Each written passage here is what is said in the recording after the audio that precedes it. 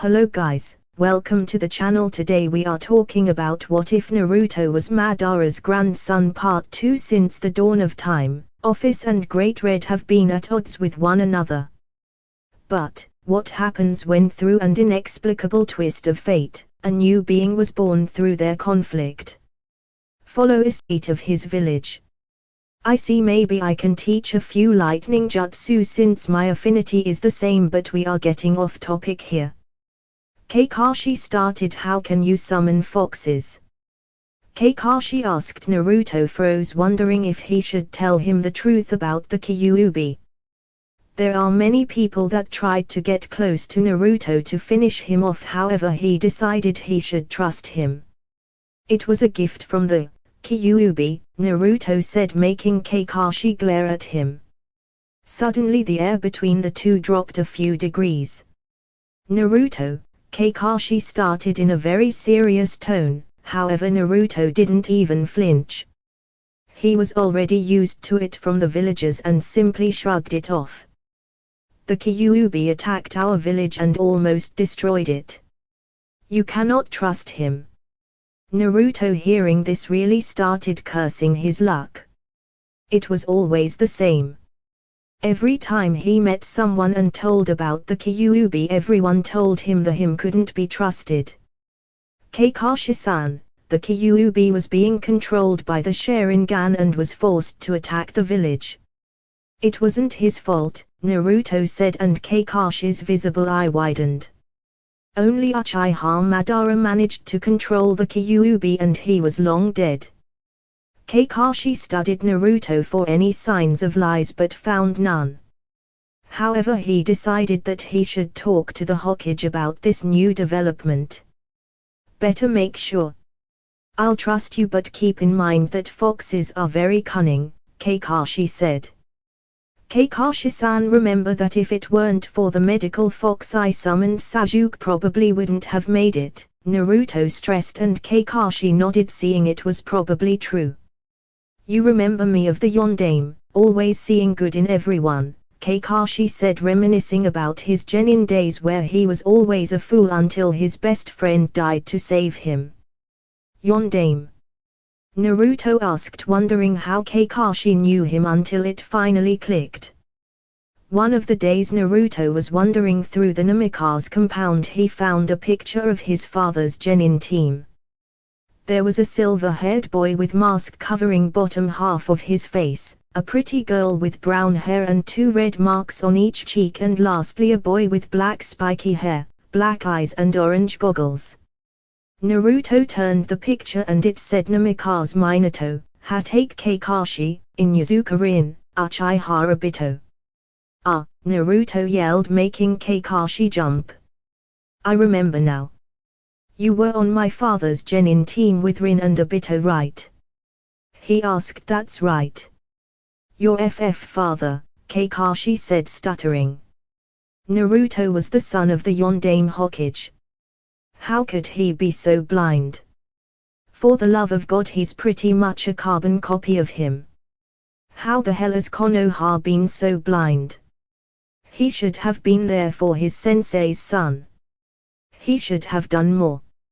Oh shit, Naruto said, knowing that he let that part slip up. Naruto started panicking on the inside. It wasn't supposed to reveal it yet.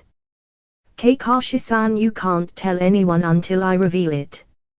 Naruto said, don't worry, I know very well why you can't say it right now. Kakashi said, easing the boy's worries. And, I am sorry. I should have been there for you. If I had known, I would have taken you in, Kakashi said with his head down. Don't worry about it. I wasn't so bad. If you had taken me in, I wouldn't have met Hinata-chan, Naruto said. Kakashi perked up and asked, Hinata-chan? Hinata's father disavowed her from the Hyuga clan when she was 8 years old because she was weak, and since then she has been living with me. Besides, she's my girlfriend, Naruto explained, and Kakashi actually broke out in a fit of giggles. If you are thinking what I think you are, I'm going to hurt you, Naruto said, breaking Kakashi of his perverted thoughts. Okay. But she will be stunning girl in a couple of years. You did well snatching her while young, Kakashi said, and Naruto growled, to which the Jonin simply ruffled his hair. Actually, I was wondering if you could tell me about my parents, Naruto asked shyly. I asked Hokage, but he never had really prolonged contact with them.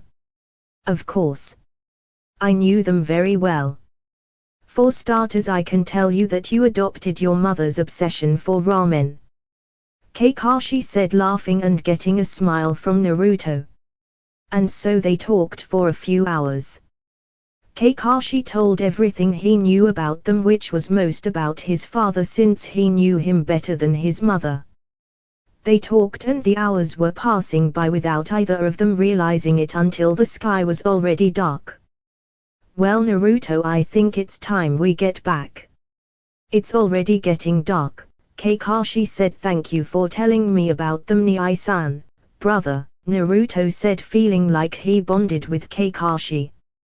After all, since Kakashi's father's death, he grew close to his sensei. The Yondaime was the closest thing he had for a father. Nii-san, you say? Okay, let's go, Atuto, younger brother, Kakashi said, ruffling his hair and leaving the forest with him. Next day. The next day after the teams arrived, we find everyone quietly enjoying breakfast prepared by Tsunami. They were eating until Kakashi decided to break the ice and explain a few things.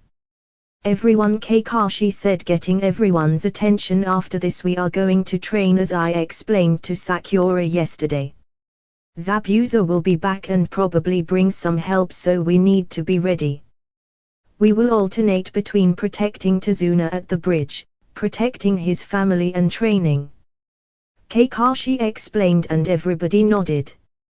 They continued eating for a few minutes until everyone was finished. Sasuke was already getting better from his injuries and could walk, however he still couldn't anything too physically stressful to the body. Sakura, Sasuke, Kiba, Naruto and Hinata will come with me to train, while Kuinai and Shino stay and protect Tsunami and Inari.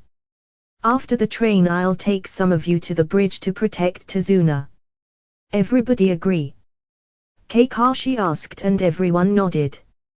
A few minutes later, Kakashi's team accompanied by Sasuke and Kiba left the house for training. In the woods for training. Okay, now we will train chakra control, Kakashi said. Chakra control? Sakura asked. Yes, we all know how to call upon chakra, however you don't know how to properly use and manage it. By doing this exercise you will be able to last longer in fights and learn new jutsu faster, Kakashi explained, and Naruto wondered what type of exercise it would be. Now I'll be climbing trees, Kakashi said, and Naruto's sweat dropped. Kakashi, Nii-san, don't tell me you brought your team into an A-rank mission without even teaching them proper chakra control. Naruto asked, and Kakashi actually felt ashamed of not teaching more personal skills. Don't sweat it, Dobi, we already know how to climb trees, Sasuke said, and Sakura agreed. Naruto just shook his head, knowing the Sasuke didn't understand the point of the exercise. Actually, I focused more on teamwork exercises. You know how Sasuke and Kiba act. They are both brash and tend to jump into situations without thinking, Kakashi said, and both Sasuke and Kiba scowled. Wait, you called Kakashi sensei Nii-san? I thought you had no one. Sasuke asked. He's not actually my brother by blood, but we are both orphans and we both look at the same person as our father, Naruto explained, and Hinata raised an eyebrow. She knew who Naruto's father was, which means that Kakashi must have been close to the Yondaime. Enough chit-chat. What I want you to do is focus chakra to the bottom of your feet and walk up the trees. When you can walk to the top 2 times in a row, we'll move on, Kakashi explained. What do you mean walk up the trees? Sakura asked in all her infinite wisdom. Like this, Naruto said and started walking towards a tree. When he arrived near one, he simply placed a feet in its trunk and started walking up. Everyone in Team 7 minus Kakashi was shocked seeing Naruto walking vertically. Oh Naruto, you already know this chakra exercise very well. Kakashi and Sasuke seethed his teeth. Dobi, how did you do that? I demand you teach me. Sasuke and Naruto just ignored him. He already knew Sasuke all too well from the academy. Sasuke believed everyone should be grateful that he allowed them to breathe. Didn't you hear your sensei? Naruto asked rhetorically. You need to channel chakra to your feet and run up the tree exactly. Take these kunai to mark your progress. Hinata, I assume you already know how to do this. Kakashi asked and Hinata nodded. Hinata-chan, watch me. I'll get this down in 1 hour, Kiba said, bragging to her. Kiba, I already told you that I'm with Naruto-kun. If you opened your eyes you would see that there are other girls that may like you, Hinata said, and Kiba frowned. Maybe she was right. Team, get started. Naruto, Hinata, you are coming with me to the bridge. Kakashi said, and they nodded and started walking to the bridge to protect Tazuna. You never know if Zabuza would try a sneak attack. At the bridge. Everyone in the bridge was peacefully working. It was a bright sunny day and the air itself was rather warm due to the ocean's breeze. Kakashi was reading his traditional orange book and giggling like a crazy person. Naruto just sweat dropped when he saw him pull that book. Hinata was simply leaning in the bridge watching the ocean and Naruto appeared to be working on something. Kakashi raised an eyebrow and decided to know what he was doing. Hey Atuto, what are you doing? Kakashi asked, getting Naruto attention. The blonde had both hand palms slightly apart from each other and he appeared to channeling Raten chakra between them. I working on a jutsu I'm creating. If it works it will pack quite a bang, Naruto said, grinning, and Kakashi raised an eyebrow. Naruto reminded him of himself when he was young. After all, he graduated as Jonin when he was 13 years old and had already created his own jutsu. That's not easy, you know, Kakashi said. You will never know until I try it, Naruto replied. Naruto decided to take a break and help in the bridge. Hey Tazuna, Naruto yelled, getting the old man's attention. I'm tired of doing nothing. Can I help? Naruto asked. The more the merrier, Tazuna replied. But before he could continue, Naruto placed his finger in a cross sign and said Kijibushin no Jutsu, and out came around 100 clones. Kakashi eyes widened seeing the number of clones the blonde could do. Hinata just shrugged it off as it was a normal scenario when they were training.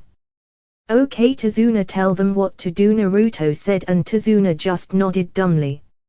Naruto, how can you make so many? Kakashi asked, still in shock. One side effect of being a Jinchuriki is that you develop massive chakra reserves, Naruto said, and Kakashi glared at him, pointing to Hinata that was nearby.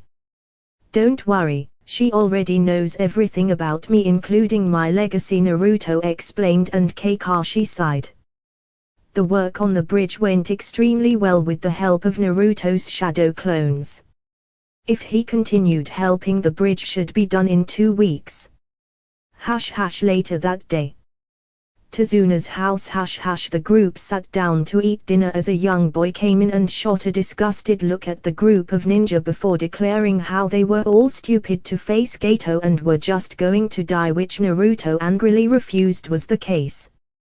What would you know about pain? I bet you have all lived sheltered lives in that ninja village of yours. You don't know what suffering is, the young boy yelled after Naruto had denied what they were doing was futile. So what? Things are bad, but you know what? I have had it much worse. You still have a mother who loves you and a grandfather, a house to keep you warm and food every night. You don't know what it's like to be hated in your own village for something that is out of your control. You don't know what it's like to be beaten and kicked out of shops and forced to go through the garbage for food. You think your life is bad, fine, but don't just sit around and moan about it, do something about it, fight back, don't be a coward. Kakashi-sensei, I'm going out to clear my head, and with that Naruto stormed out the front door. Hinata got up and quickly followed him. Kakashi-sensei, Naruto's life couldn't have been that bad, right? He has to be lying to get attention, Sakura asked. No, Sakura, everything he said was true. Naruto was kicked out of the orphanage at age 4 and lived on the streets for months before I found him and took him to the Hokage. The Hokage gave Naruto an apartment, but he had to learn everything for himself, and was constantly being beaten and kicked out of stores. And that is the watered-down version, Kakashi said, shocking the group in the room. Even Hinata, she was expelled from her own clan when she was 8 years old because her father deemed her too weak and unworthy of being the heiress of the clan. But luckily they found each other, Kakashi said, and everyone started looking at them in a new light. They were brave kids that didn't back down.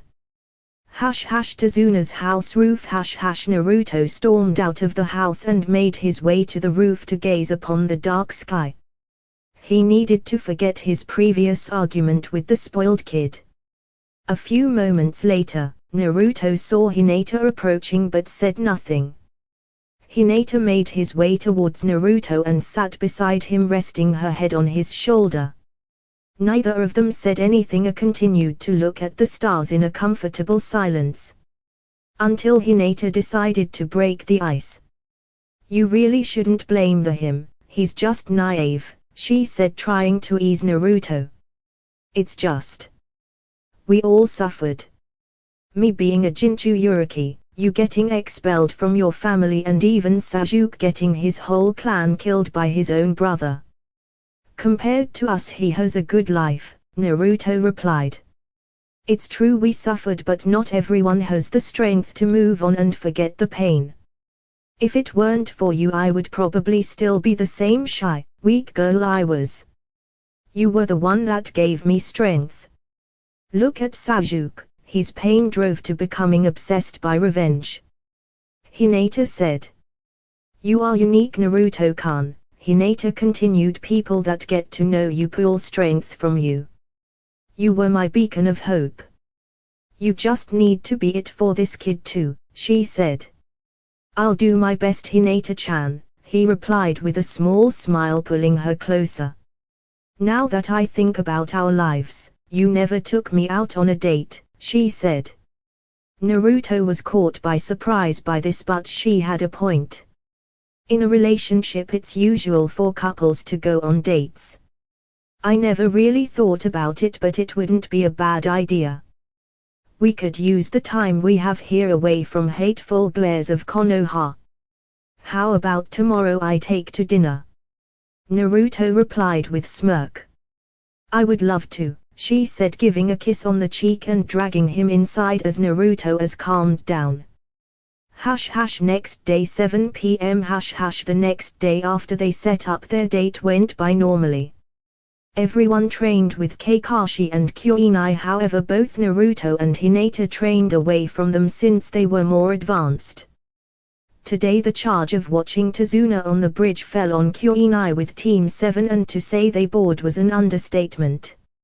Sasuke actually seemed ready to go on a killing spree just to pass the time. He wanted to train, but he got stuck with watching Tazuna, a few workers and crap ton of Naruto clones working on the bridge. Sasuke seethed his teeth when he arrived at the bridge and saw all the clones Naruto did. That power should belong to him since he needed that to avenge his clan. It doesn't matter, only an Uchiha can defeat an Uchiha, Sasuke thought. Only if he knew. Currently we find Naruto and Hinata getting ready to go on their first date. They asked for permission to Kakashi and Kuinai since they were on a mission. Neither of them had proper clothes other than their shinobi attire. The only difference was that they left their headbands at home, signifying that they were off service, if one could call it that. They walked through town deciding on where to eat. When they arrived at the center of the town, both of them were shocked. This town was poor. There was people asking for jobs, kids living on the outside, and even the resources the markets had to sell were scarce and of very poor quality. Gato had pretty much destroyed this small town. At least if their mission was successful and Tazuna managed to finish the bridge, they would be able to recover from this. Not how they decided to spend their first date, but they already loved each other. This date wasn't much. They were walking, watching the various shops and restaurants, trying to pick a good place when they heard some yelling in the middle of the streets. "Quick, old man! We already told you that you need to pay up," one of Gato's men said.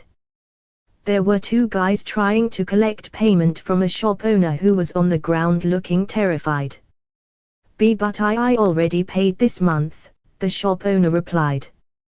"Boss said that you sent more merchandise for shipping, so you need to pay more taxes this month," he said. "If you can't pay up, we'll take your wife as payment," he concluded, and started physical assault on the man. Naruto and Hinata, seeing this, jumped into action. In a swift motion of punches and a few kicks, Gato's men were running away bruised and bleeding, wondering how two kids managed to do this. "Kukio's no jutsu, summoning no jutsu," Naruto said, and in a poof of smoke appeared a small one-tailed black fox. His name was Kyofu, and he was a spy fox that extremely skilled in stealth and information gathering. "What you need, Naruto?" Kyofu asked. "I need you to follow those two men and find where Gato's base is and any other information you can," Naruto explained, and the fox dashed out of sight. Naruto turned to Hinata. "Shall we continue?" he asked, extending his right arm, which Hinata took and pulled him closer. Finally deciding where to eat, they entered and found the place was welcoming and warm. It wasn't a fancy restaurant, but they didn't care for that. During their lunch they tried to talk, however they already knew everything about each other. It was a rather strange date, as most went by in silence, so they simply ate in a comfortable silence. When they left, Naruto decided it was still early, so he decided to drag Hinata to local cinema and watch something. A couple hours later they arrived at Tazuna's house. Their date didn't go that well, but they didn't care. After all, the point of the date was to spend some time together. Since the mission started, it was either training or guarding Tazuna. 1 week later. 1 week had passed and the teams were preparing for the showdown at the bridge. It was a terrifying sight for any civilian to see a shinobi getting ready for a fight. The ground was filled with weaponry, kunais, shuriken, senbon, flash tags, explosive tags, ninja wire, giant shuriken, and even Naruto's sword was out of his storage seal. He decided to carry it in his back since he could need it at any time. "Everyone ready?" Kakashi asked, and everyone nodded. The fox Naruto had sent to gather information and spy on Gato paid off. The fox found out that Zabuza would attack today since Haku was already healed from her shoulder wound, as was Zabuza from chakra exhaustion. Since Gato plans to betray Zabuza when the fight is over, he may well send someone here. If he does send, they probably won't be shinobi. Kakashi said, and brought his hand to his chin and started pondering who to stay back, keeping in mind that he would face Zabuza and Haku. "How about we leave Sakura, Hinata and Kiba here, since they have good taijutsu and they can easily take out any thugs Gato sends. The rest will go to the bridge. I can engage on Haku with Sasuke if necessary. Kakashi-sensei and Kyoinai-sensei can take Zabuza while Shino provides overall support and protects the client," Naruto suggested. Kakashi pondered. Shino will in a tight spot if either Zabuza or Haku split past us and rushed the target, Kakashi pointed out. Naruto considered this scenario. I can put the same barrier as last time, besides Shino can control his bugs from inside the barrier, right? Naruto asked and Shino nodded. It's good, well then everyone stick to the plan. Tazuna, you are ready? Kakashi asked and Tazuna weakly nodded. After all, Tazuna would be bait to draw them out. Everyone started moving out and before they left Naruto gave Hinata a brief kiss while whispering, good luck, if you need me here use the ring, and Hinata nodded. Hash hash on the bridge hash hash. Tazuna was approaching the bridge guarded by Kakashi, Kuinai, Naruto, Sasuke and Shino. They entered the bridge and there was already a mist in the air. Naruto discreetly activated his Sharingan while placing the usual genjutsu on it. They made their way to bridge moving as silently as possible. Well, everyone minus Tazuna, who was sweating bullets and breathing hard just from fear itself. Naruto using his Sharingan could see glimpses of two chakra sources. They are already here, both Zabuza and Haku. Just about 100 meters away, Naruto said, and everyone stood in their guard. How do you know that? Kakashi asked. After all, Kakashi's sensing abilities weren't that good and he was considering summoning one of his dogs. I'll tell you later. Can't tell with Sasuke here, Naruto whispered to his ear and Kakashi nodded. Now isn't the time for chit-chat. They continued walking until they stood a few meters from each other. Kakashi, we meet again. I'll enjoy the bounty on your head, Zabuza in a dreary voice. So many places to choose from. I can slit your throat, stab into your heart, destroy your lungs, burst your kidneys, or break your spine, Zabuza continued saying while unleashing a lot of killer intent. Kakashi, Kuinai and Naruto seemed immune to it while Shino and Sasuke were sweating and Tazuna was already in the ground as his legs gave out. Naruto saw Zabuza move from his spot but he didn't have time to warn his team. He picked up his sword and jumped in front of Kuinai, blocking the Kubakiri Bocho.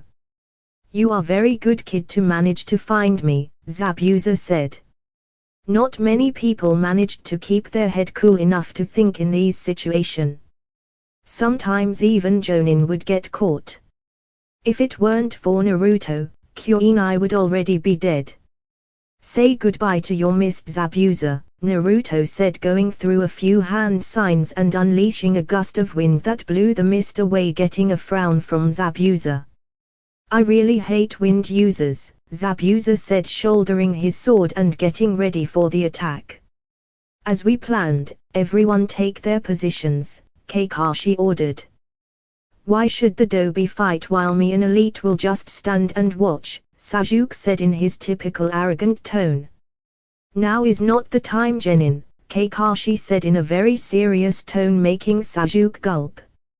You will stay with Tazuna outside the barrier and only jump in if Naruto needs. Are we understood? Kakashi asked and Sasuke nodded. Get ready, Kakashi said. Tazuna retreated with Shino. Naruto made 4 shadow clones that formed a square around them and said Ninpusha Shianjin, ninja art, 4 flames formation, and erupted a purple barrier with Tazuna and Shino inside and Sasuke on the outside. Kakashi and Kuinai got closer, preparing to fight Zabuza, and Naruto with his sword on hand prepared to face Haku. Zabuza said a few water clones that surround Kakashi, Kuinai and Naruto. Naruto turned to Kakashi and he gave him a nod. Naruto disappeared in a burst of speed and 1 second later every single clone burst into water. Looks like you found your rival in speed, wouldn't you say, Haku? Zabuza asked. It looks like that, Haku replied and dashed towards Naruto. Naruto, seeing this, gripped in sword tighter and started running towards Haku. They met roughly at halfway and started exchange a few blows. Neither of them gaining advantage. Naruto would easily block every single attack, however he didn't manage to land anything either.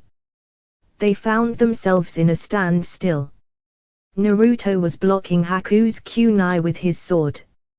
Haku, seeing he had one hand occupied, starting going through single-handed hand seals, and once finished said Sensetsu Swisho, flying water needles of death, and immediately 1,000 water needles formed from the clone's water and started raining on Naruto.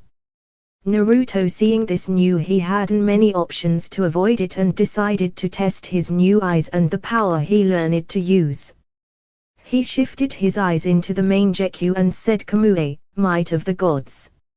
Naruto made his body intangible and everyone watched in awe as well as fear as every single needle passed give through Naruto's body, exiting in the opposite side. It's not possible, Haku said. You aren't a bunshin, I can feel your chakra and your sword is pressing against my kunai, she explained. Well, that's one my most powerful jutsus, Naruto said, smirking. He used this moment of distraction and gave a powerful kick to Haku's chest that sent her flying and crashing into the ground near Zabuza. Zabuza was still wondering how the kid managed to do that and also beat Haku in speed. You are really good for a genin, Zabuza said. Kakashi laughed and said, smirking, Zabuza, what if I told you that Naruto here is actually the dead last? Zabuza's eye widened. The brat couldn't possibly be the dead last. That or Konohas has been seriously training their genin. Zabuza, before we begin our real fight I have a proposition for you, Naruto said, and Zabuza raised an eyebrow. What do you want? Zabuza said, wondering what the kid meant. I heard that Gato plans to betray you once you get the job done. He plans to kill you and Haku once you kill Tazuna so he doesn't have to pay you. So how about we join forces and kill Gato, and in return you can come back with us to the leaf, Naruto explained, and everyone raised an eyebrow. Naruto, you just can't offer asylum to a missing nin like that, Kakashi said. Kid, you are crazy, what makes you think I would join the leaf? Zabuza asked. I bet you are tired of all the running and having to keep looking for missions just to live. And I know the old man well enough. Both of you can be great assets to the village. Zabuza is one of the 7 swordsmen. Haku has the ice release, Naruto said, and silently Zabuza agreed. Both of them were tired of the constant running and they wanted a place to settle down. How do you know about my bloodline? Haku asked. She didn't reveal it last time they faced each other. Did you really think we would just train while apart? Information is half the battle, so I sent a fox to spy on Gato's warehouse and he found you training. Naruto explained, and they both scowled. A jonin getting spied on without realizing it. Be that as it may, but I still have a reputation and in my place it's all I have. We will fight, and if Gato appears to finish me off then we join forces and then I'll decide if we'll go to the leaf. Zabuza said, and Naruto nodded. If Naruto was lying, which Zabuza wouldn't now, Zabuza would be destroying his reputation by betraying his client. Immediately Haku starting going through hand seals and said, make you Hyo Shao, demonic ice mirrors. All around Naruto ice mirrors started forming, trapping him in an ice dome. Haku walked to one of the mirrors and simply entered the mirror itself as if she became nothing more than a reflection. Inside the ice dome, inside the dome, Naruto could see that Kakashi and Kuinai were already engaging Zabuza. Even for both of them, Zabuza was no pushover. Naruto needed to get over with his fight in order to go help them. Also Sasuke was around and he knew that if they needed help he would jump in. Uchiha pride and all. Funny, Naruto was an Uchiha, but even though he had pride in his blood he was never arrogant about his power. Naruto focused on his battle and noticed that every mirror around him had Haku's reflection in it. He noticed that each Haku was holding 3 senbons in each hand getting ready to attack. Naruto's eyes widened when he realized that Haku was much faster now. If he didn't have the Sharingan to track her movements, we would need to resort to higher level attacks. Haku looked at Naruto surprised. You are the first person to ever dodge my attack when they are trapped in this jutsu. Naruto simply smirked. Haku continued her relentless assault, switching from mirror to mirror while launching countless senbon to Naruto. This went on for a few minutes. Naruto would simply dodge all senbons without even needing his Kamui. How are you dodging my attacks? Haku yelled, finally losing her cool. You can't win, this jutsu spends a lot of chakra and you already getting low. Naruto simply said. Shut up. Haku yelled and charged at Naruto as fast as she could, but Naruto's Sharingan could still follow her perfectly and saw her every single muscle movement in slow motion as she charged. Naruto took the opportunity and grabbed her by the hands, throwing her into one of mirrors. Suddenly near where Haku landed a kunai with an explosive tag. The tag exploded and Haku braced herself for the impact, not getting too much damage. Naruto looked to see who threw the kunai and found Sasuke inside the dome. What are you doing here? Naruto asked. I figured Adobe-like would need help, Sasuke said with his trademark arrogant smirk. Haku took this opportunity and threw a few senbon to Sasuke. Naruto noticed the senbon incoming towards Sasuke. Naruto didn't have enough time to reach him, so Sasuke got it by the senbon and fell limp in the ground. Naruto's eyes widened and he ran towards him. Naruto looked at him and noticed that the senbon hit his neck in a non-vital area, and using his Sharingan he noticed that his chakra network was still active, so Sasuke was probably in death-like state. Naruto decided to finish this battle and said, Kaiten, Gukeikyuu no Jutsu, great fireball technique, and launched a fireball into one of the mirrors, seeing if it would be enough. To his surprise, the fireball impacted the mirror, but it remained there as if nothing happened. You can't defeat my technique with such low-level attacks, Haku said. Then let's take this up a notch, Naruto said and made a single Kichibunshin and both went through a few hand seals. Kaiten, Goryuken no Jutsu, great dragon fire technique, Naruto said. Fuatan, Datapa, great breakthrough, Naruto's clone said.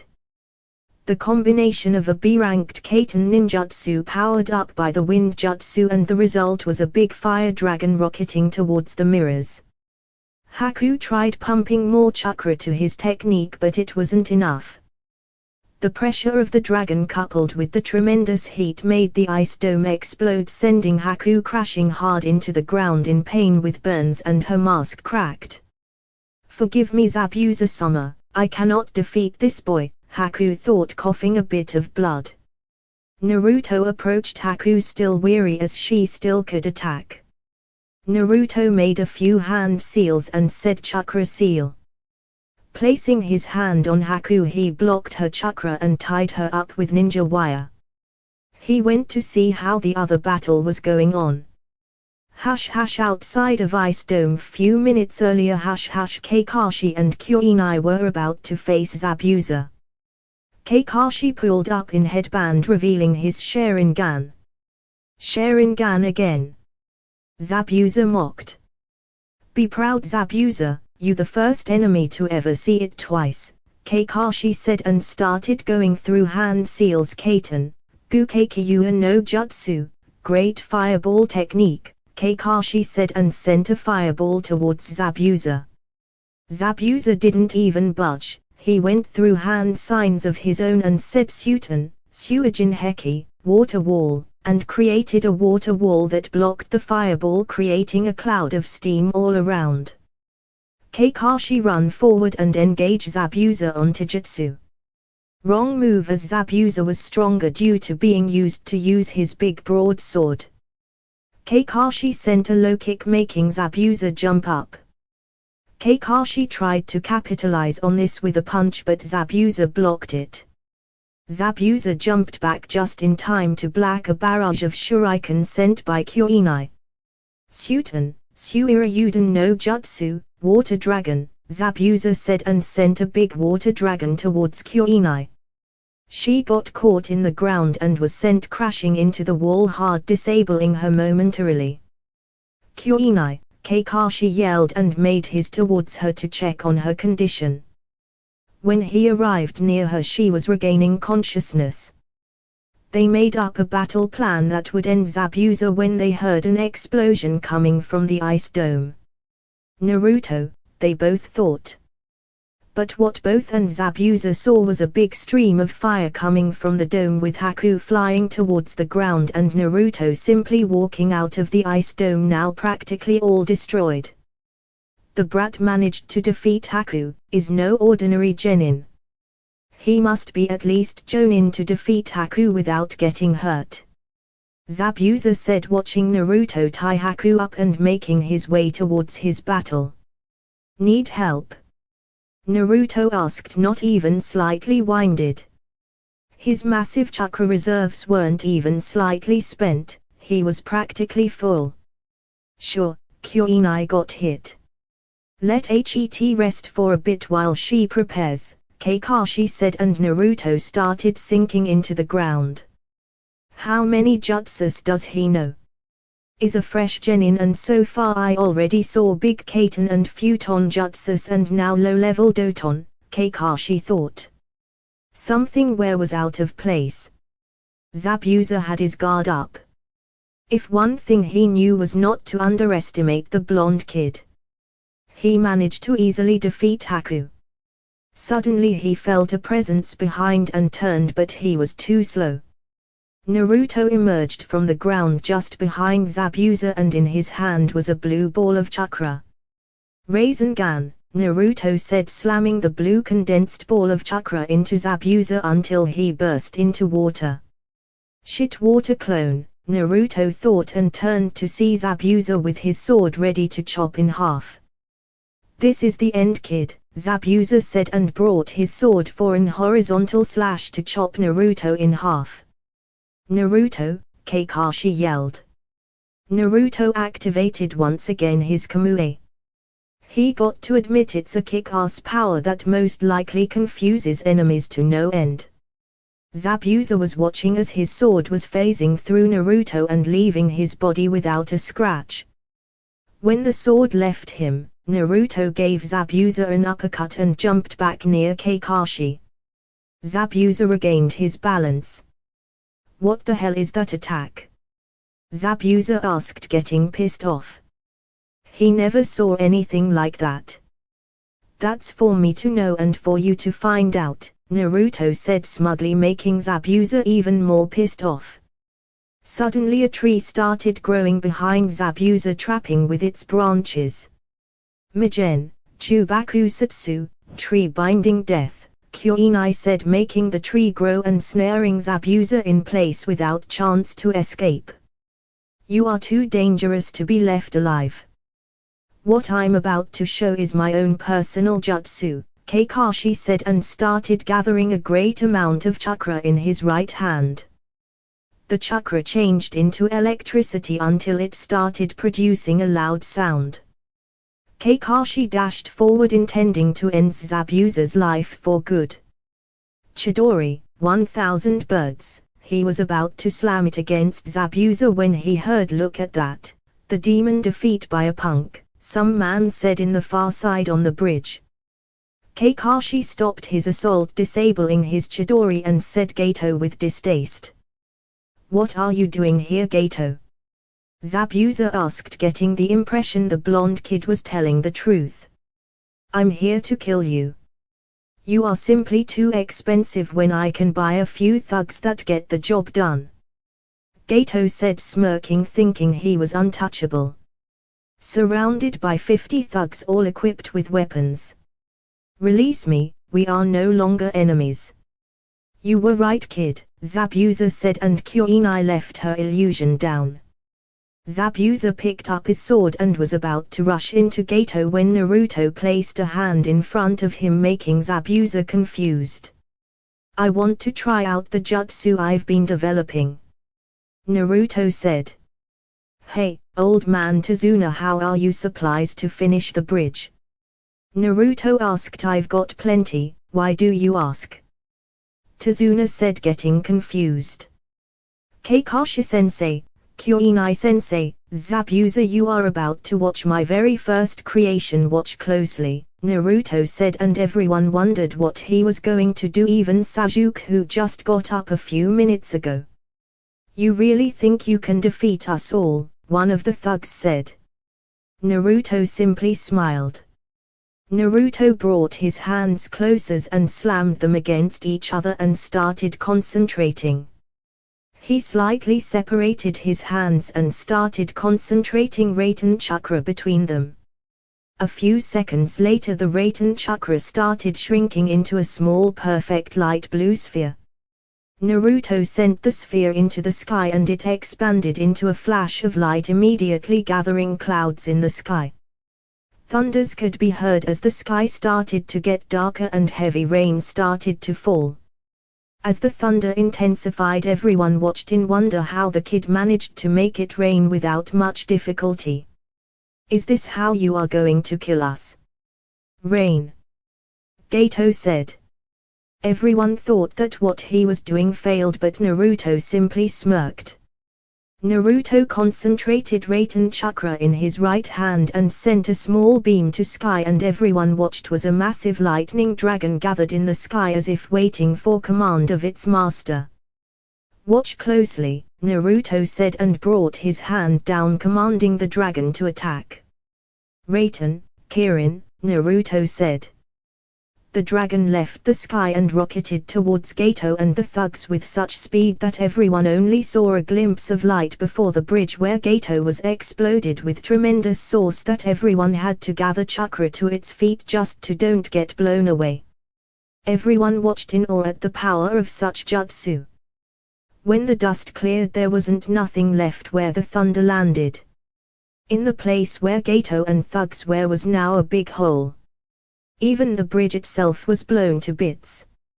So much power, Kakashi said as he watched everything with his Sharingan. That technique was easily an S rank. Maybe I should go to the leaf. I wouldn't want to be on the receiving end of that, Zabuza thought. That power should be mine, with that I could easily defeat my brother. Yes. That power will be mine, Sasuke thought as he watched in awe the massive lightning strike. What the hell are these shinobi? They can't be human, Tazuna thought in awe and a bit of fear. Awesome, my technique worked, Naruto exclaimed happily, and everyone turned to him with theirs fixed on him. Congrats, kid, Kurama said. It's over. Gato is more than dead, Kakashi said, looking at Naruto of laughed. So Zabuza, have you thought about Naruto's proposal? Kakashi asked, and Zabuza started pondering. He was tired of this life, and if went to the leaf perhaps he could witness that attack once again. That lightning dragon was beautiful. I'll go with you. I'm tired of this life. Besides, I wouldn't want to be on the receiving end of that, Zabuza said as he pointed to massive missing piece of bridge, and Naruto smirked. By the way, Naruto, congrats, that is one powerful jutsu, easily S-ranked, Kakashi said, happy that he inherited his father's talents. And the best thing is that its chakra consumption is practically non-existent since the dragon is powered by the natural electricity of the sky, Naruto replied, and Kakashi nodded. Maybe you can teach it to me, Kakashi said. You need a very high lightning affinity, as you need to manipulate the very essence of electricity and also manage to gather it up in the sky, but if you have, I would happily teach it to you, Nii-san, Naruto said. Nii-san? Zabuza asked. We aren't really brothers, but we are close enough, Naruto said. Dobi, I demand you teach me that jutsu, Sasuke said, walking up to Naruto. No, Naruto simply said. What do you mean no? That power should belong to me and Uchiha Elite, Sasuke said. The reason I won't teach it to you is because you have the wrong goals. Revenge and lust for power, Naruto said and walked off, leaving Sasuke angry. The council will heard about this, Sasuke thought. Okay everyone, let's head home. Tazuna, you can work peacefully now that Gato is dead. We will probably be a few more days since Naruto decided to blow up the bridge, Kakashi said, glaring at him. Naruto simply scratched the back of his head. Few days later, everyone was at Tazuna's place packing to leave. The bridge was complete and the wave was starting to recover from Gato's tyranny. Haku became good friends with Naruto and Hinata since they shared a common background. They were both hated and chased away from what they contained, whether it be a demon or bloodline. Haku recovered very well since Naruto summoned a healing fox to help her treatment. Zabuza gave Naruto a few pointers and tips on his sword style. Zabuza was surprised when he found out that Naruto was an Uzumaki, masters in the art of the sword. Kakashi was almost floored when he found out about Naruto. Flashback, everyone had arrived at Tazuna's house coming from their battle. They found it was a good idea to leave some backup in the house as two thugs attacked and tried to kidnap Tsunami and Inari. Kakashi called Naruto over and they both went outside of the house into the woods. So, care to explain how you could see Zabuza and Haku in the mist? Kakashi said. I know I can trust Kakashi-sensei. My father never told you this. Actually, I believe he never told anyone other than my mother. Naruto said and activated his Sharingan. Kakashi's eyes widened when he saw a 3-tomo Sharingan fire up in Naruto's eyes. How can you have the Sharingan? Neither your mother or father were Uchihas, Kakashi said. Actually, my father was an Uchiha, he just never told anyone. Did you ever wonder how could he be so fast? It's true he used the Hirashin, but a normal person without any bloodline wouldn't be able to react in time at those speeds, Naruto explained, and Kakashi asked why he never pondered that situation. So how many people know that you are an Uchiha? Kakashi asked. So far the old man, Hinata, Shino, Kuinai-sensei and you. And I'm happy I never told anyone since I awakened it when I was 5, otherwise I would probably join the Uchiha clan in the grave, Naruto said, sending shivers to Kakashi. Oh, another thing Naruto started, I kind of copied your Chidori, since Raiten is my main affinity, do you mind if use it? Naruto asked, rubbing the back of his head sheepishly. I have no problem with that. Besides, the Chidori was created to be used in conjunction with the Sharingan, so it serves you well. Kakashi said, I wonder why sensei never told me. Kakashi wondered out loud. It's probably because of who was his father, Naruto said, and Kakashi raised an eyebrow. My grandfather was Uchiha Madara, Naruto said, and Kakashi froze hearing that name. How is it possible? Kakashi asked. Madara didn't die in his battle with Hashirama, and a few years later my father was born. Naruto said. Geez, with blood like that and how he is known, Naruto will be extremely powerful later on, Kakashi thought. You know the council will be on your ass when they find out, right? Kakashi asked. Don't worry. I already studied politics and laws. I knew someday I would need them, Naruto said, laughing. This is the reason I asked the old man not to be on your team. I knew Sasuke would be with you so you could train his Sharingan when he awakened it, and I would someday have to use it, and I didn't want to always be covering it up with a genjutsu, Naruto explained, and Kakashi nodded. I'm just picturing the council faces when they find out, Kakashi said, laughing. Let's go home and rest.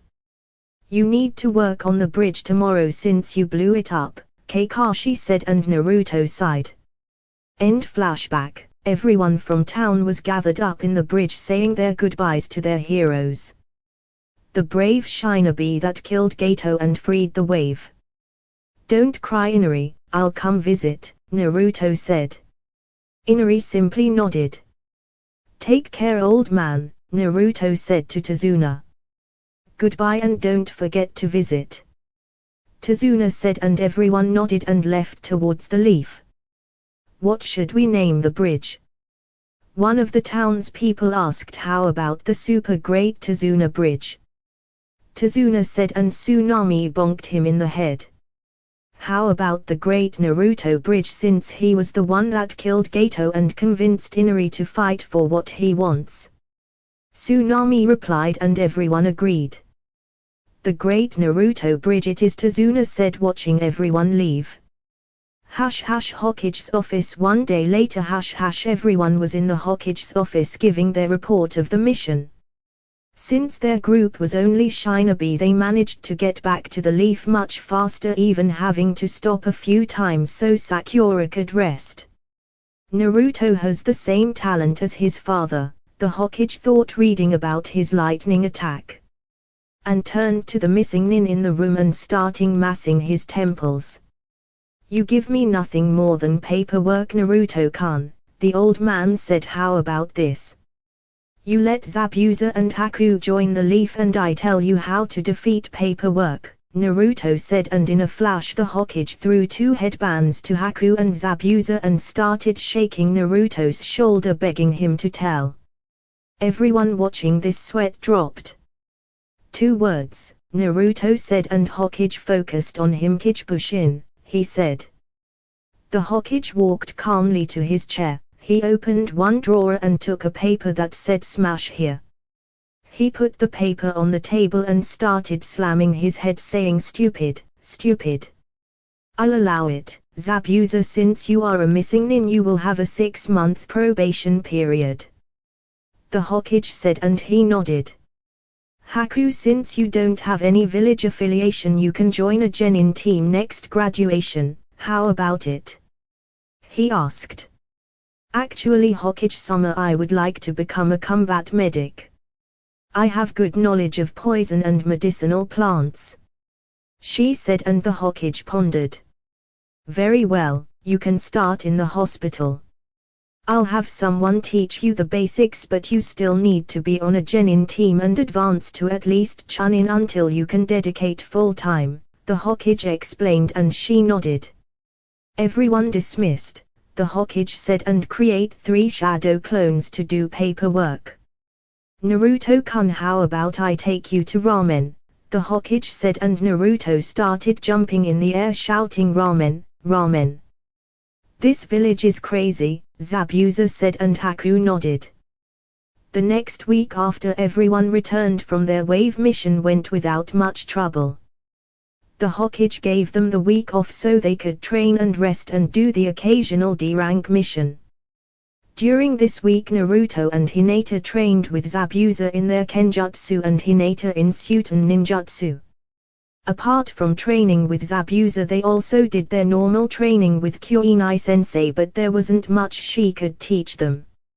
Also, Haku started in the hospital learning the basics of medical ninjutsu. She was really skilled in it. Naruto also trained Hinata since she started showing a lightning affinity. With this training she started developing a new taijutsu style that was rather deadly. One small touch and everything was over. This new style could be considered an improvement over her flowing fist. Currently it was around 4 p.m. and both Naruto and Hinata were resting on the couch locked in a makeout session. Naruto was on top planting kisses all around her neck, making her laugh. She decided to return the favor and flipped him, making her be on top. She kissed deeply in the lips for a few seconds and left him dazed. Suddenly there was a knock on the door and Naruto pouted that it ruined their alone time. I swear I'm about to kill whoever knocked, Naruto muttered as he got up and went to the door. Come on Naru-kun, be nice, Hinata said. We can always continue after it, she said, winking at him. Naruto turned back to look at her with a devious smile that gave her chills. Naruto opened the door and saw an Anbu-masked shinobi standing there. Yes? Naruto asked. The Hokage demands your presence in the council room, the Anbu said and grabbed his arm, getting ready to take him away. Naruto removed his arm from his grip. We will be there momentarily, Naruto said in a cold tone, glaring at him with his cold blue eyes. The Anbu nodded. Naruto closed the door and turned back to Hinata, who was waiting for him. Sorry but the council wants me. Wanna come? It's fun, he said, smirking.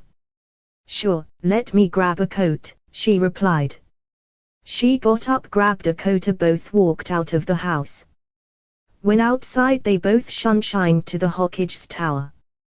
Hokage Tower Council Room. Naruto and Hinata arrived at the Hokage Tower and made their way towards the council room. When they arrived, there was an Anbu stationed outside of the room guarding it. The Anbu opened the door and they both walked in. The civilian council immediately started glaring at him and he simply discarded it. Hayashi was glaring daggers at Hinata, wondering what she was doing here. What are you doing here, Hinata? Hayashi asked. Can't I be here for my boyfriend? She replied, kissing him in the cheek and getting a distasteful look from Hayashi and the civilians. Disgusting, how can you associate with a do? Hayashi didn't finish as a kunai launched from Naruto lodged itself in the wall near his head, cutting a few hairs and making the man freeze. Careful Hayashi-sama, I wouldn't want you to break the Hokage-sama's law, Naruto said, smirking. The Hyugas were known for always remaining cool no matter how stressful the situation.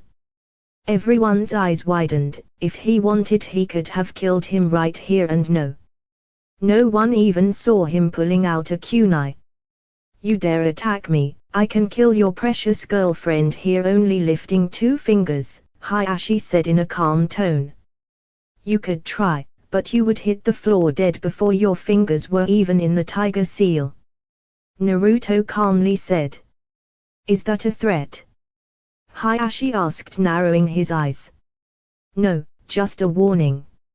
If you do anything to harm her, well, in this case you would call it the Hyuga massacre, except I would only kill the main house since they are all arrogant, Naruto said, and everyone gasped and Hayashi simply scowled. He would have his revenge, but not now, trying to defuse the situation before he embarrassed himself even more. How can you have weapons in here? The Anbu outside should have made sure no weapons were allowed in here, Hayashi said. The Hokage only watched the interaction with fascination. Here it was a 14-year-old boy pissing off the council, it amused as hell, so he just watched. See these little things, Naruto said and showed his wristbands. In these wristbands I have a few storage seals for kunai, shurikens and senbons. It's a lot easier than wearing a pouch, besides it's not my fault the Anbu didn't check them, Naruto explained. Besides, I don't understand why you prevent weapons in here but you let in shinobi without restricting their chakra. Chakra is the shinobi's ultimate weapon, without it we are nothing more than civilians, Naruto said, and everyone pondered. He has a point, Shikaku asked rhetorically and few nodded. That's not what we called you here for, one of the civilians said. Before we start, may I ask what is Sasuke doing here? Naruto asked, and everyone stared at him, wondering how he managed to sense his chakra. Sasuke stepped out from the shadows, smirking. How did you know I was there, Dobi? Sasuke asked. Everyone seems to keep forgetting that I'm a censor, Naruto said, sighing. Hey old man, so, Naruto didn't get to finish. Show respect to the Hokage brat, Hayashi said. Fine, Hokage-sama, I was wondering the reason you called me, Naruto said. That I would like to know as well. The Hokage replied, looking at the civilian council, who was a bit nervous. We are here so that Naruto-san can teach Uchiha-sama that lightning jutsu you used in your last mission, one of the civilians said, and Naruto narrowed his eyes. Sorry, not teaching it. It's an S-rank jutsu of my own creation, so it belongs to me and I alone can choose who to teach it to, Naruto said, and the civilian side erupted in protest. Naruto simply waited for them to calm down. You should be proud of teaching the Uchiha-sama. The pink banshee yelled. Her name was Sakiri and she was Sakura's mother. I don't understand you. Couple weeks ago you bitched about me becoming a shinobi and one of you hired 2 jonins to assassinate me, and now you want me to teach him, Naruto said, and the shinobi side froze when they heard they tried to assassinate him. Could you clarify your assassination attempt, Naruto-san? Shibi said. Aburam Shibi was Shino's father and the current head of the Aburam clan. The night after the Genin's graduation, one member of the civilian side named Tuno Konta hired 2 jonin to kill us. They managed to break into my house during the night and tried to stab us. However, I sensed them and we killed one of them while restraining the other and delivered him to the Hokage. Naruto explained. We? Shibi asked. Hinata is living with me, Naruto explained, and Hayashi thought that her daughter couldn't sink any lower. After that, the one who hired them was executed for an attack attempt on a leaf shinobi. Naruto explained. Oh, and just to warn you, if you try again, I already protected my house with a few security seals, so if anyone tries to break into it they will have a nasty surprise, Naruto said, smirking evilly and giving the civilians shivers. We are getting off topic. We demand you teach the jutsu to Uchiha-sama, Sakiri said, getting to the point of the meeting. I already said that I won't. It's my creation, for example, Naruto said, and turned towards Hayashi. The Kaiten technique doesn't require any type of bloodline, so anyone could learn it. Why not teach it to the general shinobi? Naruto asked. That technique is secret of the Hyuga clan, but I wonder how you know about it, Hayashi said, narrowing his eyes. Naruto said, and Hinata went to the middle of the room and started spinning with a low-powered kaiten so she didn't destroy anything. How dare you use a technique of the main branch of the Hyugas, Hayashi yelled, getting up and finally losing his temper and raising his 2 fingers to activate Hinata's cursed seal. Naruto, seeing this, dashed forward with blinding speeds and slammed both hands into Hayashi's chest, saying chakra seal, applying a chakra restricting seal with his left hand, and saying paralysis seal, applying a seal that stops all motion from Hayashi, freezing him in place with his right hand. Suddenly Anbu appeared in the room with swords drawn and pointed to Naruto's neck. Everyone's eyes were bulging out at the events that transpired just a few seconds ago. The Hokage was simply enjoying his life. Naruto's speed was phenomenal as his work with seals. Only a skilled seal master could apply seals with his hands. Naruto activated his Kamui with his Sharingan hidden and simply walked through the Anbu and their sword towards Hinata. Anbu just watched him literally walk through them like he was a ghost. I told you council meetings are fun, Naruto said, and Hinata giggled while everyone was staring at the pair. Naruto-kun, remove the seals from Hayashi, the Hokage said, and Naruto complied and removed his seals from him. And Hayashi, refrain yourself from disturbing actions, the Hokage concluded. Hayashi continued glaring at the pair, releasing little bit of ki that didn't even affect them. Now, I won't teach it to Sasuke for 3 reasons. Naruto started first. He doesn't deserve it. He's an arrogant kid who thinks everyone should kneel before him. Second, you need a very high lightning affinity to be able to use it. Your affinity must be on the same level as Nadame's water affinity, but in this case for lightning. Third, I'm a shinobi, so you have no authority over me, Naruto concluded. Sasuke, seeing this, seethed his teeth as Naruto was explaining. You don't deserve that power, and you everyone should kneel before the Uchihas, Sasuke said, and rushed Naruto with a kunai. Naruto sidestepped him and placed him in a choke hold. After a few seconds he dropped him into the floor unconscious. You killed him, and you kill the demon, Sakiri yelled, and the Naruto simply sighed. He's just unconscious. As much I hate him, I wouldn't kill him just because of his temper, Naruto explained. And your worship for the Uchiha will be your downfall one day. Care to explain how he managed to pull a kunai from his pouch? Naruto asked.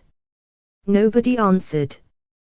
The Shinobi Council didn't like the Uchiha. He was an arrogant fool, but the civilians pampered his every demand. Naruto-san, we agree that jutsu is yours and only you should choose who to teach to, Shibi said. Thank you, Aburam-san. Naruto said, glad this was over. However, he hoped he could still have a bit of fun with anyone else. However, could you explain the requirements and disadvantages of the jutsu for classification? Shibi said. That jutsu could very well be a kinjutsu. Not a problem.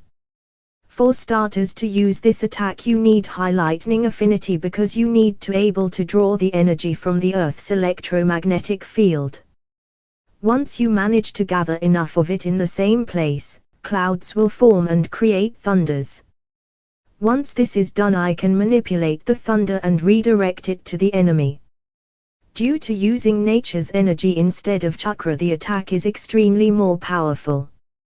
The only drawback is that after using it you can only use it in the same place after a few minutes so that the energy from the field can stabilize, Naruto explained, and everyone thought about the possibilities of that jutsu. It could easily topple a building or destroy a small army. You are skilled, Naruto-san. My son was right about you, Shibi said, and Naruto nodded. Can we leave now? Naruto asked, and seeing the Hokage nodding started walking out of the room until they heard one of the civilians whispering demon, but everyone heard it. For Kamisake, how the hell can I prove that I'm not the Kyuubi? Naruto asked, but everyone remained silent. Naruto decided to scare the crap out of them and said, oh, I know a way, and everyone perked up. Hey Kyuubi, wake up, Naruto said to Kurama, but out loud so everyone could hear him. Everyone wondered what he was doing, but the civilians were all sweating bullets. What do you want, Kit? Kurama asked. How about we play with them for a bit, just don't kill anyone, Naruto thought, and Kurama smirked. Kichibunshin no Jutsu, Naruto said, and made a single clone. In the clone, Kurama took control. His eyes became blood red with vertical slits, his whisker marks became more pronounced, and his teeth became fangs. Well, hello, the Kyuubi said in a very dark voice, scaring the crap of everyone in the civilian side. The Hokage already knew about him helping Naruto, but the Shinobi side was a bit weary. KK Kyuubi. Sakiri asked Lord Kyuubi, you pathetic mortal, the Kyuubi said, and Sakiri shrunk into her chair just staring at new transformed Naruto. You hungry? Naruto asked. I could eat, Kyuubi replied. You can start with the pink banshee, Naruto said, and Sakiri started shaking and fainted. Naruto, seeing this, sweat dropped. She fainted, pick another, he said. Oh, just forget it, I'll eat them all, Kyuubi said, and using a discreet henge transformed into a medium-sized fox with 9 tails and orange fur. He calmly walked towards the civilian side. The rest simply watched as one by one everyone in the civilian side fainted and remained there in the ground drooling. That was fun, the Kyuubi said, making Naruto and Hinata laugh while everyone just sweat dropped. We are leaving, see you tomorrow Gigi, Naruto said and walked out of the room. I like his style, Zoom said. She was the head of the Inuzuka clan and Kiba's mother. Asterisk sniff sniff asterisk what's that smell? She asked. I think I know. Sigh, who the hell is carrying them home? The Hokage asked, and in a flash the whole Shinobi side vanished. Did Minato teach them the Hirashin? The Hokage wondered in thought. Hash hash with our favorite couple hash hash I told you, council meetings are fun, Naruto said chuckling. How are you feeling? You didn't see your father since he expelled you, Naruto said. I'm fine. He no longer means anything to me, he was never really a father. I think I never got to love him, she sadly said. Besides, I have you now and that is all I need, she said, kissing him in the cheek and wrapping herself around his arm, resting her head on his shoulder. Shall we continue what we were doing? Naruto asked, remembering what they were doing before they left. Are you sure? Hinata whispered in a teasing voice. Naruto picked her up bridal style and shunshined home. Hash hash. Few days later, hash hash teammate was en route to the Hokage Tower to get a new mission. Their week off was over and now they were ready for real missions. No more of those dreary D-ranks missions. During the remaining of the week, Naruto learned a few lightning jutsus from Kakashi. Flashback: Naruto was walking towards Team 7 training grounds since he set a training session with Kakashi. Naruto waited a few minutes, but then he remembered Kakashi's nasty habit of arriving late to any appointment. Naruto extended his senses and found Kakashi a few hundred meters away. He walked towards him and found him staring at the memorial stone. Naruto approached him, but Kakashi didn't even notice him since he was deep in thought. So, Naruto said, startling Kakashi, this is where you spend your time. Naruto continued in a low tone, seeing the names of his parents in the stone. The memorial stone is a monument in Konoha where are written all the names of shinobi killed in action, a reminder of their sacrifice to protect their home. Neither of them said anything during a few minutes until Naruto spoke. You shouldn't dwell in the past, I know, but I can't forget my past actions. If I wasn't so arrogant back then, he would still be alive. Kakashi said. I'm the last of my genin team. My best friend, Obito, died to save me. Rin sacrificed herself forcing me to kill her, and Sensei died defeating the Kyuubi. In his dying moments I promised Obito I would take care of Rin and I failed, Kakashi said, almost breaking. You can't protect everyone, even I know that. The only thing we can do is try our hardest. Like you, I would do anything to protect those who I care about, but we can't be there for everyone, Naruto said. I just feel it's my fault, Kakashi said. You tried your best, no one could ask for more. It's time to let go, Naruto said, placing his hand on his shoulder and slowly turning away to leave. It would be best to leave him be after their talk. Maybe he's right, I've dwelled in the past long enough, Kakashi thought, looking one final time at the stone. I promise Sensei I'll do my best to protect and guide your son, he thought, smiling, and turned away from it, going towards Naruto. Wait Naruto, I believed we had a training session, Kakashi yelled, making Naruto stop and turn towards him. Maybe my talk did some good, Naruto thought. Let's get this started. I'll be teaching you a few lightning jutsus, I've got plenty, Kakashi said, lifting his headband and showing his Sharingan. Kakashi-sensei, I wonder why can't you disable your Sharingan, Naruto said. It's because I'm not an Uchiha and I can't cancel the chakra flowing into the eye, Kakashi replied. Maybe your eye is forcibly consuming chakra to remain activated. Naruto pondered for a few seconds and said, maybe I can apply a seal in your eye that allows you to cut the chakra feed completely, allowing you to see normally but still be able to reactivate the Sharingan. Really? Kakashi asked incredulously. If he could it would be good, he hasn't seen anything with his left eye in years outside of battles. Besides, it would remove his blind spot when not using the Sharingan. I'm pretty good with seals, I'll see what I can do. Let's get started, Naruto said and activated his Sharingan. First I'll show this Raiten, lightning chain, Kakashi said, making a Kijibushin. Kakashi slammed his right hand with the clone's left hand, and when they were separating it created a thin line of Raiten chakra. Both Kakashi and his clone ran towards a tree, slicing it cleanly. Wow, that's an A-rank jutsu, Naruto said giddy, and Kakashi smiled. His sensei was always up to learn new jutsu. The next is the final version of my Chidori, it's called Reikiri, lightning cutter. Instead of gathering lightning chakra in the palm of your hand, you envelop your hand in it.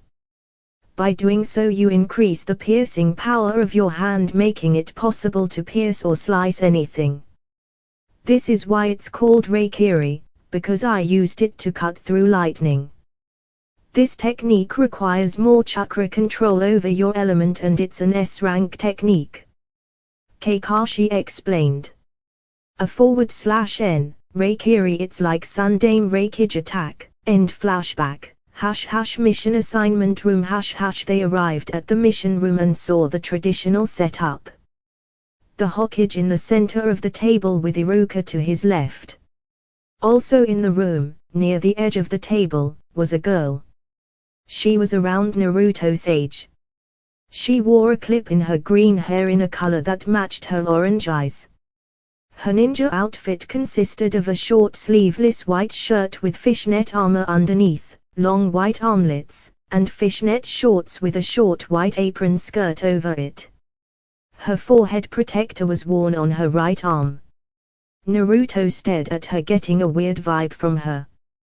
The Hokage simply watched Naruto analyzing the young girl. Naruto, it's rude to stare, Kyoinai scowled at the blonde. Shino remained stoic like always. Kid, I'm getting a reading on demon chakra from her, she's the Jinchuriki of the Nanabi. Kurama said, and Naruto nodded. Nice to meet you 7, I'm Uzumaki Naruto said, and everyone wondered what he meant by calling her 7.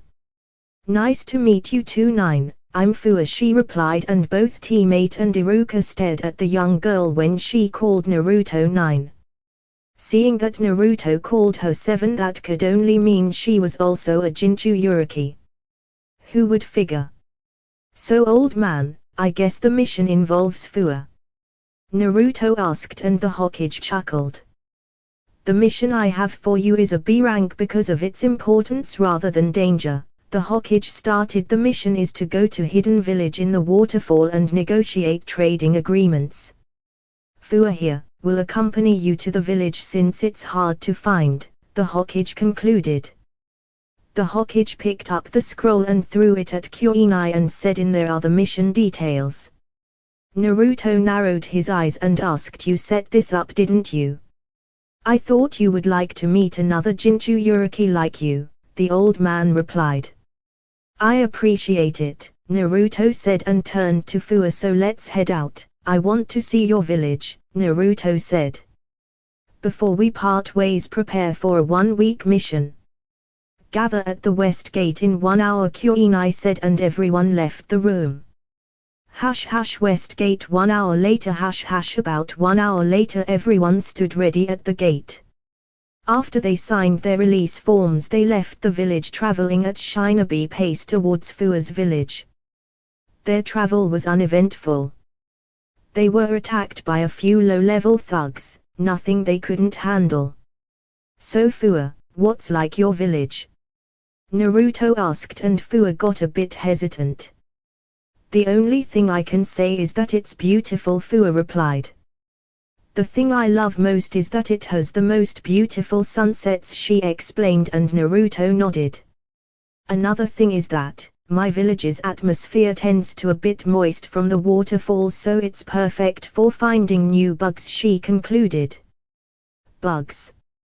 Shino asked, raising an eyebrow. Oh, that's right. You're from the Abaram clan that specializes in bugs, right? She asked, and Shino nodded. One side effect of me being the Jinchuriki of the Nanabi is that I can communicate with bugs and use them as a weapon, she explained. By the way, how is the Nanabi? Naruto asked. If you want we can open a channel, Fua asked, and Naruto nodded. Kurama opened the channel and they were dragged to what appeared to be a very dark room, and in the center there was light. Few seconds later 2 figures appeared the room. The first one appeared to be a giant bug with horns and wings, and on top of his head was Fua. The other was a big fox, the 9 tails and orange fur, and on top of his head was Naruto. Choumi, long time no see, Kurama said. It's been a while, Kurama, Choumi replied. You know, I never thought of seeing you friendly with your container, Choumi said, smirking. Laugh if you want. But it gets boring being sealed for 100 years and I need something to entertain myself, besides the kit is not half bad. Kurama replied. You damn right I'm not bad, Naruto replied, and the Kyuubi used of his tails and knocked him down from his head and sent crashing to the ground. You are still a brat, Kurama said, and Fua laughed. Naruto simply stuck his tongue out to Kurama. Damn furball, he muttered. It was good seeing good. Until next time, Kurama said, and both of them exited their mindscapes. What happened, Naruto? Both of you spaced out, Kyuubi asked. We were just talking amongst ourselves with the Kyuubi and Nanabi. They haven't seen each other in a few years, Naruto said, and seeing the confused look of Kyuubi, Fua decided to elaborate. Jinchurikis can create a mental link with other Jinchurikis and talk through our mind. Fua explained, and everyone nodded. Few hours later, near the waterfall village, teammate and Fua were arriving at the village entrance when Naruto's instinct kicked in, making him slightly jump out of surprise. What's wrong, Naruto-kun? Hinata asked, concerned. There wasn't much talk after what Naruto said. Naruto-kun, is it?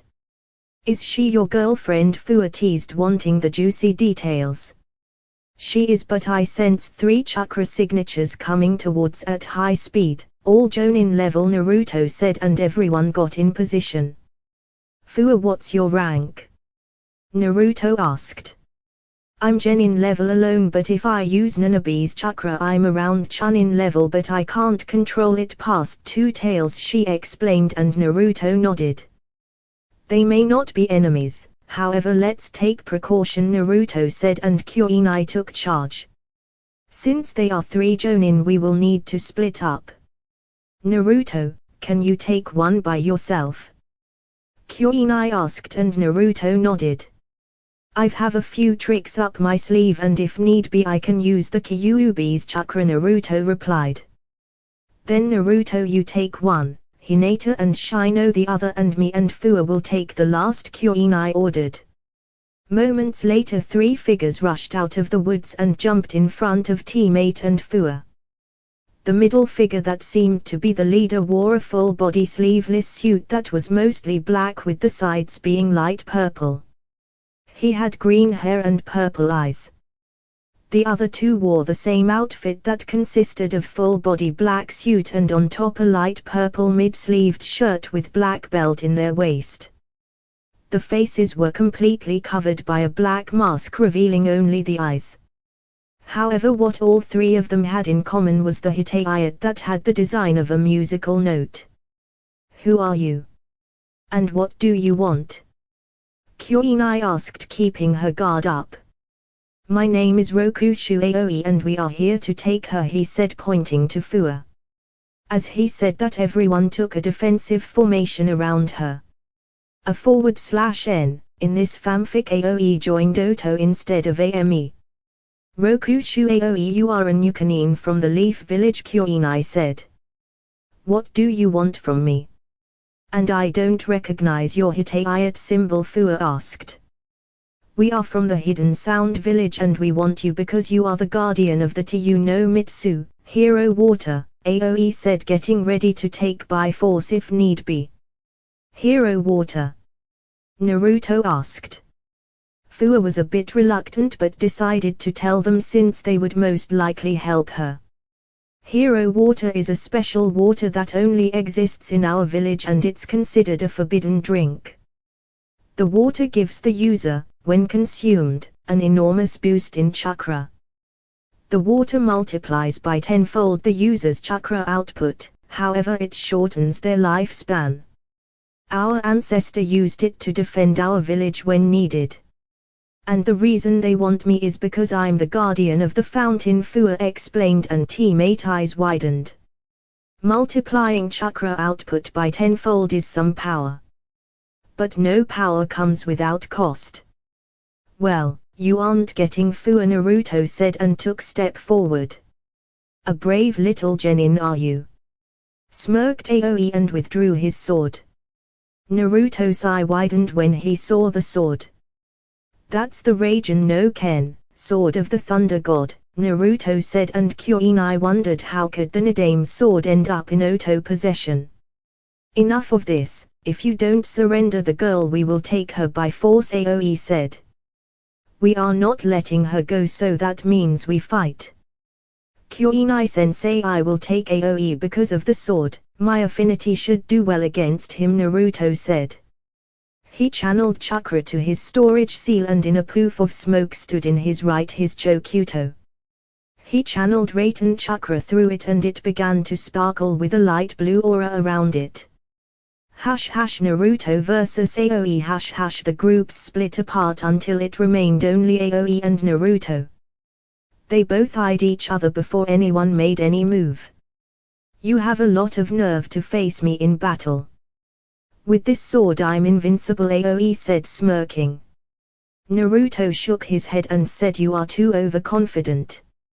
No shinobi is invincible, there will always be some weakness or mistake we will make. AOE dashed forward intending to kill the annoying blonde. He brought his sword down with vertical slash trying to kill him in one swift motion. However Naruto blocked the Raijin with his own sword and both fought for dominance leading to a standstill. How can that be? How can you block this sword like that? AOE asked getting annoyed. His sword was supposed to be the most powerful sword in existence. Like I said no one is undefeatable and that sword isn't all powerful. My sword is made of chakra metal and I have a very high affinity towards lightning making my sword almost on par with yours Naruto explained smirking and pissing AOE off. Senbon shower AOE said and picked his umbrella and threw it at the air. The umbrella started spinning and launched massive amounts of senbons towards Naruto. Naruto saw no way to dodge them all and went through a few hand seals Doton, Doryu Heki, earth wall, Naruto said and an earth rose from the ground blocking the senbon. You are not bad for a genin AOE said. Genin only in name Naruto said smiling and going through more hand seals. Kaiten, Gukeikyuan no Jutsu, great fireball technique, Naruto said and sent a fireball towards AOE. He simply brought his sword up and in a downward slash he cut through the fireball making it disappear. AOE dashed towards Naruto but this time he channeled chakra to the sword and tried to shock Naruto. The sword sent a shockwave towards Naruto who stood his ground not moving an inch. AOE laughed thinking he got Naruto but quickly quieted down when he saw Naruto getting shocked but standing there as if nothing was happening. How can stand there? AOE asked. I told I have a very high lightning affinity. By coating my external body with chakra, any lightning attack I received is ineffective. Basically anything shorter than S-rank jutsu or other extremely well concentrated. I'm immune to lightning attacks.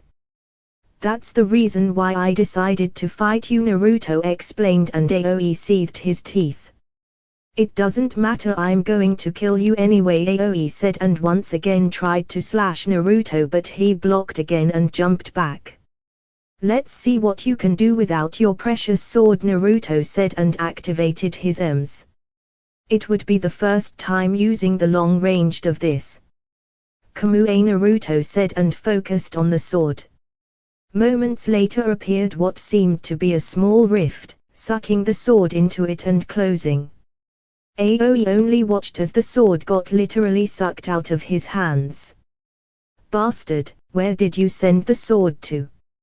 Aoi asked, getting seriously pissed by him. I took the sword and intend to take it back to Konoha, to where it belongs. Naruto explained. It's time to end this, I need to go see how the rest of my team is doing. Naruto dashed forward, and as he expected, Aoi couldn't do much without his sword. Aoi followed the path that most Kekkei Genkai users do, they focused merely on that and think that they are invincible. Naruto brought his sword to a vertical slash, making Aoi block with a kunai and jump to the right. Kij Shuriken no Jutsu, Shuriken Shadow Clone, Naruto said, and sent 5 shurikens that multiplied to 100. Aoi brought his umbrella up and blocked them all. Aoi ran towards him, and before Naruto could realize, he was stabbed in the back with a kunai. Aoi smirked until Naruto dispelled in a blue light, sending a rush of Raten chakra through Aoi, shocking him. Aoi was left lightly twitching as he looked for Naruto. Aoi barely dodged Naruto's hand as it rose from the ground and tried to catch him. Suiten, Teppodama, Water Bullet, Aoi, and sent a few bullets towards Naruto, who got hit with 3 of them. 2 in the chest and 1 in the leg, leaving him in the ground clutching in pain. Aoi approached Naruto, getting ready to finish him with a kunai. He brought it down and slashed his neck. Aoi smirked until Naruto puffed away in smoke, and suddenly he froze, unable to move. He only saw Naruto appearing behind his back and slamming his hand in his back. How? Aoi barely managed to ask. You let your guard down. When you hit me with the water bullets, you thought you had me, however when you sent them I switched with a clone and hid underground. When you approached to kill my clone, I popped up and placed a paralysis seal on you, Naruto said, and Aoi just cursed his luck by being defeated by a mere 14-year-old. Now that you can't move, you will answer a few questions before I take back to the leaf. Naruto said, and walked in towards Aoi before standing a few inches before him. What do you want the water for? Naruto asked in an emotionless tone, gazing Aoi with his cold blue eyes that seemed to reflect Aoi's soul upon them. Like I would tell you anything, Aoi sneered, and Naruto simply smirked. Let's have some fun then, Naruto said, licking his lips in a typical Anko fashion, giving him shivers. Damn Kit, when did you learn that? Kurama asked, surprised by the sudden change in attitude. When you have Kijibushin coupled with the Sharingan that grants you photographic memory, you are bound to learn quite a few things. And have you forgot I've read almost the entire library in Konoha, Naruto explained and cut the feed, deciding to focus on Aoi first. Naruto activated his Sharingan but only gave him shivers. Aoi wouldn't budge. Let's try this Migen, Shigakugukan no Jutsu, Hellfire technique, Naruto said, trapping Aoi in an illusion that gave the idea of being burned alive. This went on for a few minutes and yet Aoi wouldn't crack. That alone isn't going to cut it, Aoi said weakly. Even thought he didn't succumb to the illusion, he was weakened by it. I wonder why you won't talk. I mean, you are going to Konoha anyway, so why not make it easier for you, Naruto said, trying to rationalize with him. It isn't Konoha, I'm afraid, Aoi replied, and Naruto rose an eyebrow. Hey Kurama, I can't use Tsukuyomi yet, can you lend me a hand? Naruto asked. Of course, I'm always up for some fun, Kurama said, smirking. Naruto deactivated his Sharingan and channeled Kyuubi's chakra to his eyes, turning them into blood red with black vertical slits. Naruto gazed into Aoi and suddenly he was dragged into Naruto's mind. Aoi wondered where he was until he was faced with steel-caged doors that seemed to be meant to keep something locked up. However, that thought sent shivers as the doors were fully unlocked. Aoi gazed inside only to see two blood-red eyes glowing in the dark. The eyes were increasing in size as a figure could be seen approaching. A few seconds later the figure revealed itself to Aoi, making him freeze in place. In front of him was an orange fox with 9 tails swirling. In front of him was the Kyuubi no Yoko, the most powerful Baijuo of all.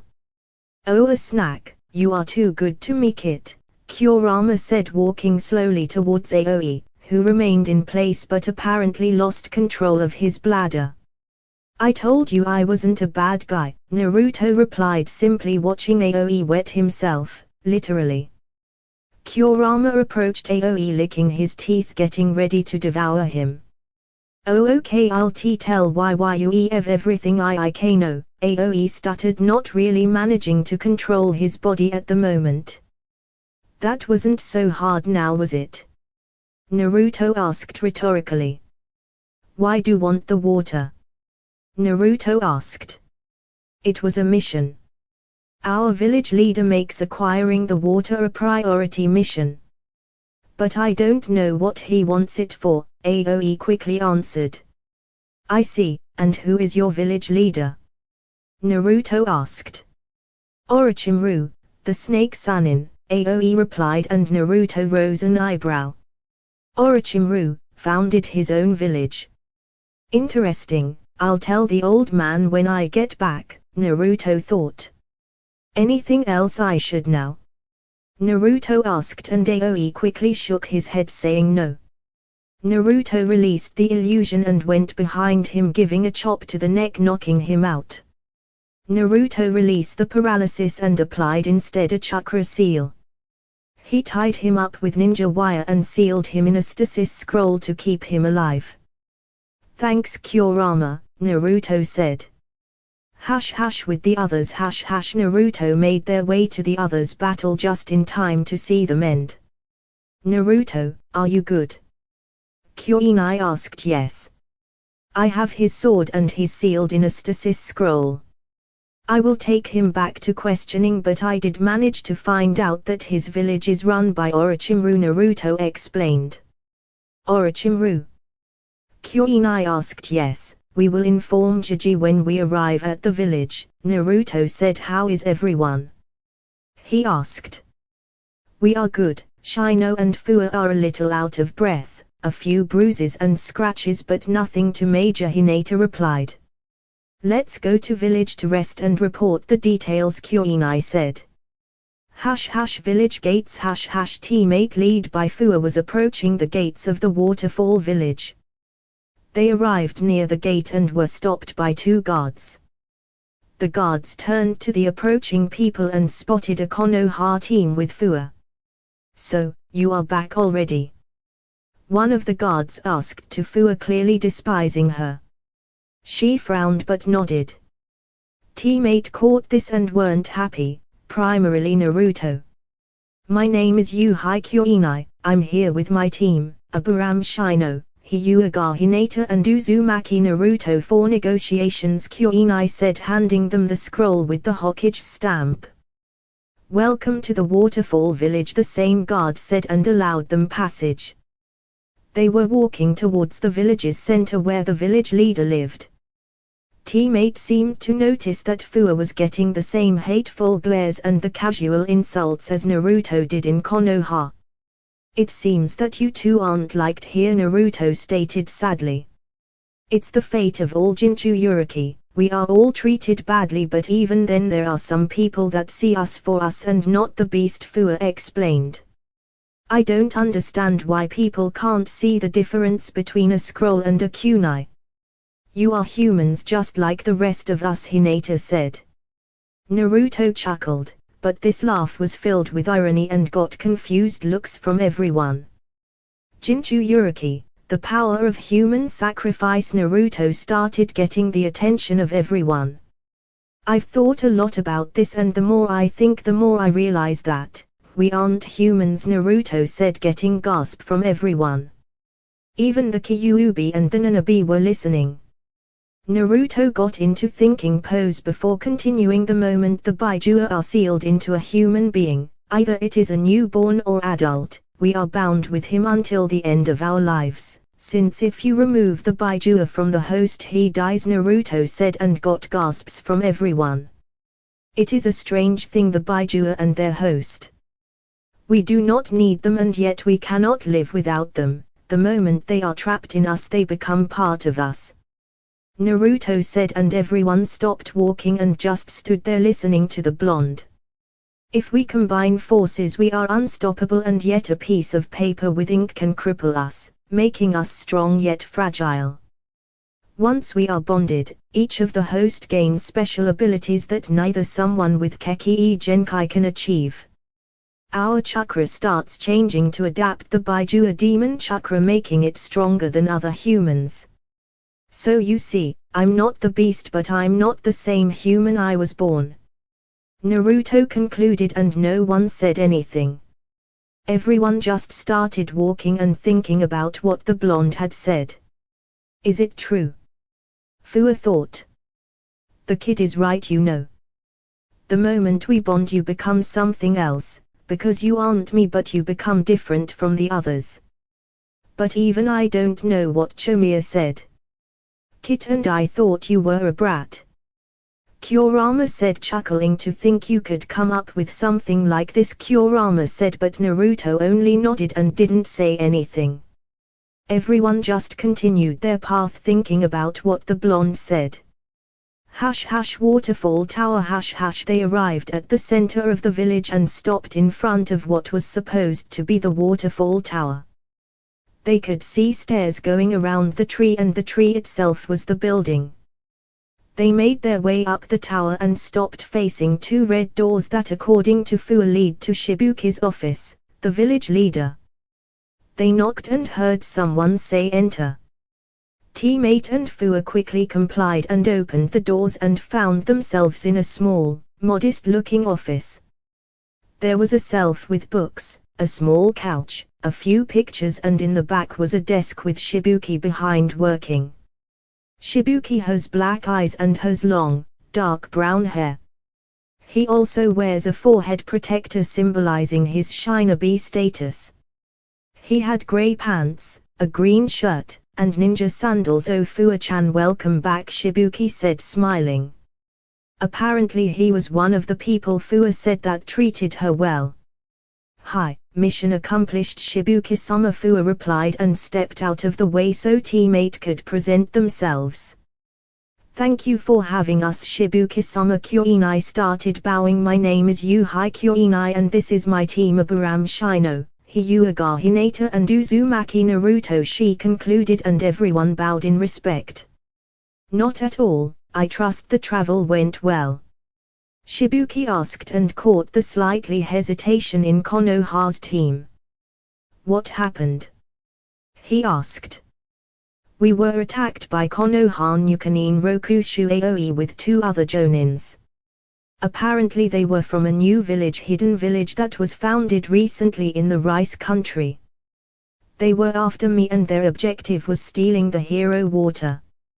Fortunately we managed to win. Aoi was captured, both jonin were killed," Fua explained, and Shibuki brought his hand to his chin and stood there processing the information. "Did you find out why they wanted it?" Shibuki asked. "I interrogated their leader Aoi, and apparently their village is called the Hidden Sound Village and their leader is Konoha's Nukanin Orochimaru, the Snake Son." Naruto stepped forward and explained. This is troubling news. Shibuki started. The water is very dangerous, even more in the hands of Orochimaru. I'll increase security in the borders and in the fountain to make sure he finished. We will take Aoi for interrogation back in Konoha and we will send you the information we find, Kyoinai said. Thank you, I appreciate it, Shibuki replied.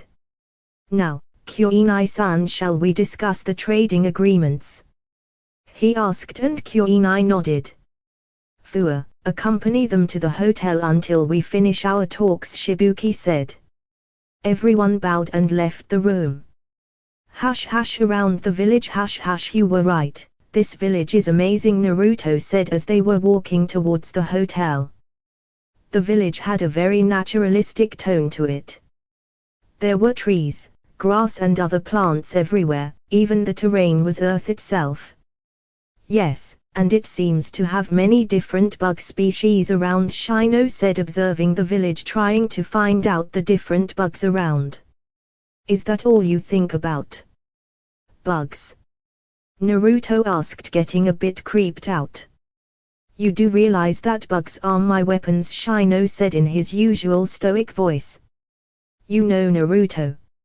Fua began, since you never used bugs, you don't realize how helpful they are.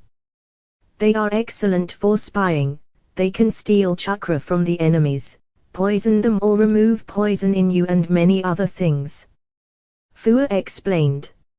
I guess is true, however for information gathering I have my Kijibushin and for poison the Kyuubi takes care of that, Naruto said and noticed that Shino was talking to Fua about bugs. I guess those two won't shut up about bugs too soon. It's getting late and it's nice weather, how about we go see this amazing sunset? Naruto asked. Who would have thought you were so romantic? Hinata asked rhetorically, kissing him and dragging him along. Watch, V equals IHG 8VPKQBSG, start, and that they did. They managed to find a tall tree. They climbed it and sat on the very top overlooking the darkening sky and light of the village. She's right, it's beautiful, Hinata said as she looked at the sky. The sun was going down, just dimly sending light to the earth. The few clouds that existed seemed that they were on fire. Hinata was smuggled into Naruto's chest, leaning her head on his shoulder. His arms were wrapped around her in a protective manner. You know, these are the moments I treasure most, Naruto said, embracing Hinata tighter into him as if he let go she would slip away. When you are with me, he said, caressing her silky hair. I wouldn't trade it for anything. I've never been happier than I am right now, with you, she said. Having you here with me, makes me forget everything else, I don't even care that my father left me. They couldn't be called family. If it meant being with you I would have left well before. She said, turning around facing him and staring at his deep blue eyes and his hair that seemed to dimly glow. I don't care about the rest of the world. You were the first person that ever showed me real love. Naruto said, and I will treasure you and protect you forever, he said, making her smile. Her dark blue hair flowed in the wind and seemed to shine as the moon made its way up to the sky. I love you, Naruto, she said. I love you too, Hinata, Naruto replied and leaned forward, wrapping his arms around her and pulling her closer. Their lips met with a deep, passionate kiss. It wasn't long, but it didn't matter. It was sufficient for either of them to understand the deep love they had for each other. They slowly separated and continued to watch the nightly sky until they both fell asleep in each other's arms. Music, end, next day, the next day had come and apparently negotiations had gone well and teammate was getting prepared to leave. They regrouped with Fua at the gate to say their goodbyes. Even thought their stay was rather short, a simple night, it was sufficient for them to slightly bond. After all, Naruto, being a Jinchuriki, quickly became on friendly terms with Fua as Shino. Don't become strangers, try to visit, Fua said. Of course, we will do our best, Hinata said. Hey Fua, I have a gift for you, Naruto started, and everyone rose an eyebrow. Here, Naruto said and handed her a three-pronged kunai. This is a very special kunai. If you need help or just want to talk, throw it at the ground and I'll be there in a flash, Naruto explained, smiling. Fua gladly accepted the gift, as there weren't many people that were good to her. Thank you, Fua said and watched them leave and fade away with the distance. With teammate a few hours had gone by and Kuinai couldn't contain their curiosity anymore. Naruto, I have a question, Kuinai said. Shoot, Naruto answered. He already suspected where this was going. That kunai you gave Fua. That wasn't a normal kunai, Kuinai said, practically asking for an explanation. That kunai contains the Shiki formula for the Hirashin no Jutsu, Naruto explained, not revealing too much information just to see the reaction of his sensei. The Hirashin no Jutsu, but that was the Yondame's technique, Kuinai stuttered, stopping and staring at Naruto. Looks like you figure it out, Naruto said. I can use it because it's my legacy. Minato Namikaze was my father, Naruto explained, and even Shino was surprised, finally forgetting his stoic face with one of shock. How is that possible? Kuinai asked. What do you mean? Naruto started. Didn't your mother give you the talk? Naruto asked, making Hinata and Kuinai blush. Idiot, Kuinai replied, smacking his head. The old man named me Uzumaki after my mother because my father had many enemies, primarily Iwa. I think I'm strong enough to protect myself and everyone I care about, so maybe I'll ask the old man to announce it when I become Chunin, Naruto explained. To think I never realized it, blonde hair and blue eyes. Only the Yondame had that particular combination, she replied. Don't worry.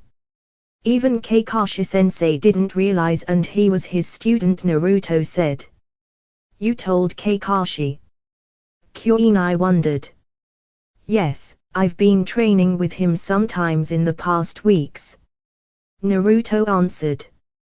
I should have known when you used the Rasengan on Zabuza, she said to herself. The Hirashin no Jutsu was his most powerful technique. She said. My father truly was a genius in every sense of the word. Naruto said, remembering his brief talk when he met his father. But I can't use it on his level yet. I can't seem to handle extreme speeds yet. Every time I try multiple jumps I end up crashing into something. Naruto said, and Hinata started laughing as she remembered Naruto crashing into the walls and trees when he tried it. Still, you can use it, Kuinai said. She was starting to piece everything together and was starting to realize that Naruto and Hinata were prodigies. The skill they possessed at such young age, to master high-level jutsu and even create their own. My team is going to rock the Chunin exams. She thought, and I'm betting on them, she thought, laughing to herself. Hokage's office and that's what happened, Kuinai said. Geez, what's up with the missions? First a C rank goes A rank and now a simple B rank almost goes S rank. The Hokage said, smoking on his pipe. Old man here, Naruto said, and threw him 2 scrolls.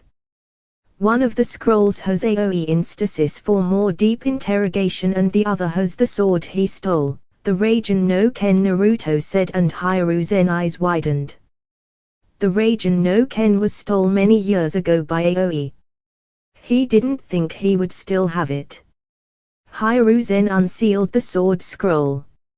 He channeled chakra through it and the sword flared to life with yellow sparks.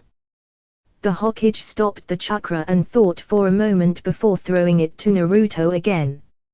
Naruto caught the sword but looked at the Hokage in confusion. The old man sighed and placed a sound barrier. This would be a long talk.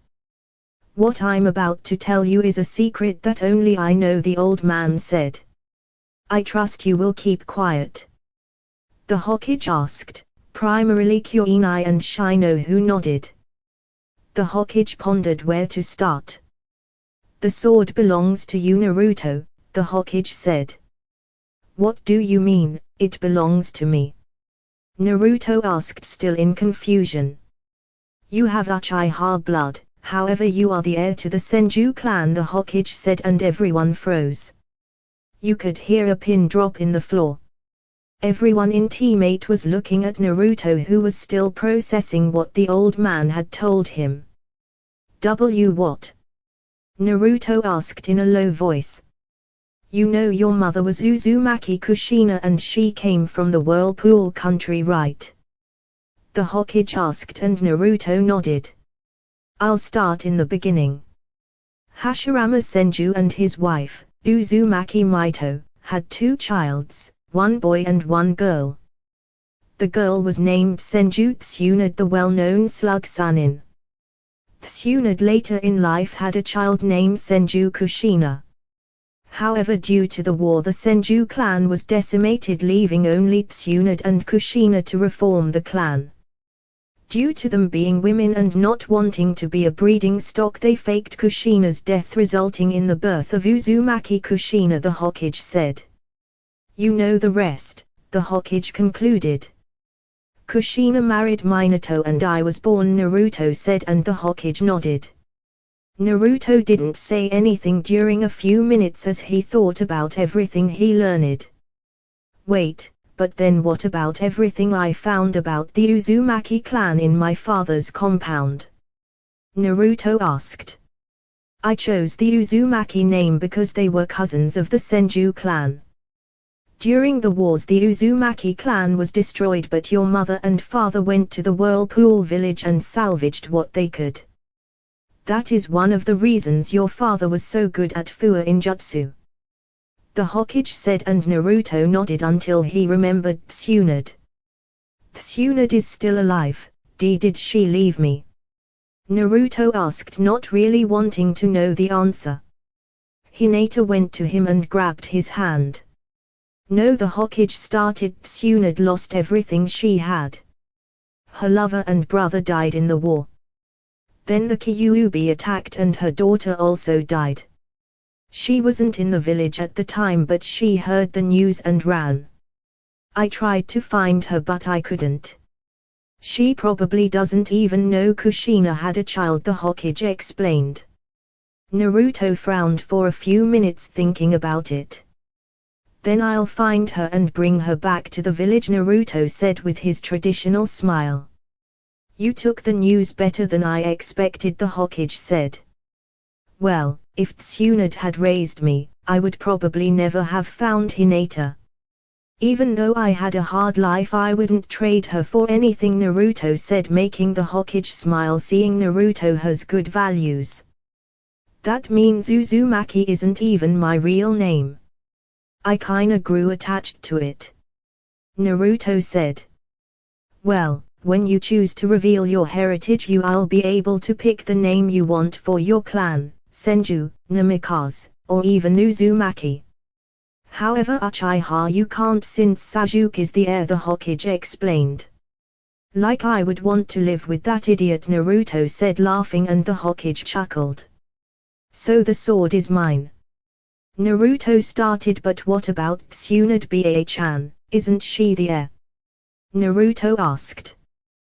The Hokage smiled seeing Naruto call her Ba-chan. She hasn't been on active duty in more than 10 years. Since you already completed missions, you are currently the heir. The Hokage explained, and Naruto nodded. Naruto channeled chakra to the sword, but the strangest thing happened. Instead of the usual yellow sparks, the sword flared, but with a bright blue color. The sword was sparkling with a lot more power than the 2 times he saw it. A /N, check profile for Raijin in blue, what the hell? Naruto said out loud. Why is it blue? Naruto asked. The Hokage went into professor mode and quickly came up with a theory. Didn't you say that you had high affinity towards lightning? The Hokage asked and Naruto nodded. Because of your high affinity the sword probably reacted stronger to your chakra, probably making it more powerful, the Hokage explained. Guess I'm trading up my metal sword, Naruto said chuckling and deactivated it. Suddenly Naruto stiffened and he remembered something. Hiruzen raised an eyebrow silently asking what happened. I'm just thinking of what the council will say when they find out I belong to the two most powerful clans in the world. Naruto said smirking. It's going to be so much fun, he said, and everyone's sweat dropped. The Hokage simply laughed. The old man hated council meetings, but apparently young Naruto seemed to enjoy them. It was another simple day in Konoha. The sun was rising to new warm day in the Leaf Village. The villagers were starting their own business and the other shinobi were preparing for their daily lives. Currently we find Naruto and Hinata in training ground 8 sparring with Haku and Zabuza. Since Naruto got his sword, the Raijin no Ken, Thunder God Sword, he asked Zabuza for tips so he could rely on Kenjutsu in a real battle. Hinata was fighting Haku in an all-out contest. Haku could only keep up using her ice mirrors, which would lead to quick defeat due to massive chakra usage. Zabuza vs Naruto Kenjutsu only, Zabuza said as he was facing Naruto. They were a few meters apart, each one grasping each sword. Kubikiri Bocho vs Thunder God. Agreed, Naruto said. A flared his sword to life, blue light emanating from the sword. It was sparkling in all its power. Still not powerful as my preferred weapon, maybe one day I'll use it, but it sticks out too much, Naruto thought. Let's see what you can do, Zabuza said as dashed forward towards to Naruto. He went for a horizontal slash but Naruto blocked. He soon found out it was a bad idea because Zabuza had more brute force than him. Naruto was forced to jump back. Rule number 1, don't block strikes from enemies stronger than you, Zabuza said. Naruto ran towards Zabuza, he jumped in the air and tried a vertical slash. Zabuza sidestepped and tried to kick him in the chest. Naruto blocked and caught his leg, threw him at the air. Zabuza quickly regained balance and landed gracefully on the ground. Not bad, brat, but if want to beat me in Kenjutsu you need more strength, Zabuza said. I could always beat you in speed, Naruto said smirking and deactivated in gravity seals. Zabuza saw his body lightly glowing and braced himself. Naruto disappeared in a show of speed. Zabuza out of instinct brought his sword up just in time to deflect an attack that would behead him. Naruto disappeared again and this time Zabuza jumped out of the way just as Naruto came from the sky with a vertical slash. I give it to you, you are fast, but that alone isn't enough. I have years of experience, Zabuza said and readied his sword once again. He dashed forward with impressive speed and exchanged a few blows with Naruto. However, Zabuza just couldn't keep up in speed and waving around that big sword certainly didn't help. You can't keep up in speed with me, Naruto said and continued to parry his strikes, quickly shifting his position, putting Zabuza on his toes. Zabuza had enough of this, he slowly relaxed, focusing his senses. He realized an attack was coming from the right. He brought his sword up, but instead of simply blocking he pushed strength into his sword, making Naruto lose his balance. Zabuza took opportunity of this, quickly repositioned his sword at his neck. I win, speed alone isn't enough, Zabuza said, removing the blade from his neck. One of these days I'll defeat you in Kenjutsu, Naruto said, deactivating his sword. Hinata vs Haku ready Haku-san, Hinata asked, shifting into position and activating her Bakugan. Always, Haku replied, picking up senbon and placing 3 in each hand. Hinata quickly ran towards Haku. She shifted to the left to quickly avoid the senbon thrown. With her Bakugan she could easily track the incoming senbon. Hinata arrived near Haku and went for a Juoken strike to the chest. Haku quickly ducked and went for low kick. Hinata jumped up and tried a drop kick, making Haku roll to the left. They both dashed towards each other and exchanged blows. Haku quickly realized that she was no match to Hinata in Taijutsu. Hinata was simply avoiding all of her attacks as if she was dancing. Haku tried once again, a punch straight to the face. However, Hinata sidestepped and quickly with an infused strike managed to close a few tenketsus in her wrist. Haku gave up on Taijutsu and jumped back, nursing her left hand. Haku started going through one-handed seals and said Sensatsu Swisho, 1,000 flying water needles of death, and sent countless senbon towards Hinata. Hinata said Kaiten and started spinning in a blue dome of chakra, completely blocking of the senbons. Haku took that time and forced chakra towards her tenketsus to painfully open them. Hinata was primarily a water user since it was her first affinity she trained. Since there wasn't a nearby lake, she decided to change the terrain to her advantage. She quickly went through a few hand seals and shouted Suten, Swishauha, exploding water wave, and pumped her chest full of water, expelling it through her mouth. In a few seconds the training ground was filled with water. That might have been a bad move, Hinata-san. With this much water it's much easier for me to use my ice release, Haku said, but Hinata continued to stare at her, getting ready for her next move. Ice release flying ice shards, Haku said, and like Hinata she started spinning, however she wasn't blocking anything. Haku was spinning and water was rising up around her. Suddenly the water around her started freezing and from it came thousands upon thousands of ice shards. I can't hold up my Kaiten long enough to block all of those, Hinata thought, and started going through hand seals. She stopped and said Suten, Suijin Heki, water wall. Water rose from the ground and wrapped around her, blocking all the ice shards. However, Haku continued to send and Hinata had to do something. I got it, Hinata thought. I hope this works. I haven't completely mastered it. Hinata kept inside the water dome as the shards continued coming. She concentrated and suddenly released a vast amount of lightning chakra that radiated from her body and spread through the water, effectively shocking Haku. That was surprising. I didn't know you could use lightning element, Haku said, lightly twitching.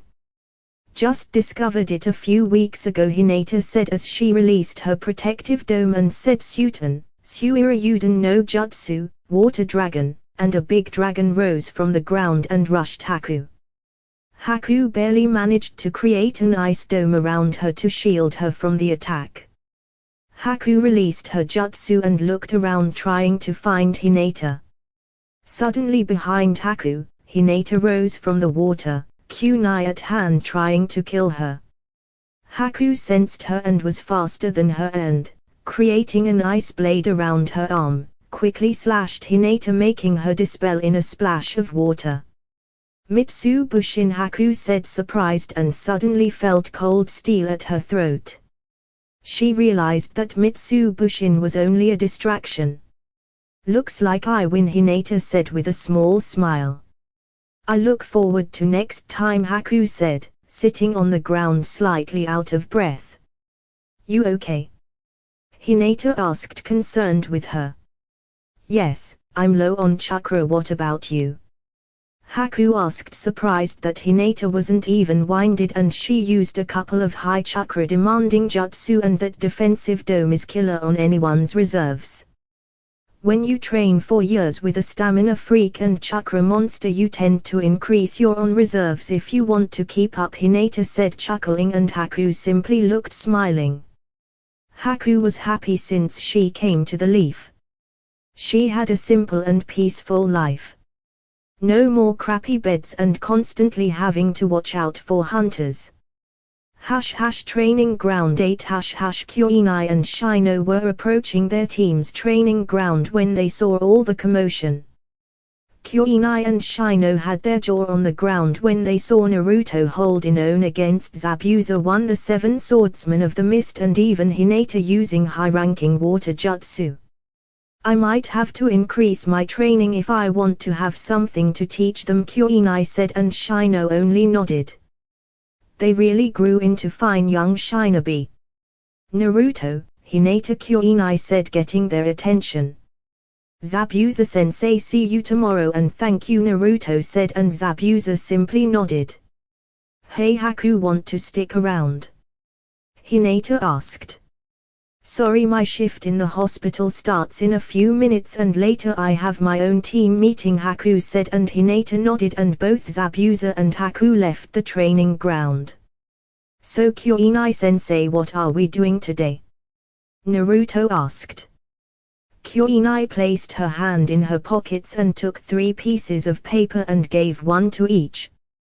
These are the inscription papers for the Chunin exams. I nominated you 3, so if want to participate, be at the academy in a week. Kyoinai explained. Flashback, the Hokage was in his office and in front of him were all of Konoha's Jonin senseis and a few other shinobi. I called you all here for a reason, the Hokage said. Since the majority were Jonin senseis, many of them already suspected the meaning of this. Is it time already? Kakashi asked, and the Hokage nodded. Yes, tomorrow I will formally announce that this year we are hosting the Chunin exams, the Hokage explained. Now, either of you want to nominate teams for the exams? The Hokage asked, and Kakashi, Kyoinai, Asuma and Guy stepped forward. Take Kakashi, Jonin sensei of Team 7, nominate Uchiha Sasuke, Inuzuka Kiba and Hirano Sakura for the exams, Kakashi said. Kyoinai, Jonin sensei of Team 8, nominate Uzumaki Naruto, Hyuga Hinata and Aburame Shino for the exams, Kyoinai said.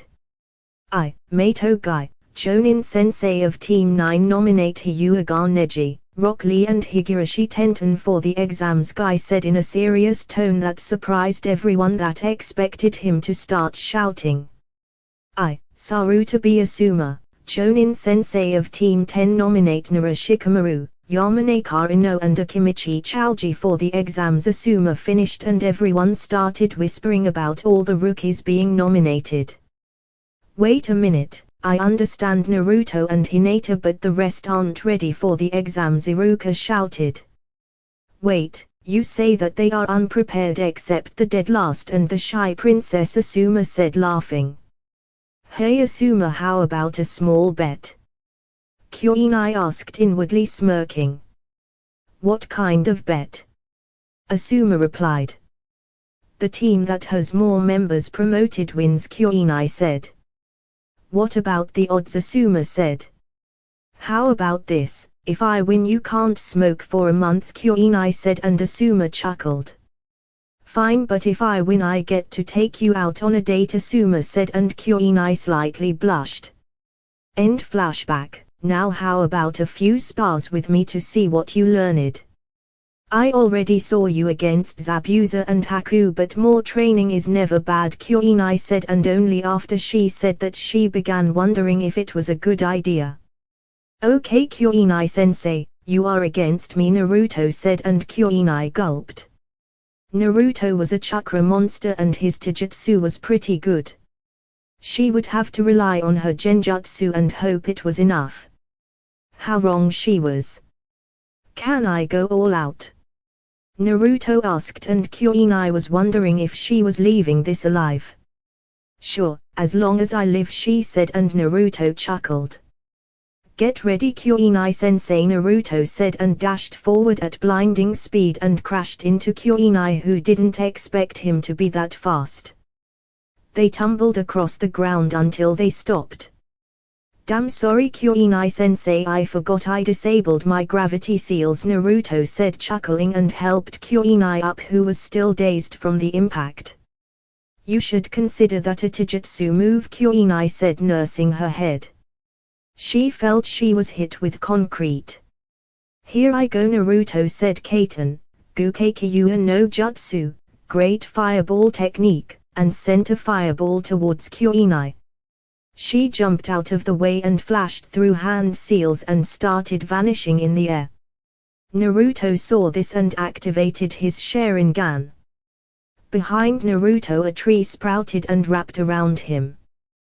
Kuinai quickly appeared in the tree with a kunai, getting ready to stab Naruto. However, Naruto performed the genjutsu counter using his Sharingan and the illusion was switched, making Naruto in the tree getting ready to kill Kuinai.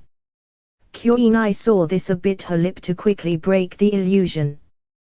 The illusion broke and she ducked just in time to avoid a horizontal slash with the Thunder God sword. Naruto saw her ducking, he quickly adjusted and planted a powerful quick in her chest. She was able to block it, but the force was enough to send her tumbling through the ground. Kuinai recovered and threw a couple of shurikens towards Naruto. Naruto had his Sharingan activated and saw that a few of them had no chakra and realized it was an illusion and quickly dispelled it.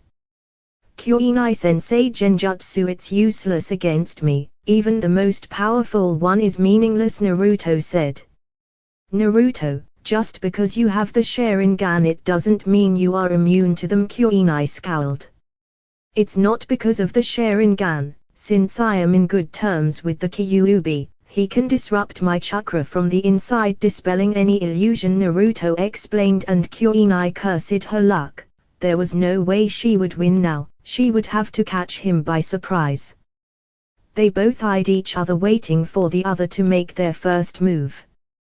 Neither of them wanted to make the first wrong move. Suddenly Naruto picked a few shurikens and threw them at her, saying Kage Shuriken no Jutsu, and 5 shurikens multiplied to 100. Naruto went through more hand seals and said Fuatan, Data Pa, great breakthrough.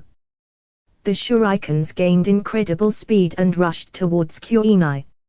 She didn't have many options to dodge them, so she used Kawarimi with a nearby log. She recovered and searched her surroundings just in time to jump out of the way of a hand that sprouted out of the ground and tried to snatch her. As she jumped back, a presence appeared behind her and said Katsu. The Naruto clone exploded and sent Kuinai crashing into a tree, leaving her drifting in and out of consciousness. Naruto appeared behind her with a kunai to her neck. Congrats, Naruto, you are more than ready for the Chunin exams, Kuinai said weakly. She was almost depleted of chakra and her clothes were singed from the explosion. You aren't in good shape, Sensei, Naruto said and bit his thumb and slammed his hand in the ground, saying Kukios no Jutsu, summoning technique, and out came Kagura. Kagura, can you heal Kuinai-sensei? I was a bit rough in the spa, Naruto said, smiling sleeplessly, rubbing the back of his head. A bit rough? You literally blew her up, Kurama said, chuckling. It was only an explosive clone and wasn't fully charged, Naruto replied. Your luck, otherwise you might have killed her. She never stood a chance against someone like you. You have better taijutsu, your ninjutsu is ridiculous, and genjutsu even thought you can't perform that many, you are immune to them. Kurama explained and Naruto simply nodded. Naruto and Kuinai walked back to the middle of the training ground to see Hinata crouching in the ground healing a passed out Shino. What happened? Kuinai said, still nursing her ribs that were a bit sore. I used a water jutsu and Shino didn't have time to dodge and crashed into him, knocking him out cold, Hinata explained. Naruto and Kuinai sweat dropped at the way she casually said it. Okay, you can leave, I'll take Shino home, Kuinai said, and everyone left the training grounds. Middle of Konoha. Naruto and Hinata were walking peacefully through Konoha. they noticed that the glares they received were somewhat different. The glares showed more fear than anything. "Hey, is it me or are the glares more discreet?" Naruto asked. "Yes, they don't seem to openly glare at you now, they seem scared." "I wonder why though," Hinata replied. "Maybe it was because of my stunt during the council meeting," Naruto said, chuckling, and Hinata giggled. "What do you want to do?" Naruto asked. "I'm kind of hungry since I had 2 matches, how about we go for some cinnamon rolls?" Hinata said with watery mouth. "You really have a nasty sweet tooth," Naruto said, chuckling. "Let's go." They were walking peacefully until they noticed a box following them. "Does he really think we didn't notice him?" Naruto whispered Hinata. "Apparently," she replied. "You can come out, Konohamaru," Naruto said. Suddenly the box exploded, massive cloud of multicolored smoke. From the smoke appeared 3 kids around the age of 8. The kid in the middle was Konohamaru. He was the grandson of Hiruzen Sarutobi, the Sundame Hokage. They became rather good friends a few months ago when they met. Flashback: it was the day after Genin graduation and both Naruto and Hinata were standing in front of the Hokage working on their ninja license. Naruto's photograph was rather expressive and the Hokage wanted him to retake the photo. Suddenly the room's door busted open. Naruto didn't even think as he channeled chakra to his storage seals in his wristband and pulled a few shurikens. "Heiji!" The kid didn't even manage to say 2 words and he was already frozen. The kid was pinned in the wall with 10 shurikens through his clothing. "Naruto, what did you do?" the Hokage asked with his eyes widened. Naruto was really fast to react. Naruto took a moment to realize that the person who busted through the door was about 8 years old and in his hand were wooden shurikens. "What did you expect, old man? This is what happens when you surprise a shinobi," Naruto said, trying to apologize even though he didn't do nothing wrong. The Hokage just shook his head at the actions of his grandson. "Naruto, take him from the wall," the Hokage said. Naruto went towards the kid and removed the shuriken. "My bad, kid, thought you shouldn't surprise a shinobi," Naruto said, and the kid continued looking at him. "What's your name, boss? Can you teach me that?" the kid asked. "I'm Naruto, kid, but you should be starting the academy this year, so they will teach that there," Naruto explained. "I'm not a kid, I'm Sarutobi Konohamaru, future Hokage of Konoha," the kid, now identified as Konohamaru, said. Naruto smirked at the kid. He reminded a little of him. Suddenly through the busted door came running a shinobi. "Honorable grandson, there you are," Abisu started until he looked at the room and noticed Naruto. "Oh, it's the closet pervert, how are you doing?" Naruto asked. "I'm not a pervert, you brat," Abisu said, glaring daggers at him.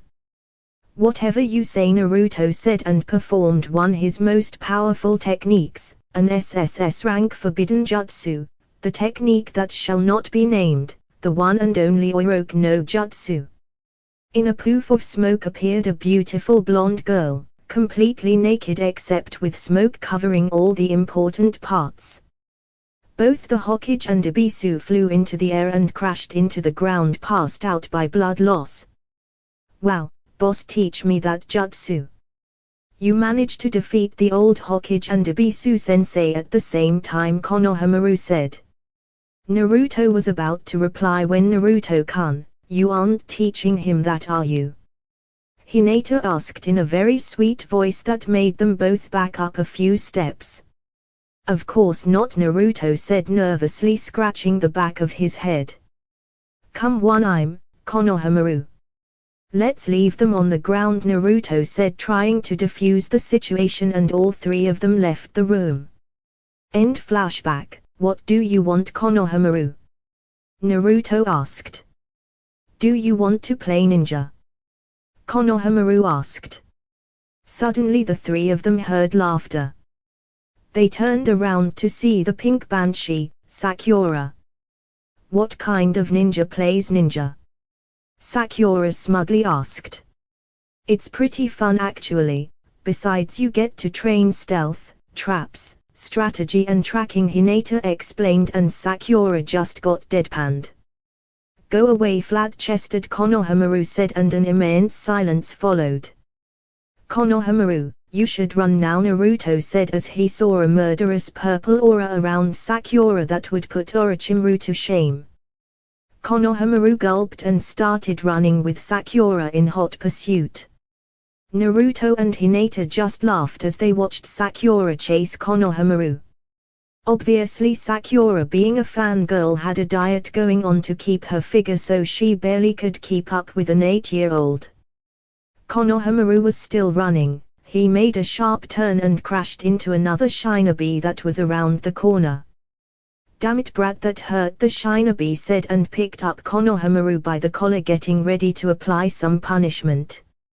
Naruto and Hinata heard the crash and went to investigate. They arrived and saw two strange shinobis with sand Hitayat. The one holding Konohamaru wore a black, baggy, full body suit with a red and yellow circle on the front. He also wears a black hood which covered his head completely, and had cat-like ears and his forehead protector on his forehead. He also a bundle in his back with white bandages surrounding it completely.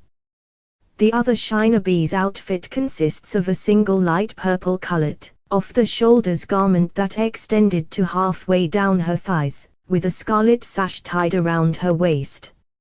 In addition to incorporating fishnet worn over her shoulders and legs, specifically on her right calf and her left thigh, she also wore her black forehead protector around her neck. Leave the kid alone, Kankuro the Kunoichi in the back said. I've got to teach him some respect, Tumrai, Kankuro replied the female shinobi. Fine, but if you get in trouble I'm not helping, Tumrai replied, and Kankuro nodded, getting ready to smash his fist into Konohamaru. Sakura just watched, scared of them, until both Naruto and Hinata arrived at the scene. Hey clown, put Konohamaru down, Naruto said. Who are you calling clown? Kankuro asked. You are wearing a full-body cat suit with makeup, Naruto replied. It's not makeup, it was paint, Kankuro said, getting pissed off. Whatever you say, just put the brat down, Naruto said, getting ready to spring into action if need be. I'm teaching him some manners, Kankuro said as he made a fist and prepared to punch Konohamaru. Both Naruto and Hinata vanished in an instant. To any untrained eyes they were blurs. 1 second later Hinata had Tumrai with a kunai at her throat, just as Naruto had Kankuro. Naruto kunais now were all three-pronged with the Hirashin seal, however none of them recognized it. Now, how about you put him down, gently, Naruto said in his sweetest voice, and a small blood drop fell from Kankuro's neck. Kankuro and Tumrai were sweating. They didn't see them move, they were just blurs. Besides, your teammate doesn't seem very happy, Naruto said, pointing towards a nearby tree. Suddenly from behind the tree appeared another sand shinobi. He is a little shorter than the average males of his age. He has fair skin and short, spiky, auburn hair which was sometimes depicted as red. He has green eyes and no distinctive pupils, or eyebrows either. He has two very notable traits in his appearance. Firstly, he has tanuki-like black eye rings, having them since his birth. Secondly, he carved the kanji love on the left side of his forehead. Gagara, Kankuro said in a dry voice, clearly fearing the shinobi now identified as Gaara. He made a sand shunshin towards his team just as Naruto and Hinata retracted their kunais and regrouped with Sakura and the now released Konohamaru. They managed to get behind Tumrai and Kankuro, they're good, Gaara thought. Stop this or I'll kill you, Gaara said, and Kankuro took a step back. IW was just teaching them a lesson, Kankuro shakily said. Shut up, you are a disgrace to our village, Gaara said in his usual cold tone.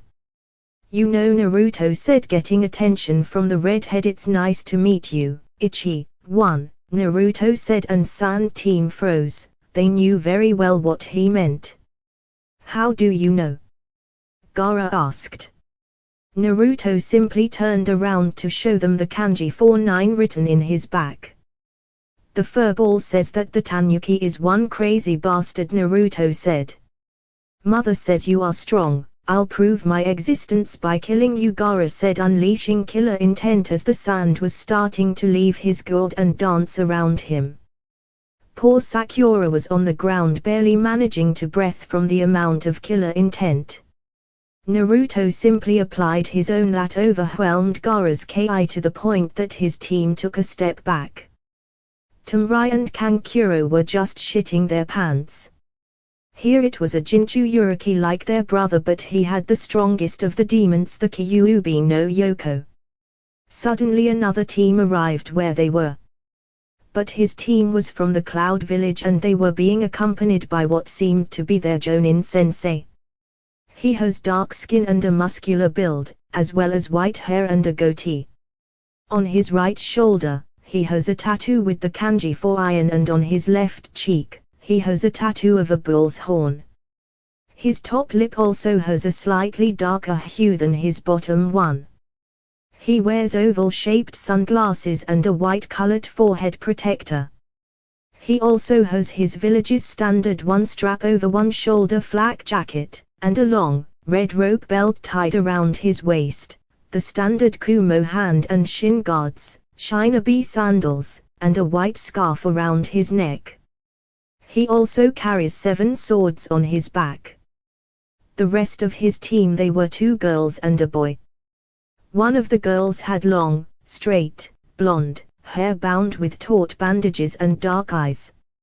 She wore a short-sleeved black and purple blouse and black pants, both of which had a design similar to clouds on them, purple fingerless gloves and a chain of white beads wound around her left hand. She also wore the standard Kumo forehead protector, sandals and kunai holster which was strapped to her right thigh. She also wore bandages around her arms and legs as well as a red belt around her waist. The other girl is a dark-skinned kunoichi with long red hair and amber eyes. She wears a long, short-sleeved dress with frilly edges complete with the Kumo Gakyo flak jacket, 2 simple yellow earrings, fishnet stockings, thigh-high boots with white soles and a forehead protector which she wears like a bandana. She also carries a long sword on her back. The final member was male. He is a dark-skinned Kumonin with short, spiky, white hair and dark eyes accentuated with lines curving upwards from the corners. He wears a dark outfit consisting of an overlong shirt with a hood, with red bandage hand guards, Kumo Gakyo shin guards, and a black forehead protector. He also carries a long sword on his back like her teammate. As usual, the Kyuubi instantly warned Naruto of the others. Is this a reunion? Naruto asked and turned to the Kumo team. Nice to meet you, too, 8. I'm Uzumaki Naruto said. Sakura and Konohamaru were oblivious to what was happening, but the rest could feel the tension arise between the teams. Kumo tried to kidnap Hinata when she was 6, so both of them were a bit weary of them, and Gaara seemed that he was about to jump in and attack all of them. Nice to meet you too, Mr. 9. I fly like a butterfly and sting like a bee. I'm the Jinchuriki of the Hakai Bee, the mighty killer bee. Bee shouted, pumping his fist into the air. Shut up, Bee, the blonde girl yelled and bonked him in the head. I'm Nyujito, she said. Omwa said. Karue said. Suddenly another team joined the fray as her team sensed the tension anywhere in the village. Do you mind if I joined a party? A girl with green hair asked. Everyone turned to the newcomers and both Naruto and Hinata said fu, surprised to see her. I guess everyone here is going to the Chunin exams? Naruto asked and everyone nodded. It should be fun. It seems to be plenty of competition around, Naruto said, and a few smirked. The sand around Gaara just seemed to dance around him even more when he noticed the arrival of the Kumo team. Kankuro and Tamrai were sweating bullets as they noticed the smile on Gaara's face. Kakashi, Kiba and Sasuke soon arrived when they sensed the killer intent being radiated by Gaara and Naruto when they met. "Hey Kakashi-san," Naruto said. "What's going on here?" Kakashi said as he noticed what seemed to be some sort of face-off. There was a team from Kumo, Sand and Taki. He also sensed some tension in the air between all of them. "Kakashi-sensei, you better train your team if you want them to survive. I can guarantee you right now that everyone here will reach the finals," Naruto said, and everyone smirked except Team 7 and Kakashi, who were still oblivious to what was happening. "What makes you think that?" Kakashi asked and Naruto chuckled. "What's so funny, Dobi?" Sasuke asked. "Nothing," Naruto replied. "Kakashi-sensei," Naruto said, getting his attention. "Ichi, 1, Naruto said, pointing to Gaara. "Ni, 2, Naruto said, pointing to Yujito. "Nana, 7, Naruto said, pointing to Fua. "Akai, 8, Naruto said, pointing to Killer Bee. "Kyua, 9, Naruto said, pointing to himself." When Naruto finished, Kakashi's eyes widened. In front of him were 5 of the 9 Jinchuurikis. It was extremely rare for them to meet by chance, but it appears that fate played a hand in this. "Don't try to look cool like Sasuke-kun," Sakura yelled. "Shut it, Sakura. I'm allowing you to go into the Chunin exams, but if you see any of these teams you surrender immediately. Do I make myself clear?" Kakashi asked in a serious tone and she nodded. "Like they can win against me, an Uchiha," Sasuke said with his traditional arrogant smirk. "I'll enjoy spilling your noble blood, Uchiha," Gaara said, and everyone got shivers. "The furball is right, you are a crazy tanuki," Naruto said, and Yujito, Fua and Bee snickered. "It's been fun. See you at the exams," Naruto said and left with Hinata. The rest soon dispersed and went to their business. With Team 7 I was serious when I said that. If you run into any of those teams you run. Do I make myself clear?" Kakashi asked and both Kiba and Sakura quickly nodded. "HN" was the Uchiha's response. "Let's go train. You need to be more prepared for this," Kakashi said and dragged his team to the training grounds. Naruto and Hinata who knew that there would be so many of us competing, Naruto said. "The exams will prove to be interesting," he said. "Don't tell me you want to fight them?" Hinata asked. "Of course, all of the Jinchuurikis tend to be strong. It's no fun fighting weak opponents," Naruto said, and Hinata just shook her head. "Let's go, I'm teaching you a few tricks against Jinchuurikis since you might need them against 3 of them," Naruto said. Sand team Gaara, I think we should avoid that blonde kid," Kankuro said. He was fearful from both of them. "Shut up, I'll enjoy spilling his blood as the Uchihas." "Yes, I shall prove my existence with their blood," Gaara said. Kumo team that blonde kid seems strong," Yujito started. "Do you think he can work with the Kyuubi?" she asked. "Hakaibi says that the Kyuubi never got along with his host, but we better hope he can't. Even the Hakaibi can't go against him," Killer Bee said. "What if we end up facing them in the Chunin exams and then he unleashes the Kyuubi, leading to the destruction of the Leaf Village?" Omwa said, getting a smack from Karue. "But the way he knew of all of us, it seems that he at least talks with him. Just be careful," Bee said for the first time without rhymes.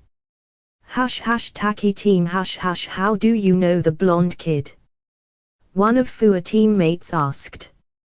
I escorted his team to our village in one mission, Fua explained. But be careful, he faced and defeated a Konoha Nukanin named Aoi who was a Jonin, she said, and her teammate's eyes bulged out.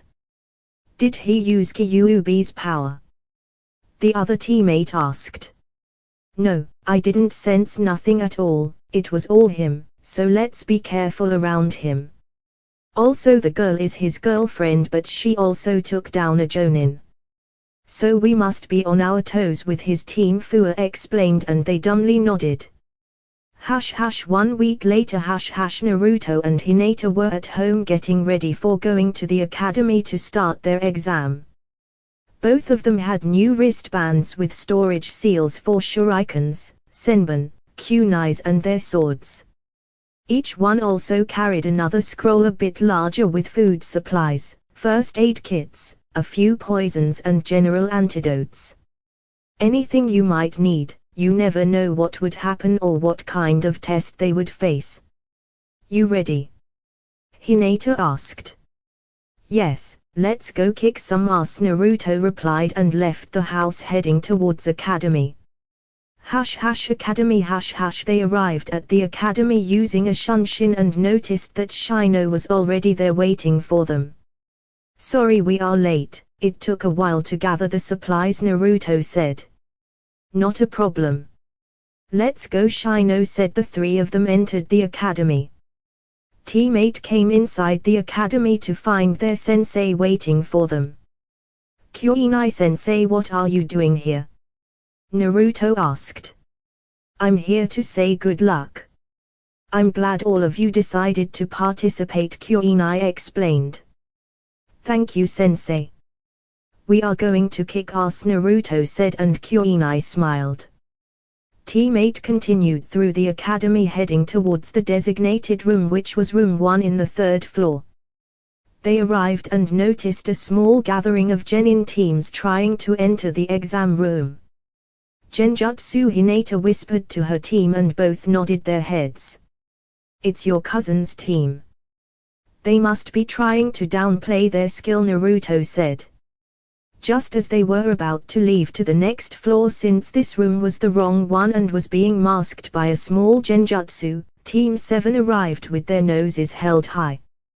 Drop this genjutsu now, Sasuke commanded. That idiot, Naruto thought as Hinata and Shino thought along the same lines. My failure of a cousin, what are you doing here? Neji asked in his confident tone. Neji was Hinata's cousin and was hailed as a Hyuga prodigy, little did he know.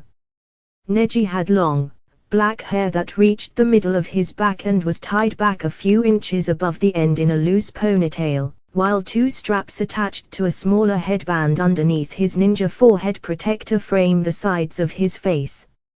He wore a black forehead protector that he wore snugly over his forehead.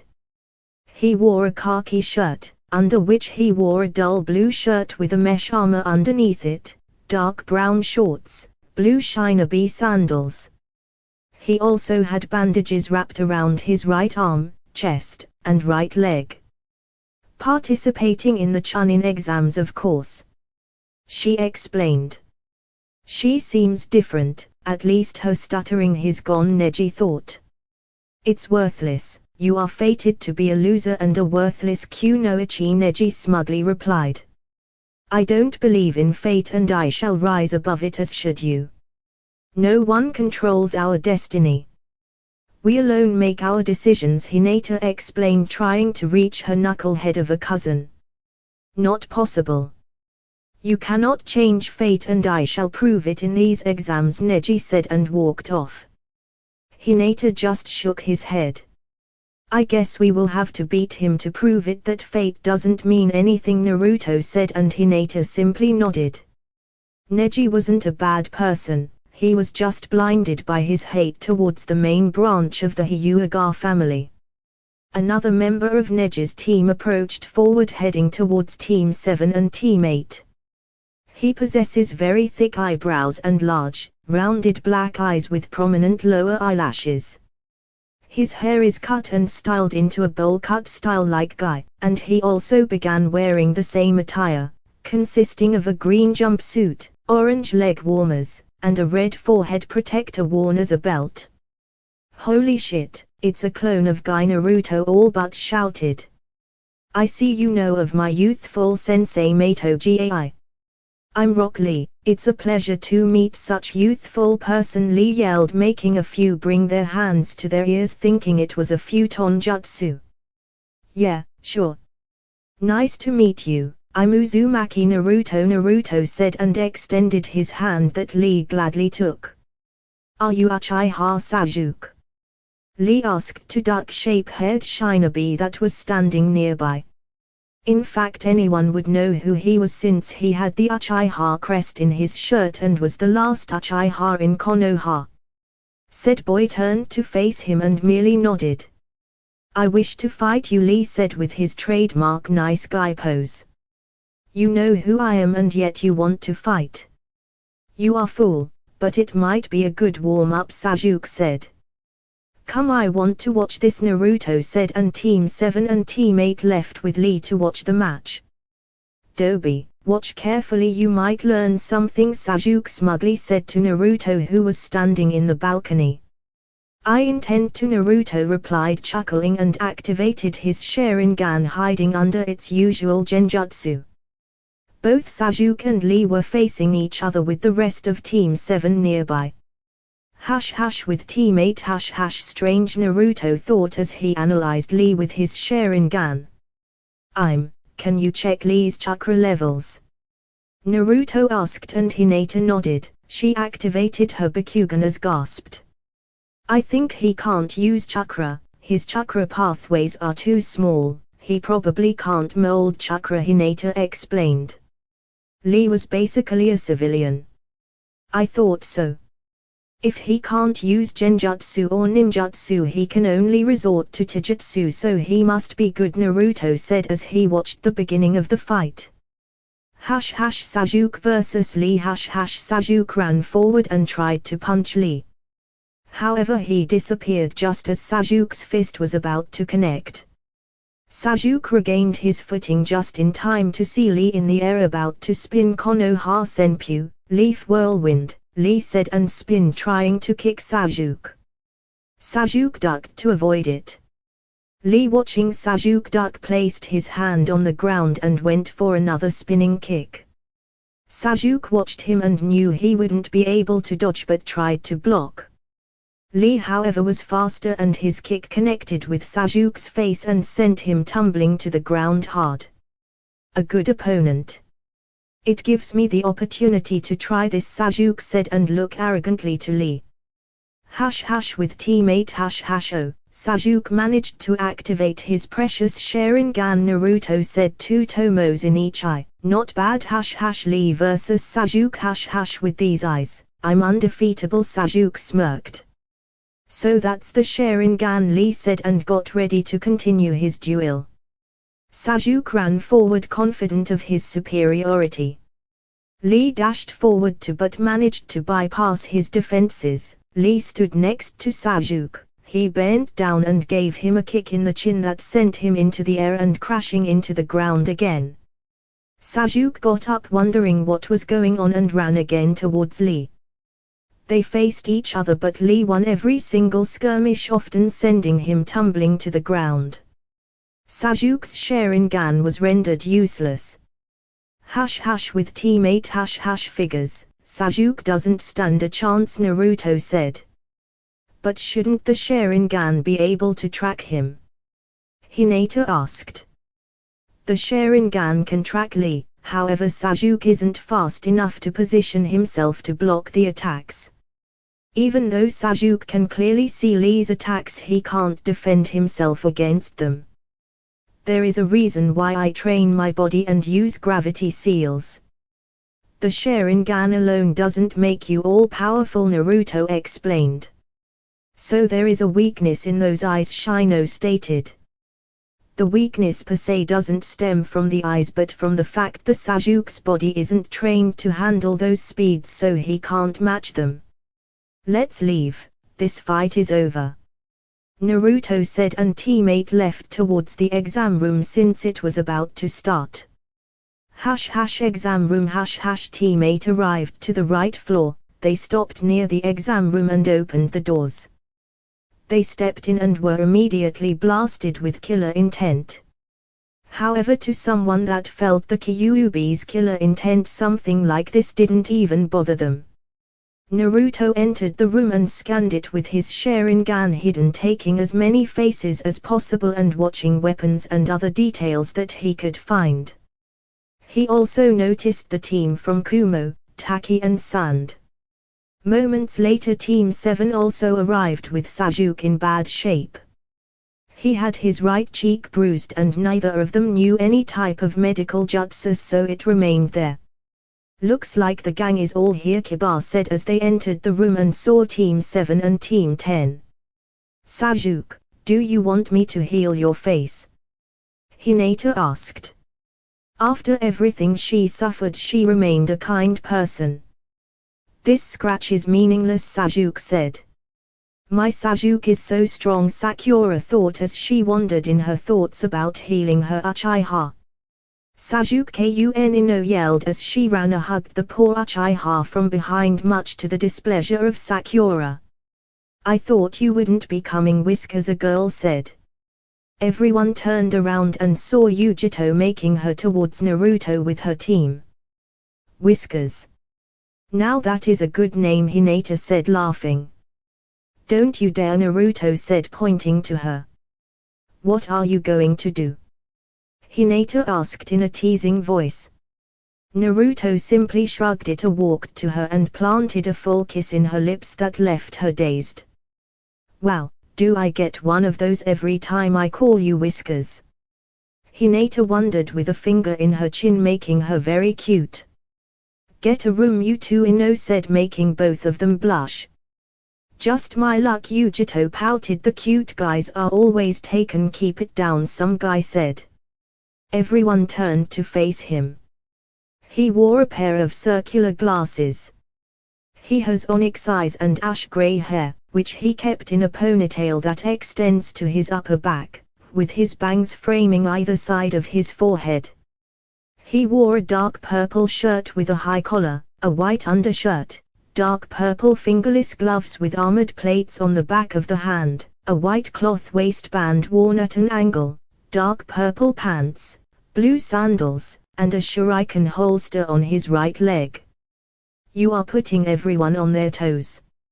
Everyone is nervous as it is, the man said as he pointed to the Aminin present in the room. Who are you? Sakura asked. I'm Yakushi, Kabuto, but you are rookies, so it figures that you don't know this, Kabuto explained. Have you already tried the exam? Sakura asked. Actually, this is my 7th try, Kabuto explained sheepishly, rubbing the back of his head.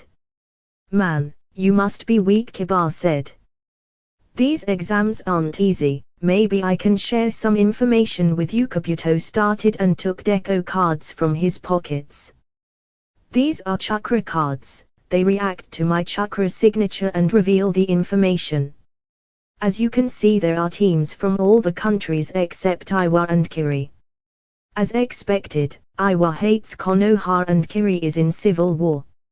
I can also give you some information on anyone here, Kabuto concluded, and Naruto got suspicious.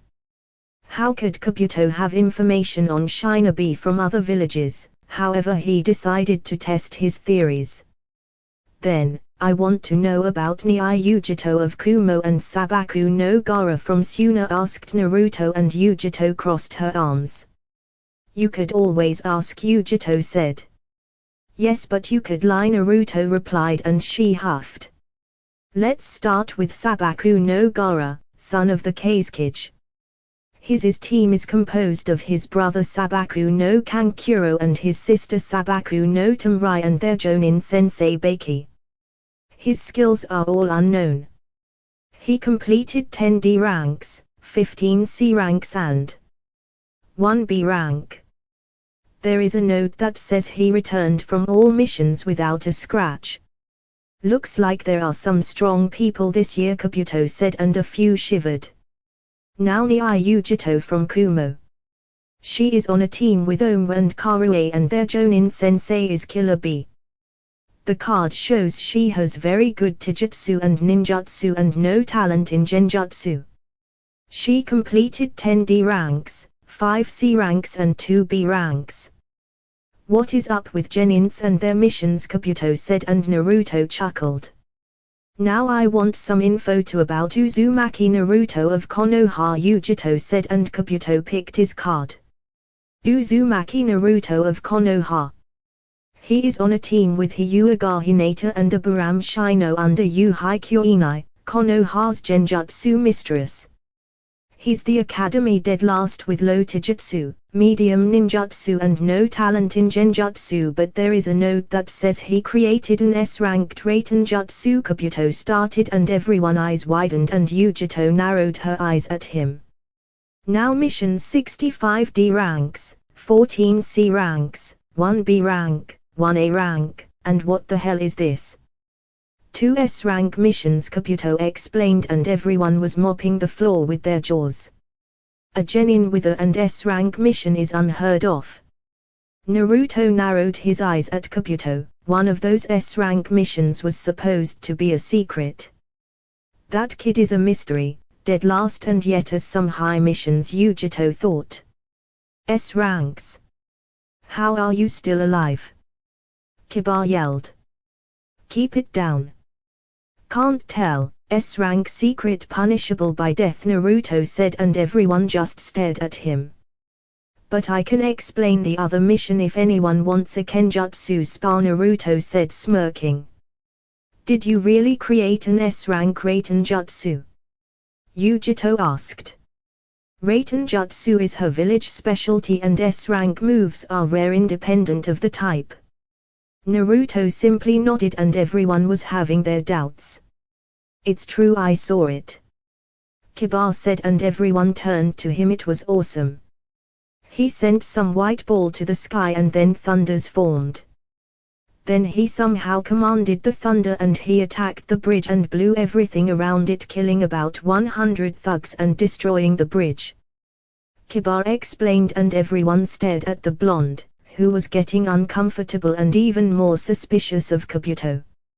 If he's the dead last, I don't even want to know about the Rookie of the Year, Kabuto and Sasuke smirked, getting a confidence boost. You know, Kit, he smells of snakes. Something isn't right here, Kurama said, and Naruto made mental note to send a spy fox later on. Silence. Now sit down and let's begin the exam, Ibuki yelled, and everyone quieted down and turned to face Ibuki, who was standing in the entrance of the room with a few chunin around. Show your ID and pick your number to be cited, then we will begin the written exam, Ibuki explained. Written exam. That sucks, Naruto thought. A few minutes later everyone was cited with their test in front of them but faced down. All around the classroom were chunins with few boards. Surprisingly enough, Hinata managed to sit right next to Naruto. This test has a few rules. Number 1, each one starts with 10 points, each wrong question deduces 1 point. Number 2, the total score is based on your whole team, Ibuki explained, and a few gasped. Kiba, you better pass, otherwise I'll kill you, Sasuke thought. Poor Kiba, seeing the glares from his teammates, started to sweat. Number 3, each time you are caught cheating you lose 2 points. Get caught 5 times and your team is automatically failed. The last question is answered last. You have 45 minutes to answer the 10 questions. Start, Ibuki said. Naruto picked up his pencil and turned his sheet only to be faced with extremely hard questions. What the hell is this? These questions aren't for genin, Naruto thought and looked around the classroom. Everyone seemed to be lost except for a few that were writing. I know some, but I bet 90% of the people here can't answer a single one. Something isn't right here, Naruto thought and began pondering what Ibuki said. Naruto knew that Ibuki was the leader of the torture and interrogation division and he focused on mental torture. If you get caught cheating you lose points. Now I get it, we are meant to cheat but without getting caught. Must be some information gathering exercise, Naruto thought and looked around the classroom. He noticed that Hinata had her Bakugan activated and was already starting to write. Shino was using his bugs to scout for anyone with answers. Kiba was using a Kamaru that was on his head, high enough to spot someone else's sheet. Tenten was using mirrors on the ceiling so she could get the reflection of another genin. Sakura was writing since she was a bookworm she could easily answer the exam. Sasuke had his Sharingan activated and was copying someone's hand movements. Naruto waited a few minutes until he spotted someone lowering their exam sheet signaling that he was finished. They must have placed a few chunins around to answer the exams, Naruto thought. Now, how to cheat? I don't want to copy hand movements, it's lame, I know, Naruto thought and activated his Ms and very quickly used his Kamui and sent his own sheet to his own personal pocket dimension. Naruto focused on the chunin's sheet and used Kamui to swap the papers. Naruto took the sheet from his personal dimension and placed it on the table. He simply erased the chunin's name and wrote his own. Naruto lowered his head and decided to sleep until the first part of the exams was over. Now that the week are sorted out, let's begin the last question. However, this one has its own rules. Ibuki started and everyone focused on him. Number 1, you can choose if you want or not to answer the question, Ibuki said. What happens if we choose not to answer it? Tamrai asked. If you choose not to answer you automatically fail, Ibuki explained. Then of course we will answer it, someone replied. However, if you chose to answer it and get it wrong you will fail and forever be unable to retake the Chunin exams, meaning you will be genin for life. Ibuki explained. What? Someone yelled. You can't do that, there are people in here who are retaking the exam, Kiba said. I guess you guys have bad luck, test my rules. If you don't want to risk it then give up, Ibuki said, and everyone started pondering and a few started leaving. A few minutes later Ibuki noticed that Naruto was almost half asleep and tossed a kunai that landed in front of him. Naruto didn't even flinch. Wake up Naruto, Ibuki yelled. Just get it over with. Naruto started and Ibuki raised an eyebrow. I don't give and I never surrender. Even if I stay genin from life then I'll be the first genin Hokage, Naruto said smirking. Ibuki looked around the room and noticed that the rest of the genins got somewhat inspired by his little speech. If no one wants to leave then there is only one last thing to say, you all, pass, Ibuki said. What? Why? Kiba asked. You seem to have figured it out, Ibuki said pointing to Naruto. He sighed and started. The first part of the exam was information gathering. If you recall, Ibuki said if we get caught cheating we lose points. That could only mean that we were meant to cheat without getting caught. Information is half the battle. The last part was to know if we had the guts to be Chunin. You can't abandon a mission just because it might be hard. A Chunin is expected to lead and as so he must inspire confidence and courage in his team, Naruto explained, and most of the rookies stared at him as if he grew a second head. Precisely, Ibuki said until something came crashing through the window. Everyone watched as someone entered flying through the windows.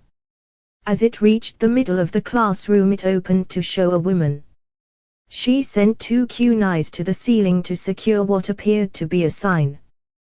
Proctor of the second round MIT, Anko started yelling but was cut off by Naruto. Oi Anko, Naruto said waving his arm. Damn it Naruto, you ruined my entrance, Anko yelled at him. Come on, don't be mad, Anko-chan, Anko said with emphasis on the last part. I'll kill you later, brat. Now everyone to the training ground 44. Be there in 20 minutes or you fail. Go, Anko said, and everyone left the room in a hurry. Naruto and Hinata just shined there. Training ground 44, also known as the Forest of Death. It's Konoha's deadliest training ground, reserved only for Chunins and Anbu. The forest itself contains various monster and other deadly animals, from big spiders to gigantic bears and tigers. The Forest of Death is the traditional place for second round of every Chunin exam done in the Leaf. The Chunin exams are hosted in various countries and rotated. Every 3 years the Chunins happen in the Leaf. To everyone in Konoha, the Forest of Death, as the name says, it's hell and one place to don't come near. Obviously this doesn't apply to the crazy snake lady, also known as Anko. To her this place is her home away from home, and the reason she is always in charge of the second round. Of the original 200 applicants to the Chunin exams, more than half were failed in the first task. Now we are currently at the entrance of the Forest of Death. Alright maggots, welcome to my home, training ground 44, also known as the Forest of Death, Anko said. I got the desired reactions from a few of the genin, which was fear, as they should be. Even Chunin can't wander through the forest without getting hurt. Anko spotted Naruto and noticed he wasn't affected and decided to play a little game. Anko threw a kunai that was going to slightly cut his cheek, however the kunai simply phased through Naruto and hit the ground. Naruto got a worried look and very quickly in a panic began checking himself with his hands to see if he was in one piece. Oh good, I'm not a ghost, Naruto said and smirked when he saw everyone looks of disbelief. Anko vanished in a blur and appeared behind Naruto with a kunai at his neck. You seem confident. It kids like you who get killed first, Anko said, pressing her body against his back and licking his cheek. Hinata's eyebrow twitched, was about to juken the bitch away from Naruto when she saw him smirking. Naruto dissolved into a bunch of black crows that flew away and started circling Anko. The crows flew towards her and quickly turned into shuriken heading to Anko. Genjutsu. Kai, Anko thought and flared her chakra, making the shuriken disappear. She looked around and found Naruto not far away smiling at her. Genjutsu, not bad brat, she said, and you don't seem scared of the forest, Anko stated. Meh, those things are nothing compared to the fur ball, Naruto said, and Anko snickered. He had to have balls to call the Kyuubi fur ball. I told you I am not a fur ball, Kurama yelled inside his mind. Actually you kind of are. You have fur and it's so soft and cuddly, Naruto squealed in a fangirlish way. Kurama simply sweat dropped and cursed to Kami why he had to end up in this vessel. Alright brats, let me explain how this works. See these, Anko said and showed everyone 2 scrolls she had on her hands. These are the Earth and Heaven scrolls. Each team gets 1. In order to pass this exam you must get the other and reach the tower, which is located in the middle of the forest. You have 5 days, Anko explained. What about food? Chaoji asked, panicking over the fact they would spend 5 days in a forest surrounded by monster. You can hunt if you didn't bring any supplies, Anko said. Also you need to sign these documents so that Konoha can't be blamed for your deaths, she concluded, and few shivered at the thought. Oh yes, there will be deaths. Just thinking about blood makes me jump for joy, Anko said in a far too happy tone. Anko proceeded to distribute the forms, and once everyone had signed and got their scroll, each team made its way to their respective gate. Gate 10 to 5 minutes before start. How shall we do this? Shino asked. They decided to define their plan before the exam began. How about we head straight to the tower? If we find any team we take them out, otherwise we can set traps for them at the tower, Naruto said, and Shino and Hinata nodded. Shino, do you think you can keep up and run for 10 miles? Naruto asked. It should be fine, Shino replied. Okay, get set, 3, 2, 1, go, Anko said over the speaker, and teammate jumped into action, running through the gates and heading towards the tower. Kijibushin no Jutsu, Naruto said, and appeared 15 clones.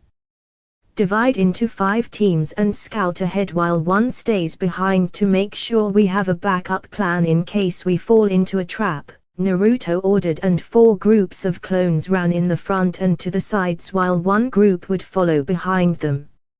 Hinata, use your Bakugan just to make sure no one bypasses my clones, Naruto said, and Hinata nodded, activating her Bakugan.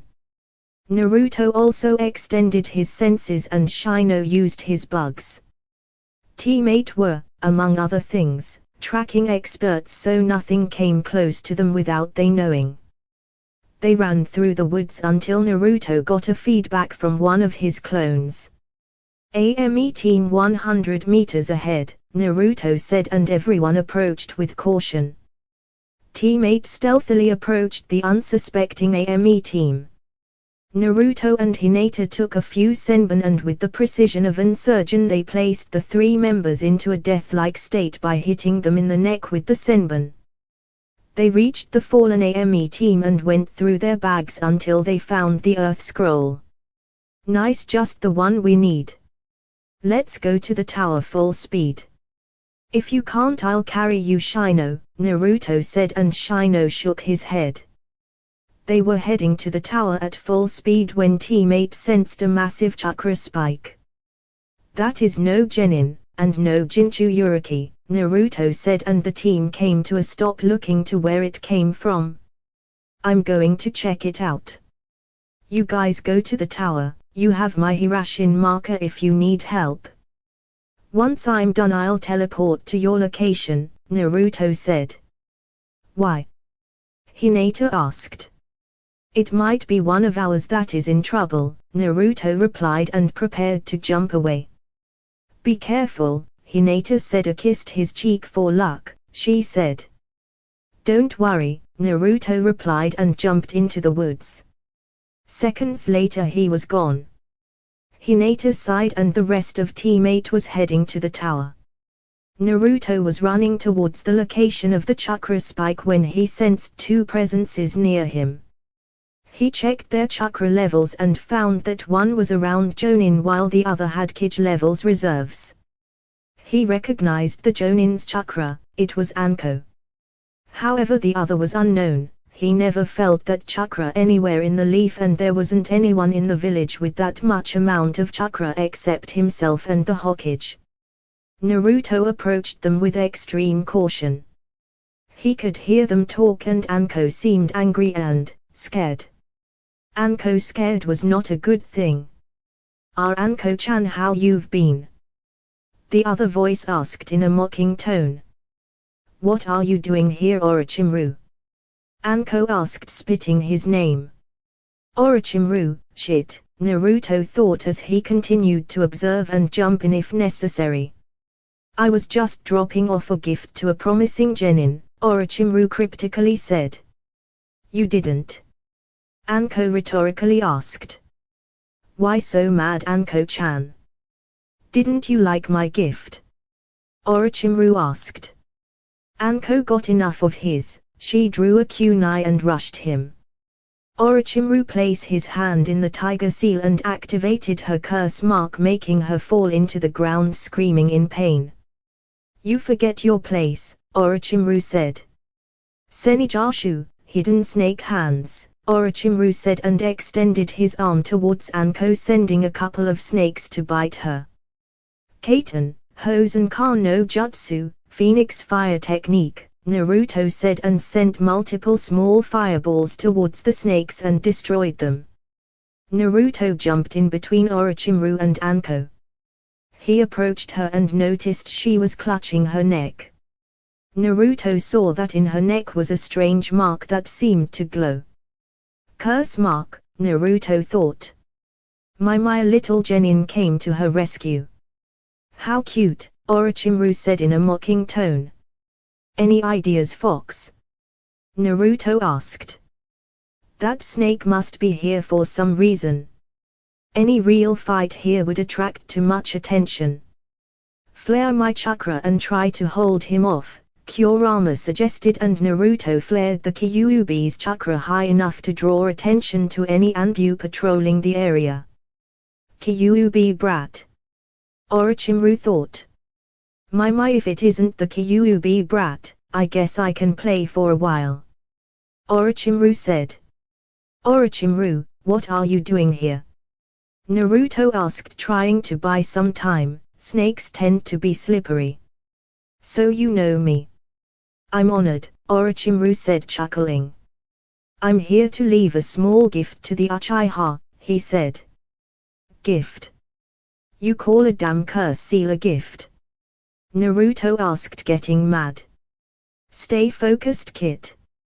He isn't someone who you can play around, Kurama said. Of course it's a gift. When he destroys the sound team I sent to kill him, he will realize the power that comes from it, Orochimaru said. Sasuke. You bastard, you already did this to Anko and now Sasuke, Naruto said and rushed towards Orochimaru and engaged in taijutsu. A little hot-headed, aren't you? Orochimaru asked. Naruto smirked and said Katsu, and his clone exploded, sending Orochimaru crashing into a tree. Now that was surprising, Orochimaru said as he watched Naruto leave the bush he was hiding. What do you want Sasuke for? Naruto asked. I simply wish his eyes, Orochimaru said. The Sharingan.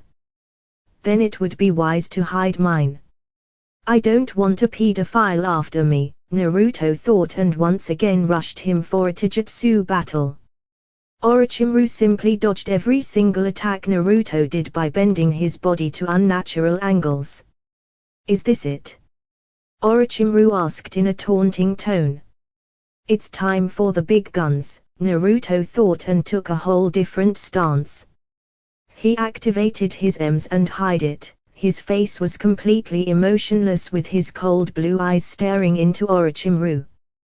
Kaiten, Karyudan no Jutsu, Fire Dragon Bullet, Naruto said and sent fire bullets to Orochimaru, who simply dodged them all. Naruto decided to use a wide-range attack. He made a Kijibushin and both said Kaiten, Ryuukan no Jutsu, Dragon Fire Technique, Fuatan, Data Pa, Great Breakthrough. The result was a big wide area of effect stream of fire that rushed Orochimaru and torched the surroundings area. Anko just watched in wonder. There were some Jonin what couldn't even do these without passing out from chakra exhaustion. The fire died down and Naruto watched Orochimaru as he slowly crumbled away until he poofed in smoke, revealing it to be a Kawarimi. Naruto searched around and sensed Orochimaru just in time to jump away from a hand that shot out of the ground trying to catch him. Orochimaru resurfaced and Naruto appeared behind him as well.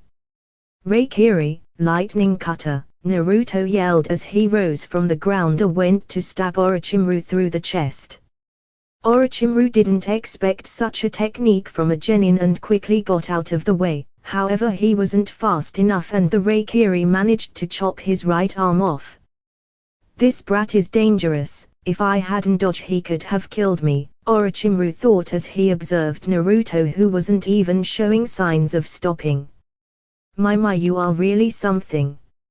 It's a shame you can't be my next vessel, Orochimaru said as he opened his mouth to inhuman proportions and spat out another Orochimaru, leaving the skin of the old behind. What the fuck are you? Naruto asked, getting a little disgusted as Orochimaru just spat himself from inside himself. It's been fun, but I must go now, see you around, Orochimaru said and sank into the ground. He decided to leave as he sensed two groups on Anbu incoming. Naruto turned to Anko, who had an amazed look on. "You okay, Anko?" he asked. "Holy shit, brat, that was amazing," Anko yelled, but quickly recoiled in pain just the Anbu dropped by, accompanied by the Sun Dame. "Naruto-kun, what happened?" the Hokage asked.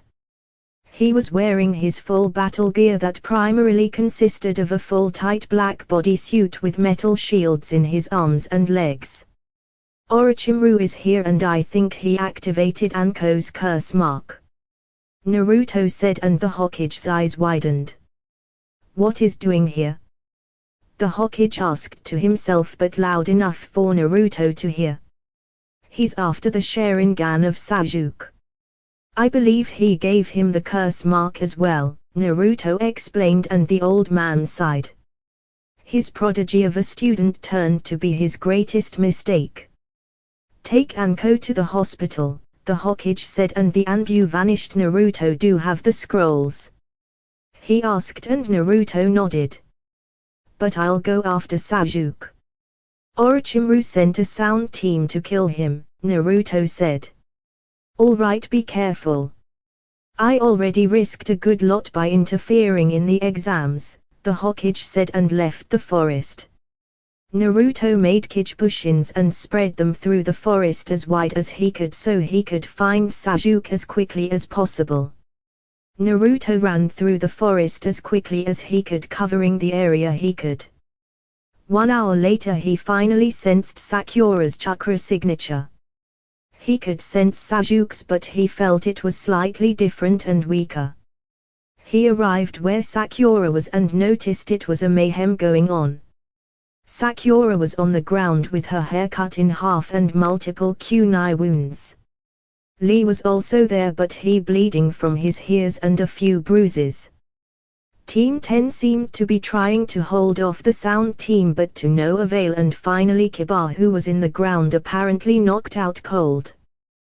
"Pathetic, all of you," Doju said, smirking as he picked up kunai and made his way towards Sasuke to kill him, and no one could stop him. Naruto shined in front of him and quickly delivered a good kick to him that sent him into the ground. Everyone was happy to see that someone had arrived to help, even if it was Naruto. "Another one, these guys just keep coming," Zaku said, getting pissed off. Every time they tried to kill the Uchiha, someone got in the way. "Why don't you just leave? You are no match for me," Naruto said, smirking. "I'll get that smile out of your face." Doju snickered and flexed his arm, showing his gauntlet. "Melody arm," Doju said as he channeled chakra to his arm. Naruto, who had his Sharingan activated, could see the sound waves filled with chakra. That can't be good. Kamui, Naruto thought. Doju sensed as the waves traveled the air and hit Naruto, only to do nothing. Naruto waited a few seconds and noticed everyone was stopped and looking between him and Doju. Was that supposed to do something? Naruto asked, inwardly smirking. The rest of rookies that were awake stared at the blonde. Lee was taken down with that jutsu, and yet Naruto remained there as if nothing happened. "That gauntlet must be defective, I'll deal with this," Zaku said, and stepped forward, intending to end the battle in one attack. "Zankayuha, decapitating airwaves," Zaku said, and channeling chakra through his arms he sent a gust of wind towards Naruto. Naruto stood in place and activated his Kamui to let the attack pass through him. Zaku watched as the dust cloud started to disappear, only to find Naruto in the same place. "What a nice breeze," Naruto said, smirking. Zaku got mad and channeled as much chakra as he could through the pipes that ran deep beneath the skin. "Zankyoku-Kayuha, extreme decapitating airwaves," Zaku said, and sent a powerful gust of wind towards the enemy. Naruto watched the gust come and noticed he had to take Sasuke and Kiba out of the way. He rushed towards them and activated his Kamui to protect them as well. Once the attack was over and the dust cloud set down, Zaku smirked as he scanned the area he attacked only to find nothing. I blew them to little bits, Zaku said, smirking with confidence. Reikiri. Zaku turned just in time to see a hand covered in lightning pierce through his chest and heart.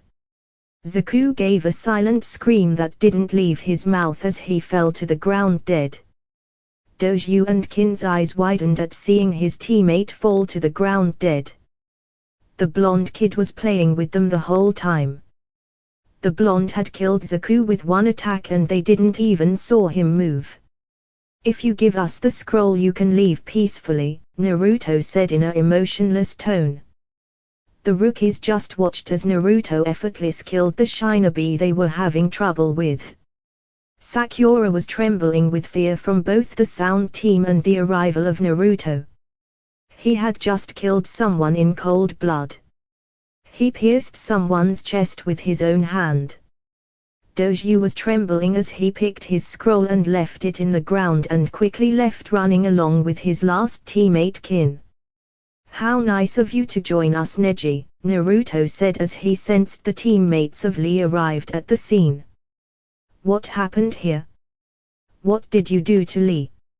Neji asked, activating his Bakugan and getting ready to attack until he got his answers. Suddenly a blast of chakra was felt by everyone in the area. They all turned to see Sasuke slowly rising up with some sort of purple chakra swirling around him. His body was covered in some sort of black tattoo. Yes, with this power I'll kill him, Sasuke said to no one. He could feel the power coursing through his body. A gift from Orochimaru. Sasuke looked around for someone to test his new powers in and quickly locked eyes with Naruto, who was standing near a dead body. Naruto, fight me, I want to test my new powers, Naruto commanded and quickly rushed Naruto and engaged in a taijutsu battle. Sasuke-kun, stop this, Sakura said, crying in the ground. This was all too much for her. She had to defend Sasuke and Kiba and got crushed. She watched as someone bit Sasuke in the neck and gave him some strange marking, and she was watching Sasuke apparently out of control. I don't have time for this. I can't allow him to use this curse mark any longer, Naruto thought. Naruto quickly outmaneuvered Sasuke and got behind, trapping him with his arms. Neji, do you mind? Naruto rhetorically asked. Neji smirked and got down from the tree. He arrived near the Uchiha, activated his Bakugan and quickly knocked him out by closing a few key tenketsus. Naruto sighed. Now that everything is more calm, let's leave this place. Everyone has their scrolls? Naruto asked and everyone nodded. Okay. Everyone touch a part of me and let's leave, Naruto said, and they just stared at him. He wanted them to touch him. What do you mean touch you? Neji asked, narrowing his eyes. Just place a hand on my shoulder or something like that. Neji, pick up Lee. Sakura, pick up Sasuke and Kiba, Naruto said, and everyone got ready around Naruto. They all vanished, and in what seemed to be an instant they all dropped down near the tower where Hinata and Shino were sighted waiting for Naruto. Geez, teleporting so many with me really takes a good chunk of chakra. Naruto thought as he regained his breath. Naruto, Hinata said, rushed to check him what happened. She asked. Team 7 got ambushed by Orochimaru, he replied, and she gasped. Naruto, how did you bring us to the tower so fast? Tenten asked curiously. Naruto started sweating, he didn't think much about it. It would be a mess if they found out already. It's a space-time technique like the summoning jutsu. I can teleport to Hinata, Naruto explained, hoping they would believe in him and not ask too many questions. She nodded and everyone entered the tower only to find an empty room. I think we should open the scrolls, Hinata said, and Naruto opened the scrolls. He opened them and saw it was a summoning scroll. Quick, toss them in the ground, Naruto yelled as the scrolls started to leak out smoke. Both scrolls disappeared in the middle of the smoke. When it cleared, there was a person standing in the middle of the room. Congratulations on passing the second round, she said. Teammate looked up to see Kuinai standing in front of them. Sensei, everyone said at the same time. Come on, let's get inside. You and the rest of Leaf's teams were the second to arrive. Only the Sand team is already here. You have 4 days to rest and get your strength back up, Kuinai said, and lead her team into the respective rooms where they would be staying. Teammate was walking towards their assigned rooms. Since they completed the second task of the Chunin exams in 1 day, they could relax and recover during the 4 available days. Naruto-kun, Hinata said, getting Naruto's attention. If I had to fight Gaara, do you think I could win? She asked. They continued walking and Naruto was thinking. After a few minutes he decided to reply. I don't really know what he can do, but when we met him, he had sand around him and apparently he is the son of the 4th Kazekage, so he probably can control sand with his chakra. Since you are a water type, you can drench his sand in water to make it slower and more chakra demanding to use, forcing him to waste more chakra. But if he decides to use his Baijua, then I think you would lose, unless you do that trick I taught you, he said, grinning. I guess you're right, she replied. Shino just heard the conversation with interest. This year there was a lot of tough competition. His bugs wouldn't much against a Baijua, since primarily he uses them to drain the enemy's chakra, and draining a Baijua might take a while. They arrived to their room and found it a standard room. It had 3 single beds, a small bathroom, a small desk with chairs and a window. Do you think you will be able to sleep without me? Naruto said, grinning. Oh, I'm not sleeping without you, she said, walking towards him. If you hold me close enough, I think we will be just fine, she replied and kissed him. I like the idea, he said, smiling and holding her. Want to go eat something? He asked and she nodded. Hey Shino, want to come? He asked and the bug boy simply nodded. They finished unpacking and left their stuff in the room. Teammate got out of the room and walked through the hall, heading towards the other floors. The tower in the middle of the Death Forest was relatively small. It had 5 floors. The first was reception and the arena, the second was the kitchen, the third and fourth floors were the rooms and bathrooms, and the last floor was the administrative and surveillance room. They made their way down the floors and quickly found the kitchen. There was plenty of food already prepared due to the Chunin exams. They entered the kitchen and noticed that they weren't alone. Inside the kitchen there was the Sand team. Hey Gaara, Naruto said, waving as he entered the kitchen. Both Kankuro and Tamarai instantly stiffened as they knew that Gaara could flip at any time. Hinata and Shino were just a bit weary of them. Uzumaki Naruto, Gaara said, eyeing Naruto carefully. You interest me, he said. Sorry, but I don't swing that way, besides I already have a girlfriend, Naruto said, chuckling and kissing Hinata's cheek. Gaara's eye twitched at his statement. Tamarai and Kankuro were wondering if all Leaf Shinobis had a death wish. Mother will have your blood and then everyone will acknowledge my existence, Gaara with a sick smile. Mother. You do realize Shukaku is male, right? Naruto asked, and you don't have to kill to have people noticing you, he finished. I doesn't matter, once I kill you I shall forever prove my existence, Gaara said. You want people to acknowledge you, then find people to protect. Instead of killing them, fight to protect them, and those few precious people will acknowledge you forever, Naruto explained. You fight to protect people. Gaara asked. Yes, that is right. Your true strength emerges when you fight to protect those you care about, Naruto said. Fool, we are nothing but murderers. We live to kill. We are weapons, Gaara said. Kankuro and Tamrai were listening to the conversation and wondering if they should leave because this conversation seemed to be heating up. I never considered myself a weapon, Naruto said. You are a fool and I shall prove it to you. Once I kill you everyone will notice my existence, Gaara said. Fine then. When we meet of the arena I shall prove to you that acknowledgement comes from people that care about you. Naruto said, and he and his team left the room, leaving a thirsty Gaara behind. Hey, I'm going to talk with Anko, I'll meet you later, Naruto said. Alright, see you later, she replied and gave him a quick kiss. Floor 5 surveillance room. Naruto separated from his team and headed towards the 5th floor. He walked towards said room and knocked on the door.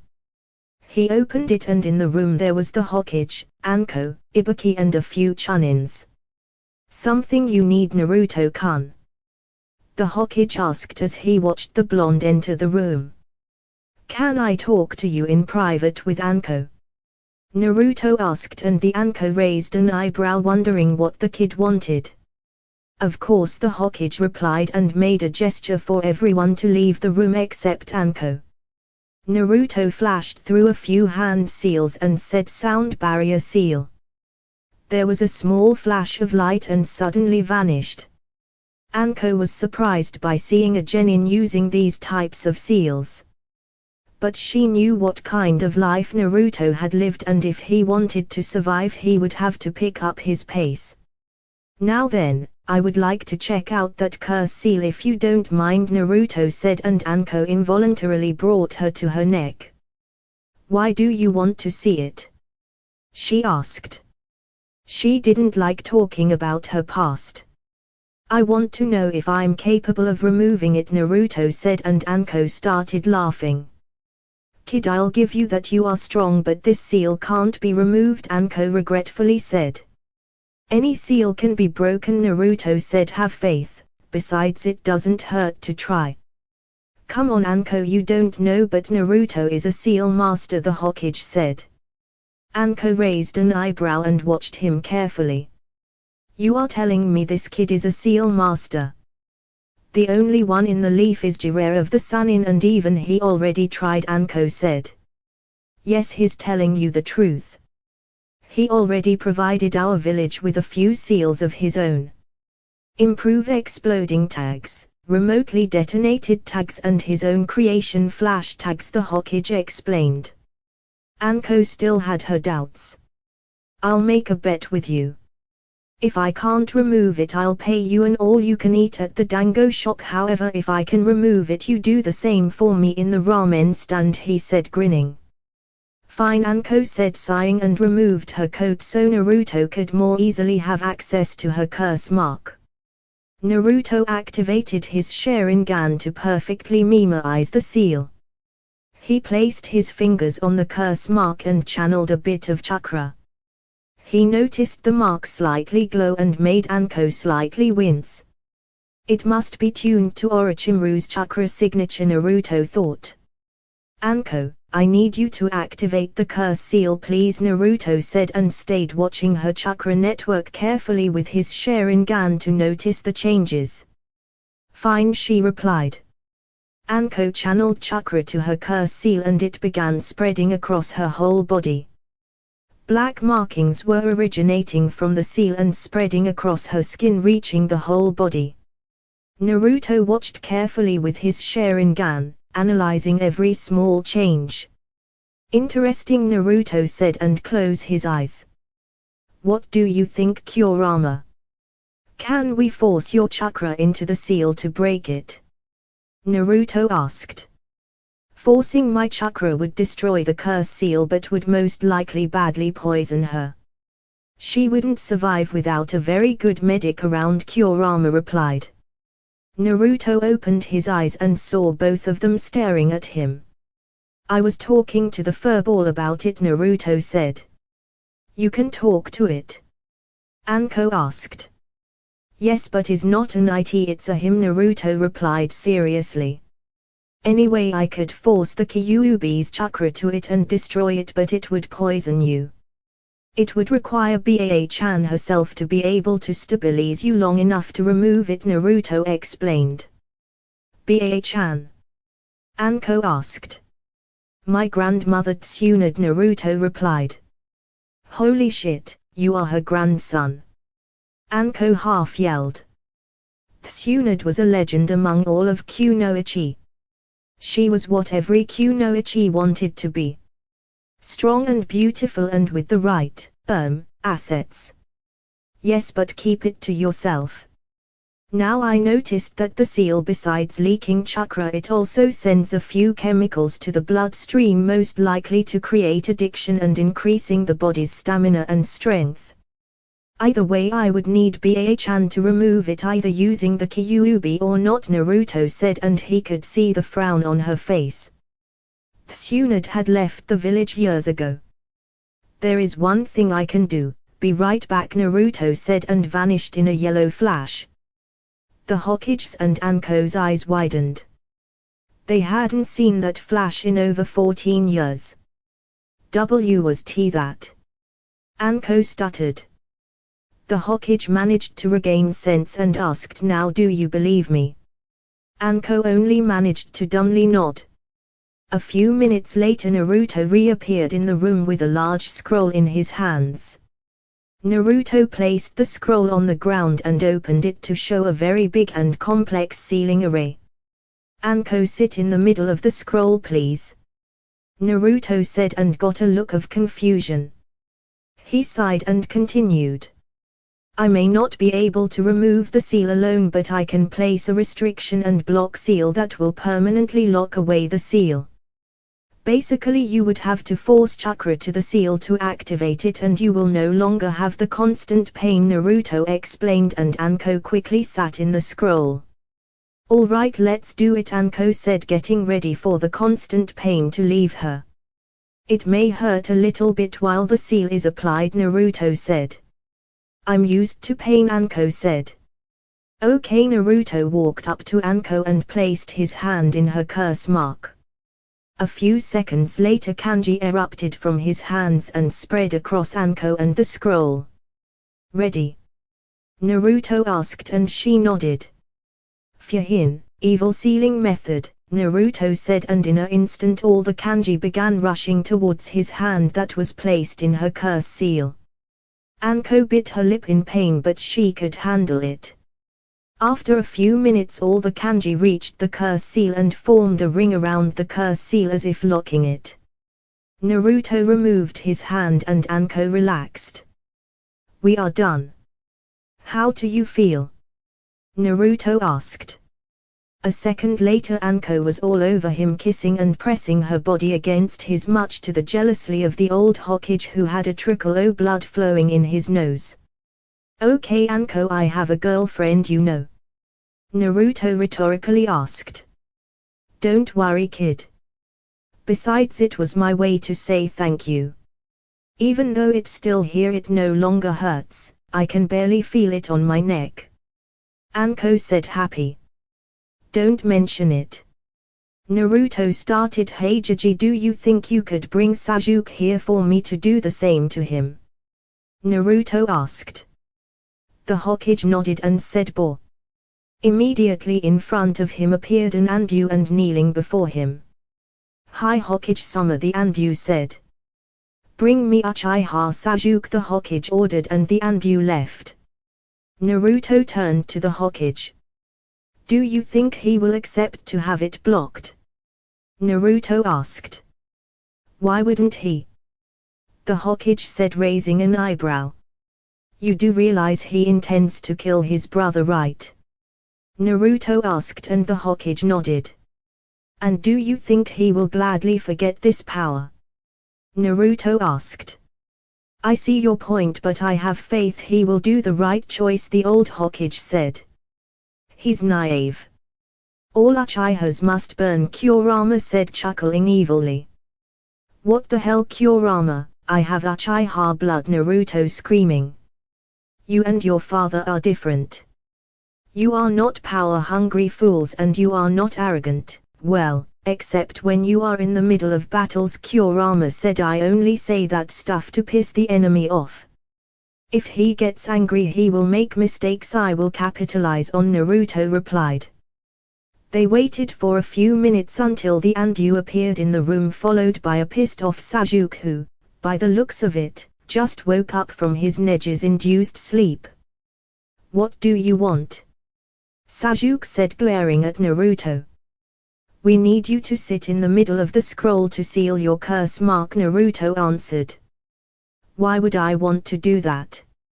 I need this power, Sasuke said. Idiot. You would be willing to be used as a puppet so that you could kill your brother? Naruto asked. Shut up. You don't know anything and I would gladly give my life if it meant to kill him, Sasuke said, and Naruto just shook his head. Fine. Sit in the scroll anyway. Since for now it's impossible to remove the curse seal safely without killing the host, I'm applying a suppression seal that allows for the host to have better control over the seal. Naruto explained, and Sasuke smirked. You shouldn't use it. I can see that the host tends to develop an addiction to its power. Naruto explained, and Sasuke simply shrugged it off. It was a gift and I intend to use it, Sasuke said, and Naruto shook his head. This might hurt a little, Naruto said, but didn't mind much. He did the same steps as for Anko and placed his hand on his curse seal. Fuhin, evil sealing method, Naruto said.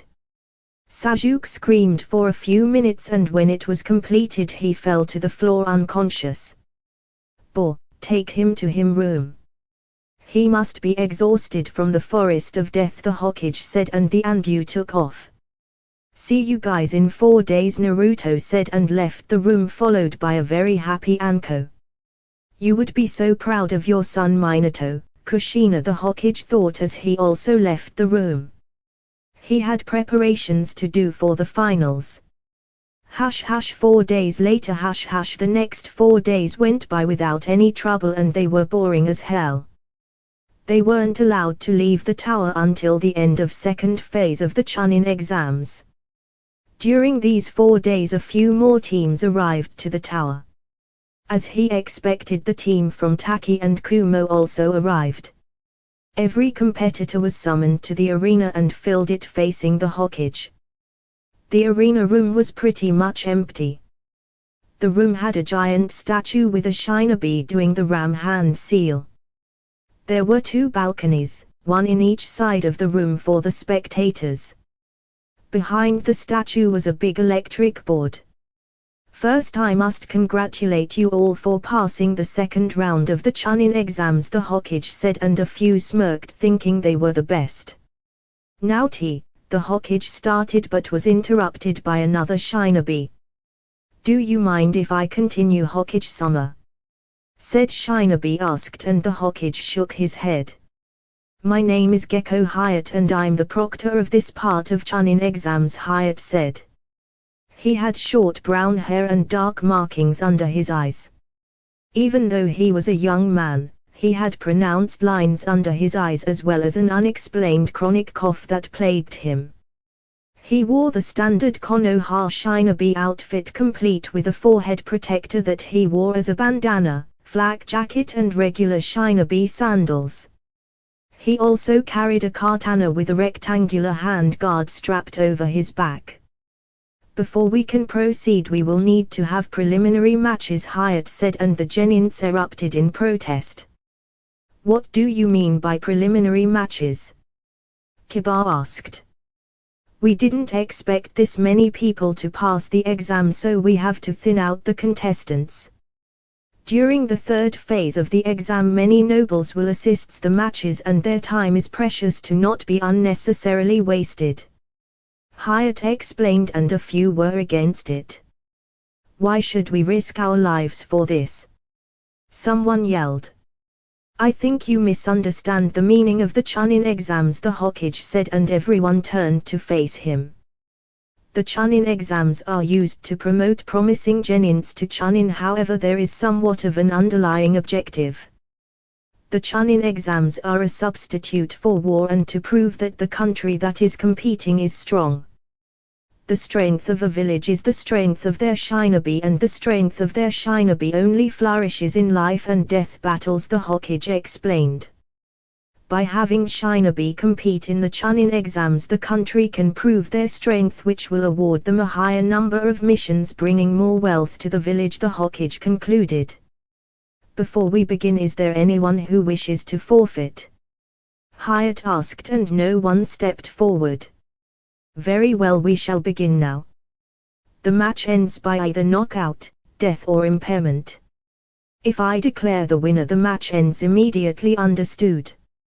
Hyatt said, eyeing them seriously, and everyone nodded. The names will appear on that electric board randomly, Hyatt explained as the board started shuffling through names. Since we have an odd number of contestants, one of you will advance immediately to the third round of the Chunin exams. Hyatt explained as the board went random names. Sabaku no Kankuro will have a free pass, Hyatt said. Lucky. I can go to the finals without showing my skills, Kankuro thought. The board started going through new names until it stopped. Will Uchiha Sasuke and Ren Azumi step forward? The rest of you please go to the balconies, Hyatt explained, and everyone left the arena except Sasuke and Azumi, who were staring at each other. Hash hash in the balcony, hash hash go Sasuke-kun, Sakura yelled, cheering for her Uchiha. Might as well see if I learn anything, Naruto said, activating his Sharingan, and proceeded to analyze the matches. Hash hash Uchiha Sasuke vs Ren Azumi, hash hash fighters ready? Hyatt asked, and both nodded. Hajime, Hyatt said, and jumped back. As soon Hyatt started the match, Sasuke rushed towards the enemy, went for a low kick. As Sasuke expected, Azumi jumped up, and Sasuke took this opportunity to quickly continue his rotation and placing a kick his Azumi's stomach, making him fly to the ground. Give up, you are no match for the Uchihas, Sasuke smugly said.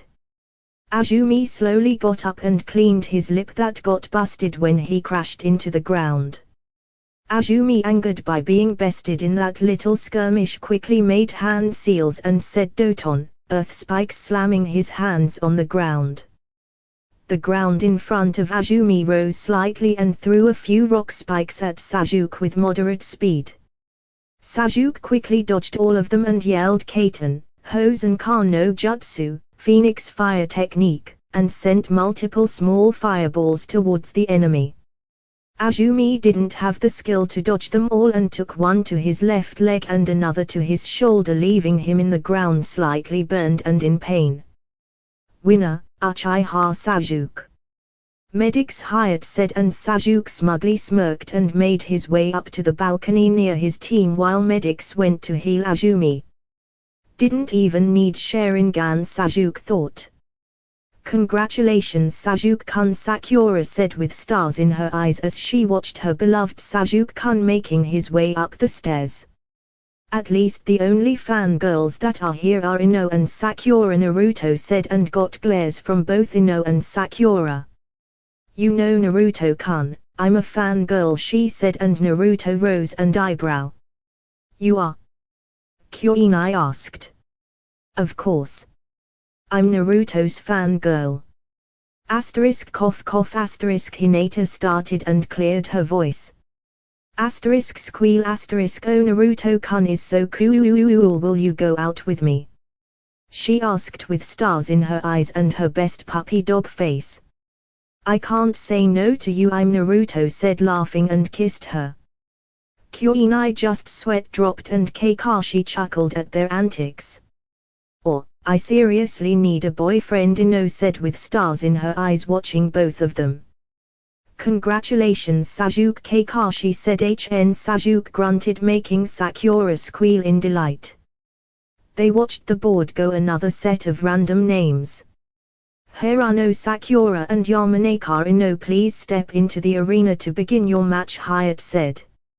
/N, like canon, not even going to bother with this. Due to both contestants being unconscious, I declare this match a tie, Hyatt said. Fangirls Yujito started the disgrace of the Kunoichi. If they spent more time training instead of drooling over the Uchiha over there, they wouldn't be slapping each other. It's just sad, Yujito said, and everyone nodded, agreeing with her. At least you learned how to properly slap someone, Naruto said, and everyone's sweat dropped. Sabaku no Gaara and Mwafuji, please step into the arena to begin your match, Hyatt said, and Gaara used his traditional sand shunshin to the arena while his opponent jumped off.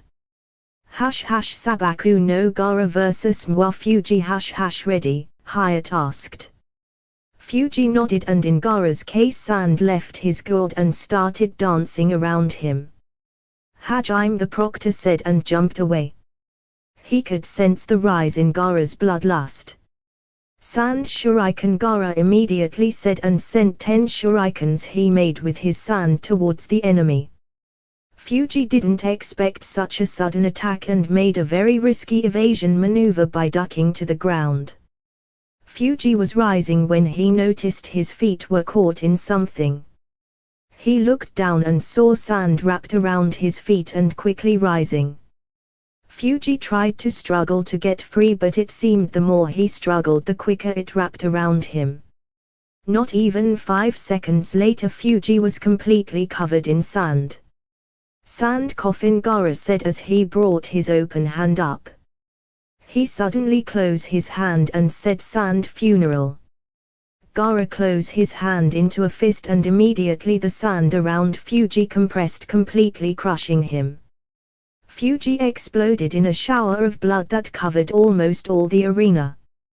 Winner, Sabaku no Gaara, Hyatt said, a little disgusted as someone could kill this easily, even more in a tournament. Hike killed him, Sakura said as she had awakened up just in time to see the bloody end. Fujifuwa murmured to herself. Even though, in her village, only Shibuki liked her, she still wouldn't want to kill anyone or wish their death for that fact. That Tanuki always wanted destruction. He still is insane, Kurama said to Naruto. I guess I need to defeat him if we face off to prove my point, Naruto replied. Uzumaki, you will be mine, Gaara almost yelled, pointing to our favorite blonde standing in the balcony. I already told you I don't swing that way, Naruto said, and that phrase pissed Gaara off as she shot a wave of sand towards him. Naruto watched the sand came to him, and before anyone could react, the sand wrapped around him and immediately crushed him. Naruto Kakashi yelled, and watched his little brother getting crushed to death. Gaara smiled as he finally got this precious blood offering to her mother. He quickly removed his sand to show an untouched Uzumaki. Naruto. Did you do something? Naruto asked. The reactions were very different. Kakashi sighed in relief. Tamrai and Kankuro had their jaws on the floor as they saw the blonde unhurt. Yujito stared at the blonde suspiciously. To her he was truly an enigma. Naruto made a quick sealless shunshin and landed right in front of Gaara. He proceeded to plant a very firm kick in his stomach and sent him flying to the wall. The sand wasn't quick enough to protect, and everyone could see small cracks appears in his skin. He hit Gaara, Kankuro said, flabbergasted. He never saw his brother get hit for that fact, and yet this blonde kid just appears in front of him and gives him a kick like it was nothing. So you do have another defensive sand layer, Naruto said as he watched Gaara get up and the cracks disappear. Enough, the voice of the Hokage roared through the room, instantly putting everyone in attention. Naruto, stand down, and you, the Hokage said, pointing to Baki. The Sand Team Jonin, control your students or we will discipline them for you. Apologies, Hokage-sama, Baki said, bowing to the Hokage. That Gaara almost ruined everything. A /N, Tenten vs Tamrai Cannon style, Hyuga Neji and Akimichi Choji, please step into the arena to begin your match, Hyatt said, and Choji got kinda scared, but nonetheless they both made their way down. Hajime, Hyatt said. As soon as the proctor started the match, Neji activated his Bakugan and charged at Choji. Choji panicked and started a sloppy Nikuden Sensha, human bullet tank. Choji started spinning and going with good speed against Neji. Neji watched him approach and quickly made a plan. Neji dodged to the side and placed his foot in front of Choji's path.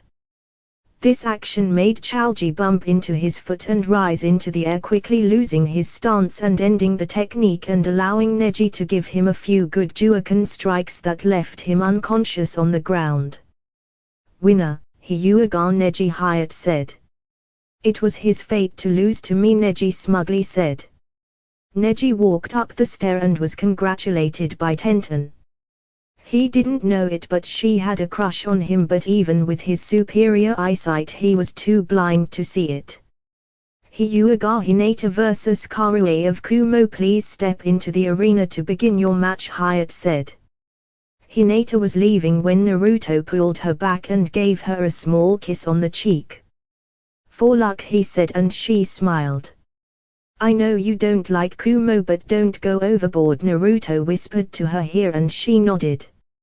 Hyuga Hinata vs Karue of Kumo #, ready, Hyatt asked, and seeing both nod he said Hajime. My lucky day, I get to face a Hyuga, Karue said, and got a confused look from Hinata. What I mean is that the Hyugas specialize too much on taijutsu. If I keep my distance you can't do anything. I wonder why our former Raikage wanted your bloodline so much, Karue said. Hinata frowned. You know, I was the one that was kidnapped that day, she said, and Karue raised an eyebrow. So that means that you are the heiress. My lucky day, I get to kick your ass and prove that the Hyugas are worthless, Karue said, smirking. Hinata chuckled sadly. I'm no longer the heiress or a Hyuga for that matter, Hinata replied. I don't understand, Karue said. What I meant is that I no longer belong to the Hyuga clan. My father deemed too weak to be the heiress of the clan, so he branded me with the cage bird seal and disavowed me from the clan, Hinata explained, and a few on the stands gasped. Balcony that's cruel, to leave your daughter because she's weak, Ino said. She wondered what would happen if that happened to her. Kyoinai seethed her teeth. When she found out, she wanted nothing more than strangle that Hayashi. To do that to his own family, no wonder he sent his own brother to his death. Hyuga Hinata vs Karue of Kumo Karue didn't say anything. She never knew that the Hyugas would be so cold and uncaring. She heard about that they were arrogant and stoic, but this was a new low. In the end, I should be grateful to you, Hinata started, and seeing Karue's confused look she continued, if you didn't kidnap me, Naruto-kun wouldn't have saved me, and maybe my father would never have expelled me. The last few years I've spent with Naruto-kun were my happiest time. My father never showed love or compassion of any sort, so I guess in the end everything worked out for the best, Hinata concluded, showing a small yet true smile. Naruto-kun, you mean that blonde kid? Karue asked, pointing to our favorite blonde watching in the balcony. Why are you calling me kid? We are the same age, Naruto stated from the balcony. Yes, he was the one that found me when I was being kidnapped and managed to hold off and eventually defeat my kidnapper, Hinata said, and Karue's eye widened. But you were 6 years old. How can a 6-year-old child kill a Jonin?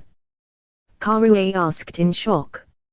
Everyone who heard took a while to assimilate and turned to face the blonde. Naruto sighed and answered, that is what happens when people underestimate me.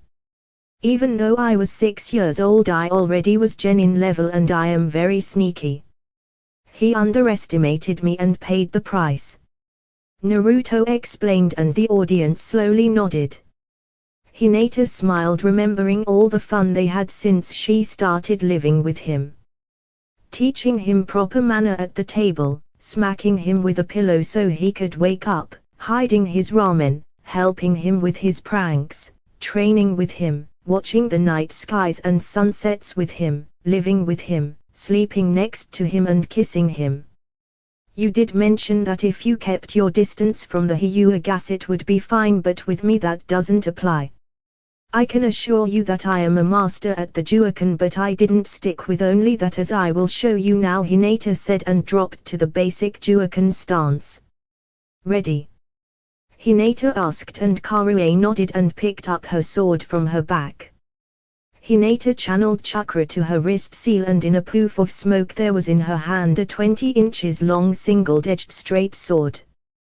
The blade's hilt was lavender with white lines around the edges. So you know Kenjutsu, Karue said and dashed towards her. Karue jumped and did a vertical slash only to Hinata block with her own sword.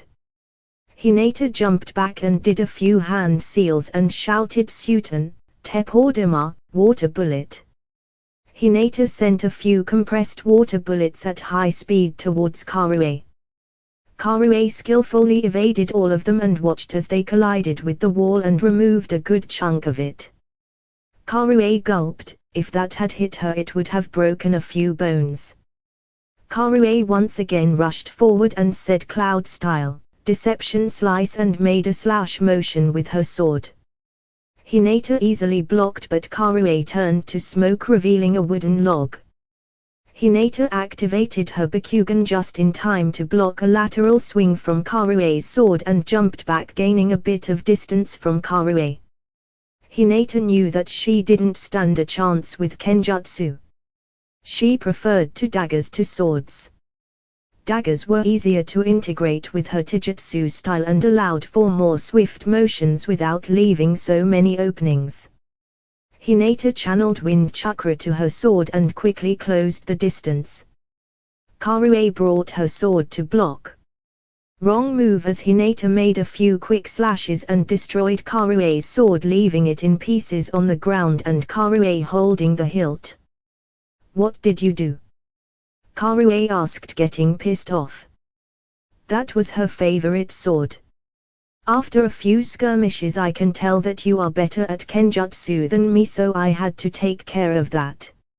I channeled wind chakra to my sword and destroyed yours, Hinata explained, and once again ran through hand seals and said Suiten, Swishauha, exploding water wave. Hinata expelled great amounts of water to the arena, completely flooding the grounds. Balcony not possible. That's an A-rank water jutsu. How can she have enough chakra for that? Kakashi asked out loud and turned to Kyoinai. What have you been teaching them? He asked. Kyoinai simply smirked. I didn't teach them anything, all credits go for Naruto, Kyoinai said, and Kakashi turned to Naruto. I told you I've been training since I was 5 years old. Hinata joined me when she was 7. The dead last and the shy girl was all a cover. Deception is a ninja's greatest tool, Naruto said, and everyone turned their attention to the arena. Hyuga Hinata vs Karue of Kumo Raiten, Kangekiha, lightning style, emotion wave, Karue said and channeled Raiten chakra through her hands and released it through the water to shock Hinata. Hinata saw this and jumped up to break her connection with the water.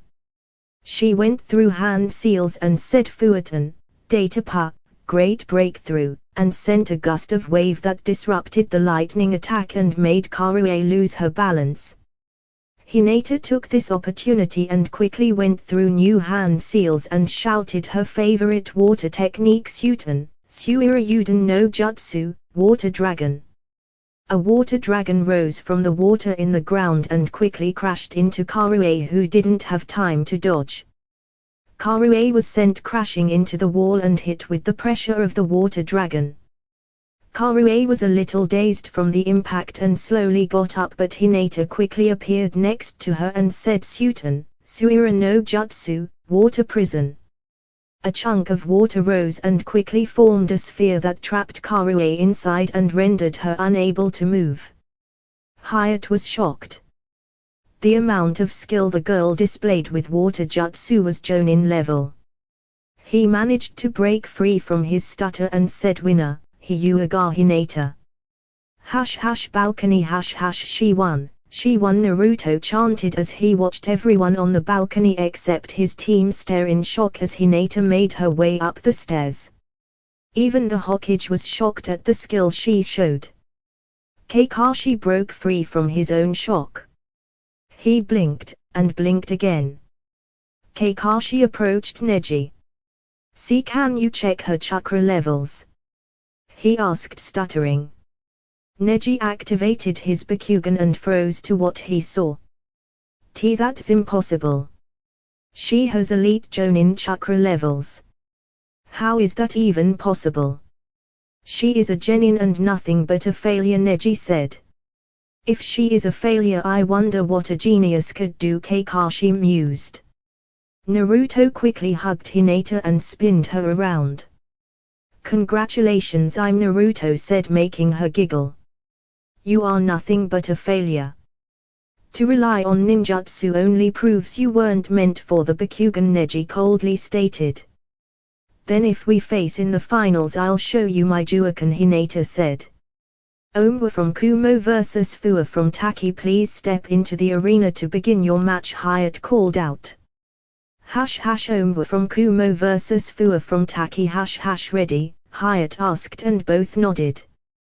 "I'm," Hyatt called out and immediately jumped back.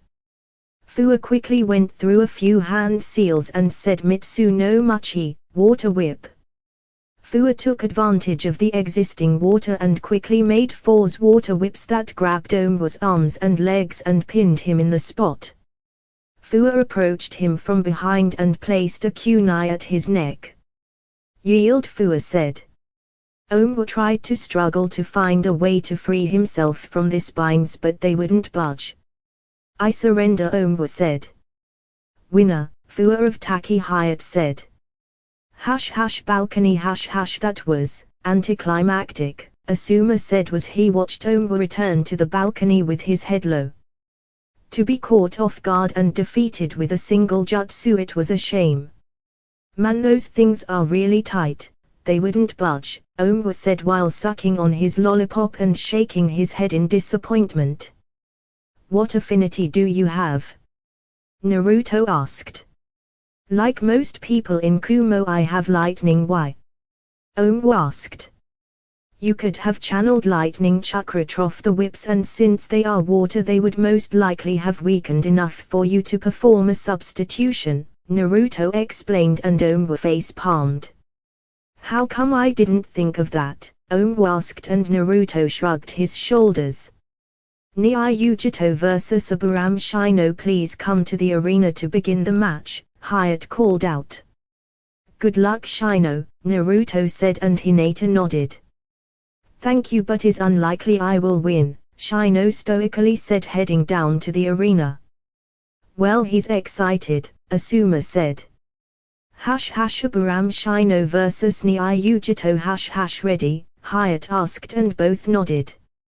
"I'm," Hyatt said, and jumped back. Immediately as Hyatt said start, Yujito jumped into action and quickly closed the distance between her and Shino. Yujito jumped in the air and performed a drop kick. Shino brought both his arms up in AX formation and blocked the kick. Shino quickly grabbed her leg and spinning threw her at the wall. Yujito twisted midair and landed gracefully in the wall like a cat would. Balcony looks like Shino's taijutsu skill has increased, Kakashi said, surprised. "Since Naruto and Hinata were more advanced, it gave me more time to focus on Shino. Also, his main weakness, as most long-range users, is taijutsu, so we tried to get him a defensive type taijutsu style," Kunai explained, and Kakashi nodded. "Go Shino, kick her ass," Naruto yelled. Kunai just shook her head. Naruto could defeat her in a spar and yet he still had a childish behavior. Aburam Shino vs NaruHina. Yujito dropped from the wall and into the ground and crouched in all four like a cat getting ready to pounce on the victim. Shino eyed her very carefully and started releasing his bugs. Yujito saw the bugs heading towards her and shouted Kaiten, Hosenka no Jutsu, Phoenix Fire Technique. Multiple fireballs crashed into Shino's bugs and engulfed them in flames. Yujito smirked but quickly dropped her smile when she noticed that the bugs were still coming as if nothing happened to them. How did you do that? Yujito asked. My main weakness is fire since it can easily destroy my bugs, so I coated them with water chakra to protect them, Shino stoically explained. I guess I have to turn up the heat, Yujito said smirking. Let's go Nibi, Yujito said to her partner. Right Kitten, Nibi replied. Kaiten, Aogu Keikyu no Jutsu, blue fireball technique, Yujito yelled and unleashed a big blue fireball towards Shino. This fireball engulfed the bugs and immediately turned them to dust. The fireball continued its path towards Shino. Doton, Doryu Heki, earth wall, Shino said, and a small earth wall rose in front of him to protect him. The fireball collided to the earth wall and slowly but surely began to apply pressure. The wall didn't stand a chance with a Baijua-powered fireball and began to crack until he collapsed. Shino saw the wall starting to crack and immediately jumped away. Yujito expected such, so she was there to greet with a fierce punch to his face. Yujito punched him but he transformed into Bug's bug clone, Yujito thought as the clone she punched began to surround her. Yujito channeled Nibi's chakra and one by one each of the bugs began to fall on the ground, killed by the Baijua's extremely poisonous chakra. I surrender, she destroyed one of my hives and I'm low on chakra. It would be illogical to proceed, Shino breathing heavily. Winner by forfeit Yujito, Hyatt said. Balcony you did good Shino, Kyuinai said and he nodded. Yeah, it would be very hard to win against someone like her, Naruto said. What's so special about her? Sasuke asked, but it felt more like a demand. Let's just say she's the number 2, Naruto said smirking, and Sasuke was about to jump him when Kakashi caught his shoulder. The Hokage heard that and already suspected as much. That means that with her there are 5 Jinchurikis here, the Hokage thought. NaruHina vs Inuzuka Kiba, please come to the arena, Hyatt called.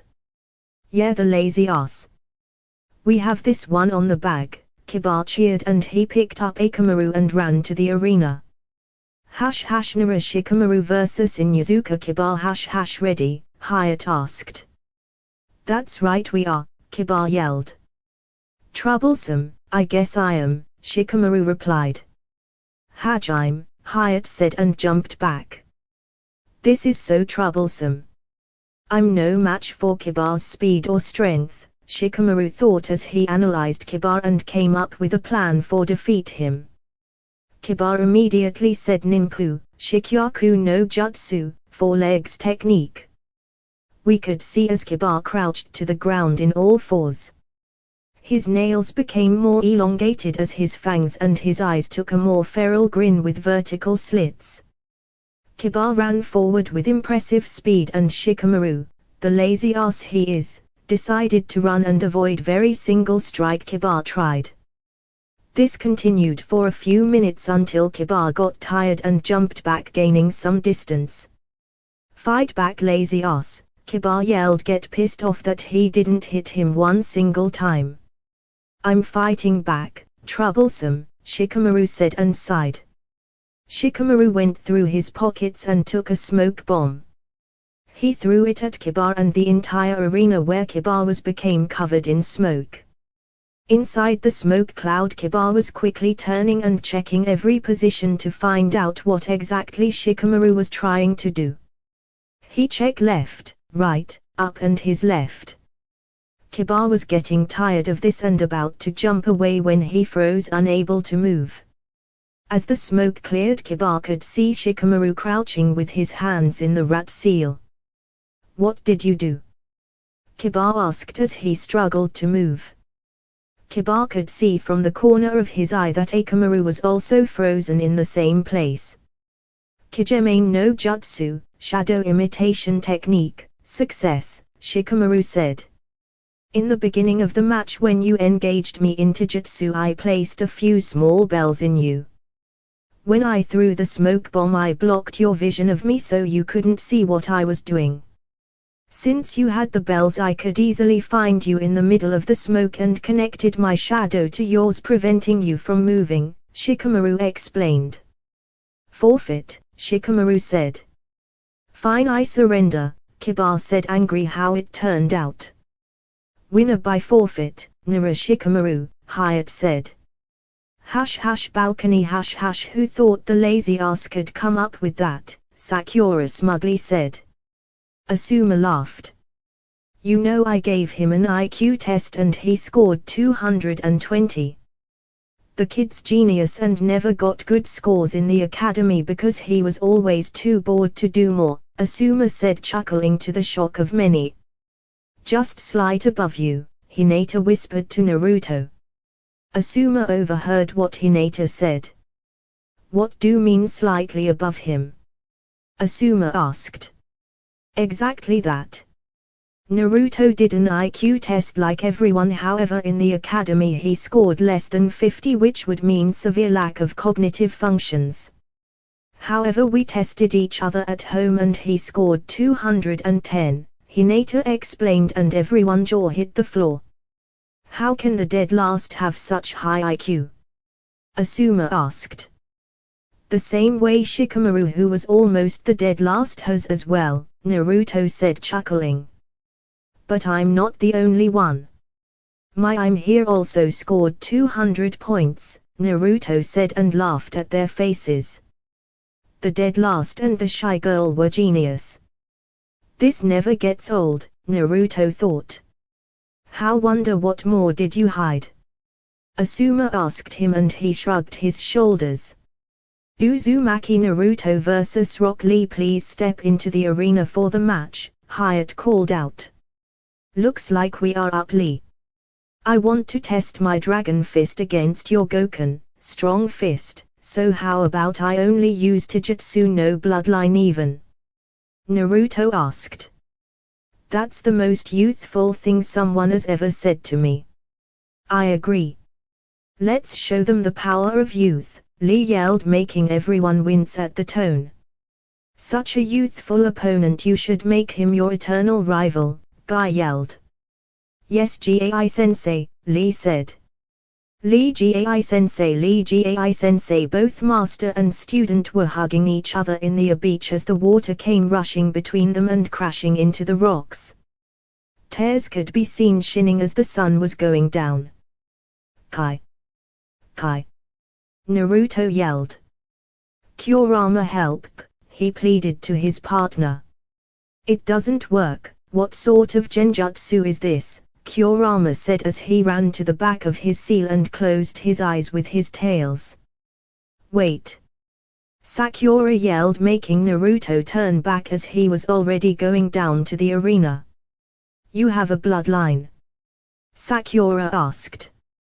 "Yes, I do," Naruto said and discarded any more question as he turned to leave again.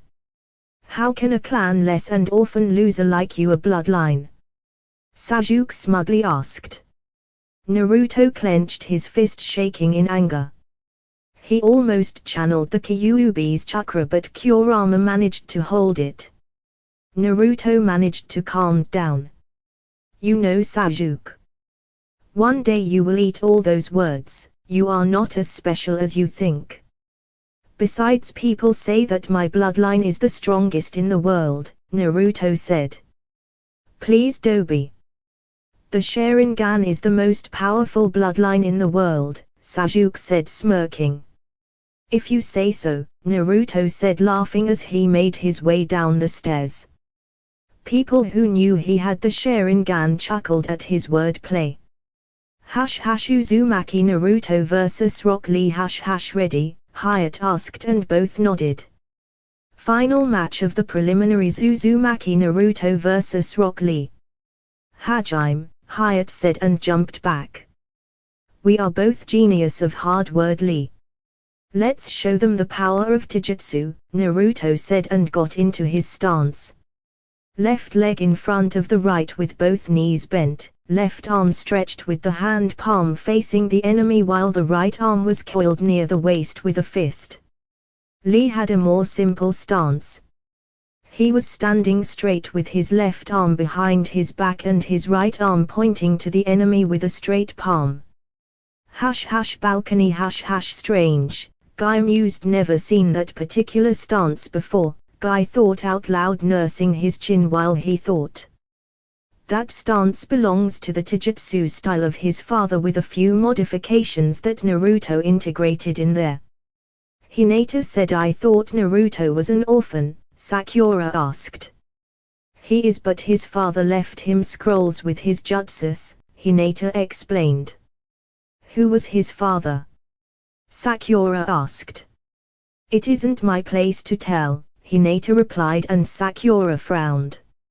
Must be some unknown chunin who got drunk and died in some mission, Sasuke said, and Kakashi was about to snap his neck for disrespecting his sensei. Uzumaki Naruto vs Rock Lee as Hyatt said start, Rock Lee immediately started running to Naruto. He closed the distance in no time. Lee jumped and said Konoha Senpua, Leaf Whirlwind, and tried to kick him. Naruto brought his right arm and blocked the kick. Lee jumped back and Naruto immediately regretted blocking that as his arm felt a little numb. As Lee touched the ground, he went again at high speeds towards Naruto and both engaged in a fierce display of Taijutsu. Due to the fact that Naruto could use chakra to empower his muscles, he had a slight advantage in speed in short bursts that were perfect for his quick counters. The battle went on until Lee quickly got in past his defenses. Lee crouched beneath Naruto and said Konoha Shaofua, Leaf Rising Wind. Lee tried an uppercut with his feet at Naruto, but he managed to roll and dodge it. As Naruto was rolling, he tried to sweep Lee's legs only to make him jump back and evade it as well. As soon as Lee touched the ground, he disappeared in a burst of speed. Naruto looked around until he felt Lee above. He looked up just in time to block a powerful drop kick with both arms. Naruto quickly grabbed his leg and threw Lee at the ground. Lee spinned and landed without trouble at the ground. Your Taijutsu is very good, Naruto-kun, as expected from my eternal rival, Lee said with tears in his eyes. Naruto shuddered and replied, surely, eternal rivals. Naruto knew he might have signed his death sentence right there, but this match was extremely good. Hinata was a very good sparring partner at Taijutsu, but she always used her gentle fist style. Naruto never faced a user of Goken. Even thought Naruto had the advantage in speed, he sometimes managed to get in a punch or kick, but Lee seemed to brush them off as nothing more than a little scratch. But this difference in speed was almost removed by Lee's experience in Taijutsu, putting them equals in skill. This time Naruto took charge and ran towards Lee. Naruto threw a sloppy punch that Lee easily sidestepped, but that was what Naruto wanted. As soon as Lee sidestepped his punch, Naruto threw his hands to the ground to support himself and used his legs to snare Lee's head between his feet. Naruto with a swift motion of his ankles threw Lee at a wall, who didn't see that coming and was unable to block. Balcony impressive, Guy shocked with that particular movement that managed to firmly give Lee some damage. Naruto's Taijutsu style incorporates a lot of acrobatic movements. He could have snapped Lee's neck with that one, Hinata explained, and Guy's eyes widened. Thank God his student was alive. Uzumaki Naruto vs Rock Lee. I didn't expect such a technique from you, Naruto-kun, Lee said as he got up and brushed off the dust. Lee, take them off, Guy yelled from the balcony. Lee heard what his sensei said and was surprised.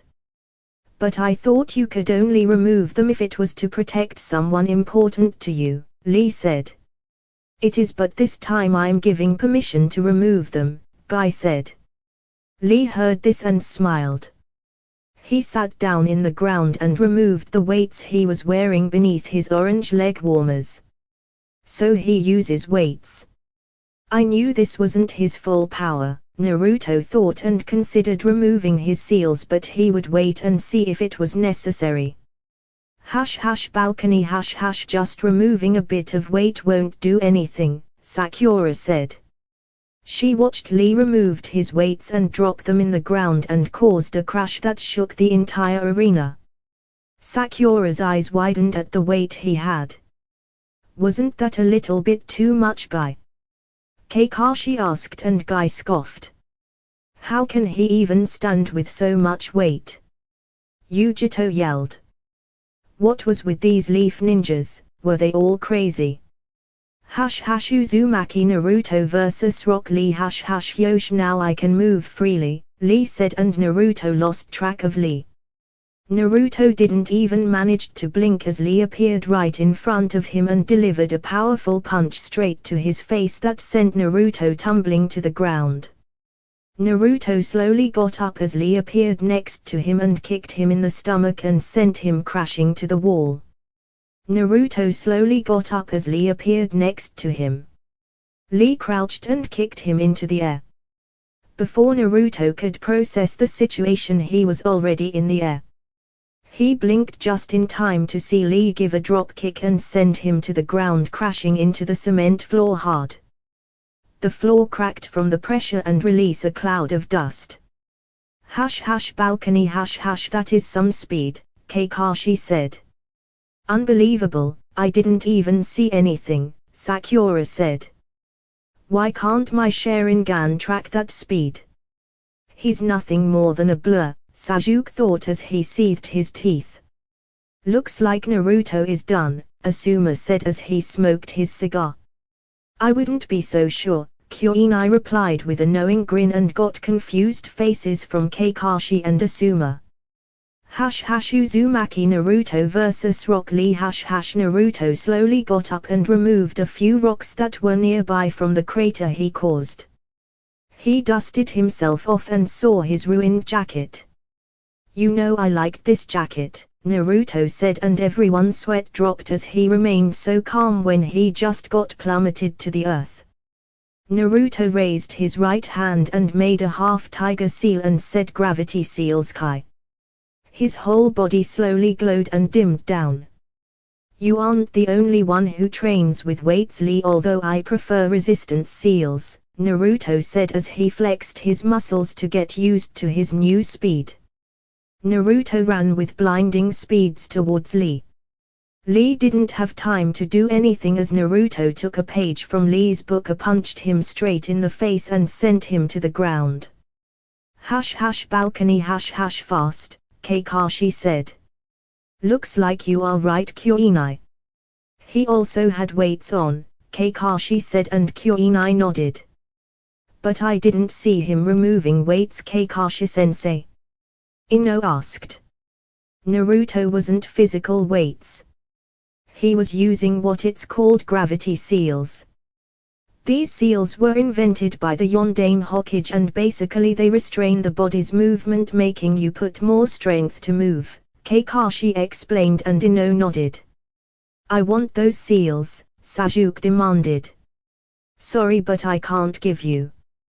They can only be applied by someone very well versed in seals, and they are very dangerous to anyone who doesn't know seals. If you don't know how to properly use them, you may not be able to deactivate them during a battle, giving the opponent a big advantage, Kakashi explained with a serious tone. Then how can that Dobe use them? Sasuke asked as he saw Naruto get leaps ahead of him. That power should be his. Apparently he's very good with seals and a seal master, Kakashi said, much to the surprise of everyone. But I thought you needed to very smart to learn that, Sakura asked. Then I guess that Hinata was saying the truth about his IQ, Kakashi said, chuckling. Uzumaki Naruto vs Rock Lee. They both engaged in a vicious taijutsu battle. To anyone below Jonin they were nothing but blurs at such speeds. The power and speed that was behind those attacks was enough to completely shatter anyone bone it hit the opponent. Every single punch or kick they gave, the opponent blocked it and sent a shock wave towards the whole arena. Lee disappeared in a burst of speed and quickly appeared behind Naruto and threw a punch.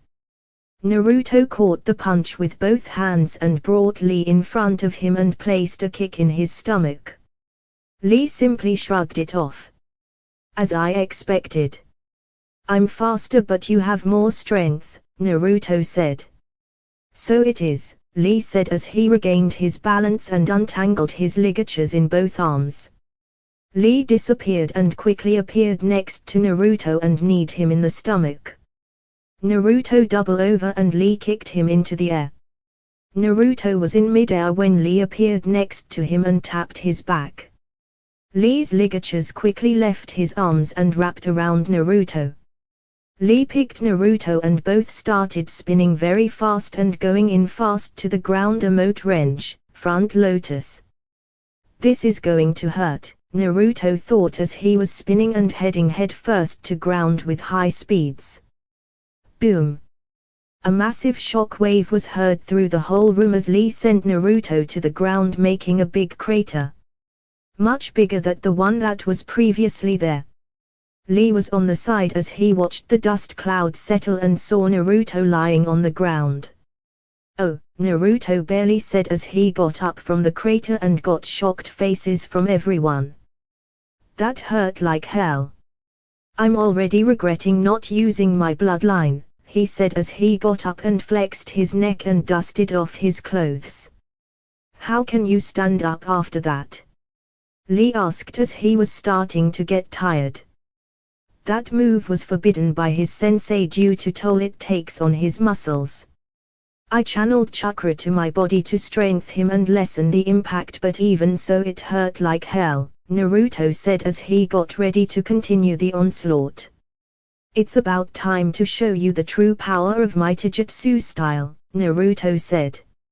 Lee didn't want to give him time to recover and quickly ran towards him and said Konoha Senpua, Leaf Whirlwind. Naruto already knew this move and took the opportunity. He saw the kick approaching and elbowed Lee's leg. Lee toppled over in pain and nursed his leg.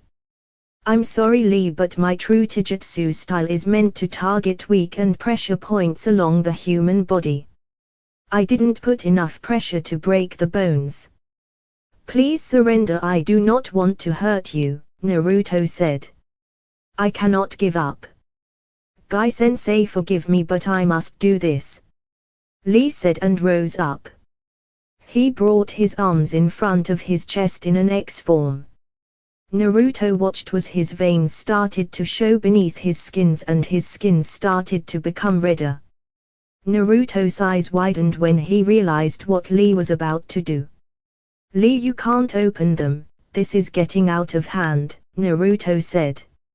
I cannot give up, for this is my Nindo way, Lee said.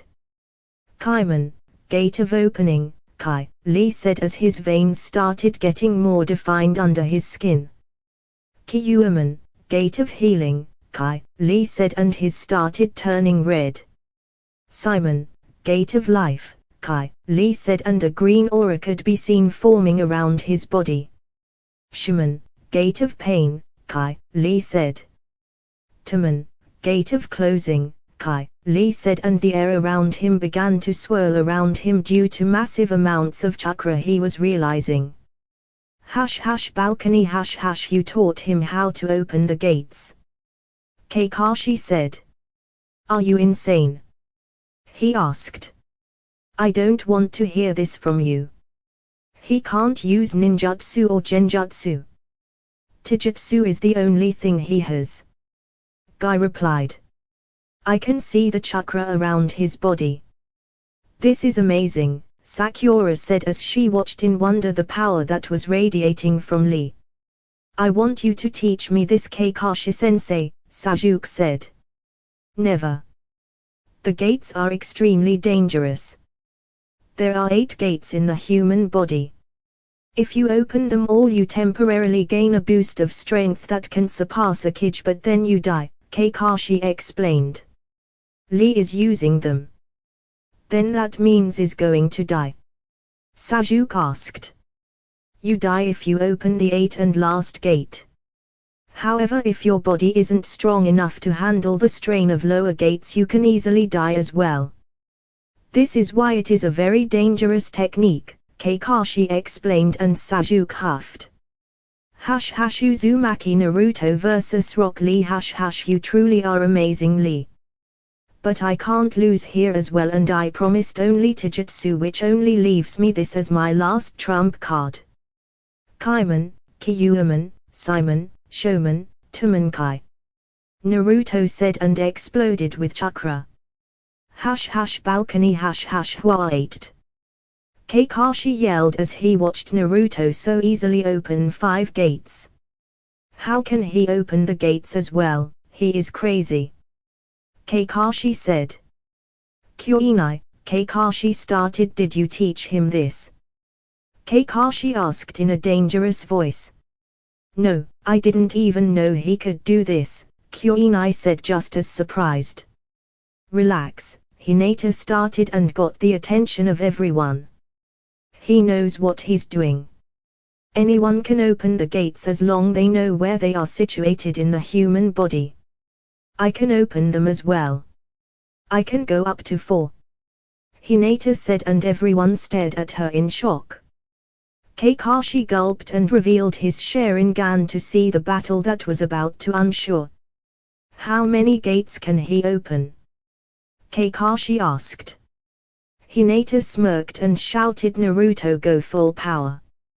Uzumaki Naruto vs Rock Lee. Naruto laughed at the enthusiasm Hinata was showing and decided to show them. Kurama, get ready. I'm going full strength, Naruto said, smirking. Honestly, you have no restraint, Kurama replied. Kiman, joy of gate, Kuman, gate of shock, Kai, Naruto said, and he was surrounded by a blue aura. Balcony 7 gates, Kakashi said, barely standing. Sakura, Ino and most of the weaker genins were on the ground. The amount of power Naruto was unleashing was pushing the air from everyone. Uzumaki Naruto vs Rock Lee. Shimon, gate of death, Kai, Naruto said, and everyone's eyes widened. Naruto's muscles bulged out completely, ripping off his mesh armor and shirt he had, leaving his torso naked. Naruto started walking towards Lee. Every step he took the ground beneath him cracked. His eyes were completely blue and his skin was red. His was sweating heavily and that gave him a blue aura around. His hair was flowing in the air and lightly glowing. Balcony he opened the last gate, Kakashi said as he fell to his knees. Don't worry, Hinata said calmly, and everyone stared at her. There are 5 people in the whole world who can open all gates and live, and Naruto is one of them, Hinata concluded. Why, you mean he can open the last gate and live? Guy asked, and she nodded. Guy gulped and turned his attention to the arena. This was a moment of a lifetime. To be able to witness all 8 gates opened. Uzumaki Naruto vs Rock Lee. Ready, Lee? Naruto asked. His voice took a deeper tone due to all the open gates. Lee gulped and slowly nodded, not really wanting to see just what was going to happen to him. Naruto disappeared in a burst of speed that not even the Hokage could follow. Not even Kakashi's Sharingan managed to follow him. Lee looked around when suddenly felt crippling pain in his stomach. He looked down and saw Naruto with his fist embedded in his chest. Lee was sent flying. Before he could hit anything, Naruto appeared beneath him and kneed him in the back and sent him into the air. Naruto disappeared once again and appeared above Lee in the air. Naruto punched Lee with such strength that sent a shockwave throughout the whole arena. Anyone watching had to secure themselves with chakra to stand. Lee was about to go crashing into the ground when Naruto pulled him back by his arms' ligatures and gave him a drop kick to the chest and sent crashing into the ground. When Lee smashed, the whole building shacked and the arena was blown to bits. The Hokage and Jonins that were watching had to leave, otherwise they would receive the full power of the blast wave. Naruto dropped to the ground and kneeled. Even thought he could survive opening all the gates. It took a very large toll in his body. Hyatt approached Lee to see if he was even in one piece. He approached him and touched his neck and felt a weak pulse from him. Ah! Winner by knockout, Uzumaki Naruto, Hyatt said, stuttering. He snapped from his shocks and yelled, "Medics!" Hash hash balcony hash hash. No one said anything to the amount of power they just displayed. They wondered how even Lee managed to survive such brutal strikes. They saw Naruto slowly walking up to them. They noticed he was breathing heavily. "So that's the power of the 8 gate, Guy said as he ran towards his fallen student. Are you okay, Naruto?" Kakashi asked. Naruto sunk to the ground and leaned against the wall. "Yeah, I just need a little bit of sleep and I'll be back up in no time," he replied. "You aren't human," Yujito said as she approached Naruto. "Funny, because if it weren't for the furball I would have died," Naruto said, chuckling to the shock of many and confusion of the others. "You probably wouldn't survive. Anyone below the 5th wouldn't survive opening the last gate. I don't like openings gate because I have better options, but I promise Lee a Taijutsu only battle. I won't be able to move properly today," Naruto said. "Do you know any of them?" Sasuke smugly asked, trying to get as much information as he could. "Well, of the 5 people that can survive, there are 3 in here. There's me, Killer Bee," Naruto said, pointing towards the Kumo's team Jonin, "and there is Fua," Naruto concluded, pointing to Fua, the member of the Taki team. "Why are they so special?" Sasuke asked, and everyone tensed. "Not my place to tell, Sasuke," Naruto replied and got to his feet. Sasuke scowled. "The blonde contestants gather up," Hyatt said, and everyone who passed was now standing in front of Hyatt. "Is Lee all right?" Naruto asked. "Well, according to the medics, his muscles are shredded, he has a few broken bones, a dislocated shoulder and a concussion," Hyatt replied, and everyone stared at Naruto, who was starting to feel bad for what he did. "Don't worry. He will need to be in bed for 3 weeks before he can walk again, but he will be just fine," Hyatt said, and Naruto sighed in relief. The finals for this year Chunin's exam will be held in main arena in 1 month time. Here it is, the tournament grid. "Take a good look," Hyatt said and showed them the paper. Hyuga Hinata vs Hyuga Neji, Fua vs Nyujito Sabaku no Temurai vs Narushikamaru, Uzumaki Naruto vs Uchiha Sasuke, Sabaku no Gaara vs Sabaku no Kankuro. "Looks like I will be able to show you the true power of the Sharingan," Sasuke smirked towards Naruto. Naruto laughed and Sasuke got pissed. "What's so funny?" Sasuke asked. "I'll give it to you. The Sharingan is an amazing tool, but that alone isn't enough," Naruto explained. "You will never know the true power of the Sharingan, and I will show it to you in the finals," Sasuke said, smirking. "I guess we will test whose bloodline is more developed," Naruto said, smirking. Everyone who was in the room just watched and began considering that Sasuke had a death wish. Bloodline or not, the amount of power Naruto unleashed here was enough to even give Kakashi or Guy a run for their money. I guess we also face each other, cousin. I will show you what a failure you are, Neji said to Hinata with his traditional arrogant grin. Maybe, but I will not give up, Hinata said smiling. Okay contestants, you may leave the room. See you all in 1 month. Naruto, stay behind, I want to talk to you, the Hokage said, and he nodded. Hush hush with the Hokage, hush hush. Congratulations Naruto-kun, although you pulled a dangerous move, the Hokage said in a serious tone. I know. I would never use the gates since I have better options, but I wanted to give to Lia Taijutsu battle, Naruto explained, and the Hokage nodded. What do you plan to do during this free month? The Hokage asked. Train, of course. Why do you ask? Naruto asked. Well, since both you and Hinata passed and Kyoinai can only train one person effectively, I thought I would mention that your godfather arrived yesterday to the village, the Hokage said, and watched Naruto's reaction. My godfather? Who is he? Naruto asked, wondering who did his father choose. My student Jiraiya and one of teammates of your grandmother, the Hokage replied, and watched Naruto's jaw hit the floor. You mean the Jiraiya of the Sannin? Naruto asked, getting ready to chase to man for training. The one and only, the Hokage replied, laughing. He should be in the hot springs. Naruto didn't think much of it and quickly left to the hot springs to meet his godfather. His godfather was the Jiraiya of Legendary 3. He should really be able to teach him all sort of powerful techniques and be very strong and serious person. Right. Naruto left the main arena and found his team waiting for him. Everything all right? Hinata asked. Yeah, the old man just told me my godfather was in town.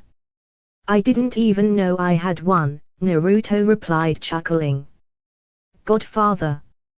Who is he? Kyoinai asked. Jiraiya of the Sannin, Naruto said, and laughed at their faces. I know, I had the same reaction when Jiji told me. How are we doing this, sensei? Naruto asked. Well, I can't train you at the same time, otherwise it would unfair, as you will probably face each other in the finals, Kyoinai said. You can give your full time to Hinata-chan. I'll pester my godfather for some training. Naruto said. Okay, Kyoinai replied. See you later at home, Naruto said. He kissed her cheek and left. Hush hush, Konoha's hot springs, hush hush. Naruto walked through Konoha heading towards an objective. Meet his godfather at the hot springs. Konoha's hot springs were relatively small when compared to other exotic destinations, but it was enough for a village like Konoha. Naruto calmly walked through the village. He was still tired from opening all the gates and got berated by Kurama, who had to heal him. No pain, no gain, right? Naruto quickly arrived at his destination and found it surprisingly calm on the outside. Normally in a warm day like this one should find the hot springs with more guests. In the end it was better this way. Naruto entered the hot springs and made his way towards the reception desk.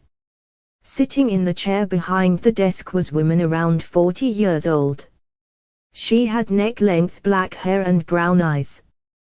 Good afternoon, I would like to know if there's someone called Jiraiya using the hot springs. Naruto asked. Not that I'm aware of, dear, she replied, and Naruto raised an eyebrow at her kind tone. There is a couple of kunoichis, but the male section is completely empty, she finished, she explained. Naruto sighed and walked out. When he came outside he noticed that Ebisu was there. Peeping on women again, closet pervert? Naruto asked, making Ebisu jump. Such rude comment. I'm a gentleman, Ebisu explained. Sure. That's why you are blushing and have a small trickle of blood on your nose, Naruto said, pointing at him. Nonsense. Ibisu said, waving him off. Shouldn't you be training?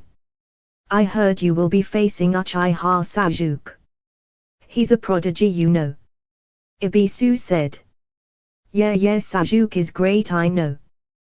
Once I drive his ass to the ground in front of everyone, no one will say that again, Naruto smirking. You really think you can defeat an Uchiha? Nonetheless, the Rookie of the Year, Ibisu asked. Even a genin can kill a Kage, Naruto replied, much to the surprise of Ibisu. Besides, instead of peeking, shouldn't you be training Konohamaru? Naruto asked. Ibisu thought for a moment and came with the perfect excuse for being there. I was testing the hot water to see if it was good so that Konohamaru could train chakra control, Ibisu stated, smugly rubbing the bridge of his nose. Does he think he fools anyone? Naruto thought.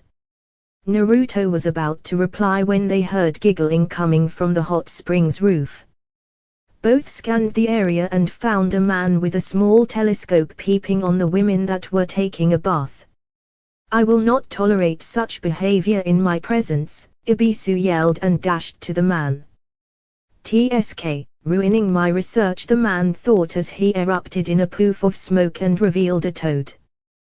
The toad quickly sent his tongue and wrapped it around Ibisu, slamming him in the ground and knowing him out cold. Toads. Naruto thought as he watched the man. He was a tall man with waist-length, spiky white hair tied back into a ponytail, with 2 shoulder-length bangs that framed both sides of his face. He also had red lines that ran down from his eyes and wore a horned forehead protector with the kanji for oil. He also had a noticeable wart on the left side of his nose. He wore a green short shirt, kimono and matching pants, under which he wore mesh armor that showed out of the sleeves and legs of his outfit. His outfit was completed with hand guards, a simple black belt, traditional Japanese wooden sandals, a red haori with 2 simple yellow circles on each side, and a scroll on his back. He also had a tattoo in his left palm which resembles one that Goma has in his as well. Are you Jiraiya? Naruto asked as he faced the man. Jiraiya looked at the young blonde, asking who he was. He suddenly started dancing and saying, I may look like another Sanin, but there is no place you can hide from me. From the north, east, west and south, the women kneel before me. I'm the gallant Jiraiya, Jiraiya said as he stopped dancing to see Naruto staring at him. Why is everyone in the village an idiot? The old man is a pervert, Kakashi is always late, my grandmother is gambler, and now my godfather is an idiot and a pervert. Naruto thought and sighed and wondered why his father picked him of all people. Now that I think about it, I wonder who my godmother is, Naruto mused in thought. Are you really my godfather? Naruto asked, not really wanting to know the truth. Godfather? Naruto? Jiraiya asked the blonde kid. Now that he looked at him, he really looked like Minato. He had grown well since the last time he saw him, which was around 4 years old. Hi, Naruto replied. You've grown, Jiraiya said as he approached him and kneeled to his level. Man, you must be a lady killer. I think I just found my next source of inspiration, Jiraiya stated, laughing and patting his back. I wonder why my father chose you, Naruto replied as his eye twitched. Why, you know who your father is? Jiraiya asked with his eyes widened. Yeah, I've known since I was 5. Since you don't know, I guess you haven't been in the village since then, Naruto said, and the Toad Sage nodded. If you are here now, how about you help me train for the Chunin exams? Naruto asked, and Jiraiya thought for a moment before he started to giggle. I will train you under one condition, Jiraiya said. Naruto knew he would most likely regret this but asked what condition. I want you to get me some mature fruit, Jiraiya said, giggling perversely while making gestures with his arms to form the figure of an elegant woman. Naruto face palmed before a grin came to his lips. I have something better for you, Naruto said, smirking, to which Jiraiya raised an eyebrow. He activated his Sharingan, displaying his full power to Jiraiya. Before Jiraiya could even say anything, Naruto locked eyes with him and said Migen, harem viewing technique, and Jiraiya was dragged into some hot springs that kinda looked like Konoha's but they weren't. Jiraiya-kun, a blonde girl said as she was approaching Jiraiya, who was already submerged in the water. The girl had light blonde hair and brown eyes with a purple diamond-shaped mark on her forehead. She has a slender frame, but what really stood out were her DD cup breasts. Tsunade, I knew you loved me. Come here, Jiraiya said as he nearly passed out from blood loss. Did he say Tsunade? Oh hell no, Naruto thought before he abruptly ended the technique. Jiraiya pouted. You stay away from Ba-chan, you pervert, Naruto yelled, pointing at him. Ba-chan. And Sharingan. You have lot to explain, Jiraiya said in a serious tone. Fine, but you can't tell anyone yet. What do you want to know first? Naruto asked. How do you have the Sharingan? Jiraiya asked. My father never told you, but my grandfather was Uchiha Madara, Naruto said and smirked at his face. Jiraiya was moping with flaw with his jaw. Madara. It can't be, Jiraiya said, stuttering and allowing his brain to process the information. From what my father told me, Madara Jiji didn't die in his fight with Hashirama Jiji. Years later my father was born, and when my Madara Jiji's wife died he left my father in the village, Naruto explained, and Jiraiya nodded dumbly. What do you mean from what your father told you? Jiraiya asked curiously. I don't really know how he did it, but when I awakened my Sharingan at 5 years old he appeared in my mindscape and explained everything. Naruto explained. It certainly is possible that Brat was always a genius, Jiraiya thought as he processed the information. I wonder how you never found out, Naruto said and snapped Jiraiya from his thoughts, getting a confused face from him. What I mean is that, for example, the Rasengan he created was derived from the tailed beast ball. He saw it with his Sharingan. He couldn't copy it, but he could see how it worked, and after a bit of effort he created this, Naruto said and extended his hand, showing his perfect Rasengan. You can do the Rasengan. Who taught it to you? Jiraiya asked. It wasn't every day you saw a 14-year-old pull a rank jutsu. No one. I read my father's scroll and trained.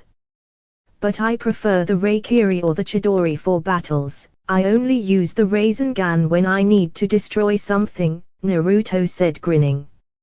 Reikiri? Jiraiya asked, and his face paled when he saw Naruto's hand sparkle in electricity. What kind of monster are you? Jiraiya asked. A fox, Naruto replied, laughing his ass off when Jiraiya's jaw dropped. I think you can't surprise anymore. Now tell what that was about. Tsunade being your grandmother, Jiraiya said. Exactly that, she was my mother's mother. My mother was Uzumaki Kushina, right? Naruto asked, and Jiraiya nodded. My mother's real name was Senju Kushina, and she was the daughter of Senju Tsunade, Naruto explained. I knew Tsunade had a daughter, but I heard she died. I never realized she was Kushina. Jiraiya thought out loud. That makes you member of Senju clan and also the Uchiha clan, Jiraiya said. Pretty much, Naruto said. Do you know where Tsunade is? I promised the old man that I would bring her back. After all, she still has me for family, Naruto concluded. Good luck with that. She lost everything and left the village for good. I've tried to talk to her but it's no good. I guess maybe you can, after the Chunin exams we'll go look for her, Jiraiya said. Any more surprises you have? He asked. Nope, I don't think I have anything more, Naruto replied. So will you train me Baker Ero Sennin? Naruto asked. Jiraiya twitched at his nickname. Don't call me that, Baker. Fine, I'll teach you a couple of things. Let's go to another spot, he replied. Hush hush with Naruto and Jiraiya. Hush hush. Okay, I'll teach this killer technique, Jiraiya said and slammed his palm on the ground and erupted in smoke, revealing a toad with large scroll in his tongue. Summoning contract. I already have one, Naruto said and Jiraiya's eye twitched. Which one do you have? Jiraiya asked. Foxes, Naruto replied and got a confused face from Jiraiya.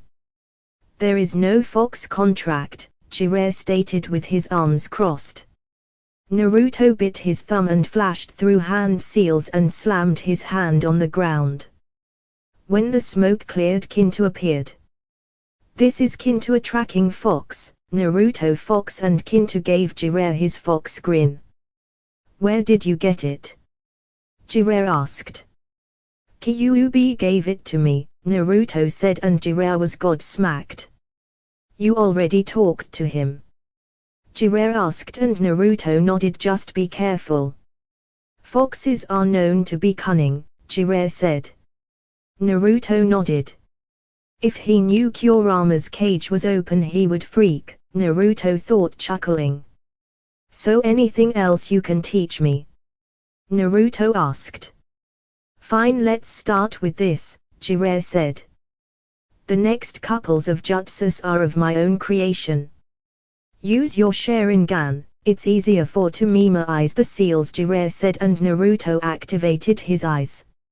Ninpu, Harijizu, Needle Guardian, Jiraiya said and immediately his hair grew out and formed a shell around his body protecting him. Your turn, he said. That's cool. I wonder what mine will look like since I'm blonde, Naruto said and performed the same as Jiraiya. After the third try, Naruto could perform this jutsu effortless and could rely on it for combat. Good. Remember, this jutsu only protects from B ranks and below, Jiraiya explained and Naruto nodded. Also, if you intend to rely on this jutsu for defense, you should let your hair grow a bit like mine so it would be quicker to use, Jiraiya explained. Now, I want to check if your Rasengan is up to the standards. Clash it with mine, Jiraiya said and Naruto raised an eyebrow. I want to see if the compression, rotation and general power is good enough, Jiraiya explained and Naruto nodded and both jumped back a few meters facing each other. Both dashed forward with their palms facing one another and yelled Rasengan at the same time. Both spheres clashed against one another, both fighting for supremacy. The confrontation continued for a few seconds until both spheres exploded and sent both Jiraiya and Naruto flying on opposite directions. They quickly regained their sense and landed on the ground without much trouble. Your Rasengan is good, Jiraiya said. Oh, by the way, who are you facing in the finals? He asked. I'm facing the last Uchiha, Naruto said, chuckling. He'll be in one hell of ride when he finds out he isn't the last Uchiha, Jiraiya said, laughing. Ero Sennin, Naruto called out and his sensei's eye twitched. You trained my father, right? He asked and Jiraiya nodded before he continued. Do you know how he trained the Hirashin? He asked. What do you mean? Jiraiya asked until a realization hit him. Don't tell me you can use it as well. He asked. Yes, I finished my version of the Shiki formula a couple months ago, but it's hard for me to do multiple jumps in quick succession. I tend to crash into something, Naruto explained. You said you finished your version of the Shiki formula.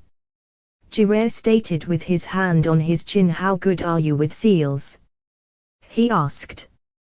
Seal Master Level 10, Naruto stated, and Jiraiya crossed his arms and pouted, muttering something and genius blondes.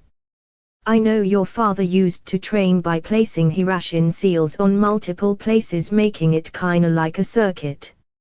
I believe he also trained his own agility and flexibility as well. He had the same problem as you when he first began, Jiraiya explained. Thanks, I'll do that, Naruto said. Ero-Senin, I've been wondering, do you know who my godmother is? He asked, and Jiraiya raised an eyebrow. Godmother? I believe your mother chose Hana. After all, Hana and Hayashi were your parents' best friends, Jiraiya explained while reminiscing about a few fun memories. Hinata-chan's mother. Who would have known, Naruto said. What make it so surprising? Jiraiya asked. Hinata is my girlfriend, Naruto stated, and that sent Jiraiya into a fit of perverted giggles, making Naruto's eye twitch and wonder if it was wise to tell him that. I knew you were a heartthrob, you are going to make me richer. Just like your parents, Jiraiya said. What do you mean? Naruto asked, confused, but when it came to his godfather he already expected anything. I'm the author of these amazing books, Jiraiya said, and took an already too familiar orange book from his clothes. One of these books is based on your parents, Jiraiya said, giggling like a fangirl with a trickle of blood on his nose. You spied on my parents? Naruto asked, but it was more a statement. Jiraiya nodded, quite proud of his accomplishments. If you do that to me and Hinata, I'll shove a Raikiri up your ass, Naruto said, and Jiraiya shivered at the thought. Calm down, it was only a joke, or not, Jiraiya said, laughing his ass off at his expression. Are you really a Sanin? Naruto asked, getting more and more dubious of his supposed toad sage of a godfather. Just forget it. Let's continue the training. Jiraiya said, and thought for a moment. Have you tried to use the Kyuubi's power? He asked. I already can the Kyuubi's full power, Naruto said, much to the shock of Jiraiya. What do you mean full power? Jiraiya asked. When I met my father at 5 years old, he opened the Kyuubi's cage so I can access all of his chakra, Naruto explained. You can control him? Jiraiya said, astonished. There were only a few people in history that could control the power of a Baijua. They were Yagura the Sun B Jinchuriki and Killer B the Hakai B Jinchuriki. That's the point. You don't control them, you work with them. Naruto explained. Are you telling me that you are friends? He asked. Pretty much, and I'm looking for a way to set him free. He doesn't deserve to be locked up and used as a weapon, Naruto said. You don't seem crazy, so if you are trying to set him free and Minato opened the cage, I assume it wasn't his fault that Kyuubi attacked 14 years ago, Jiraiya said. Exactly, when I was being born someone attacked my mother and removed the Kyuubi from her. Then he used the Sharingan to control him and attacked the village, Naruto explained. But only Madara managed to control him, Jiraiya said. I know that from the history books, however my father knew it wasn't Madara. After all, my father would recognize his father's chakra signature, Naruto said. That makes more sense.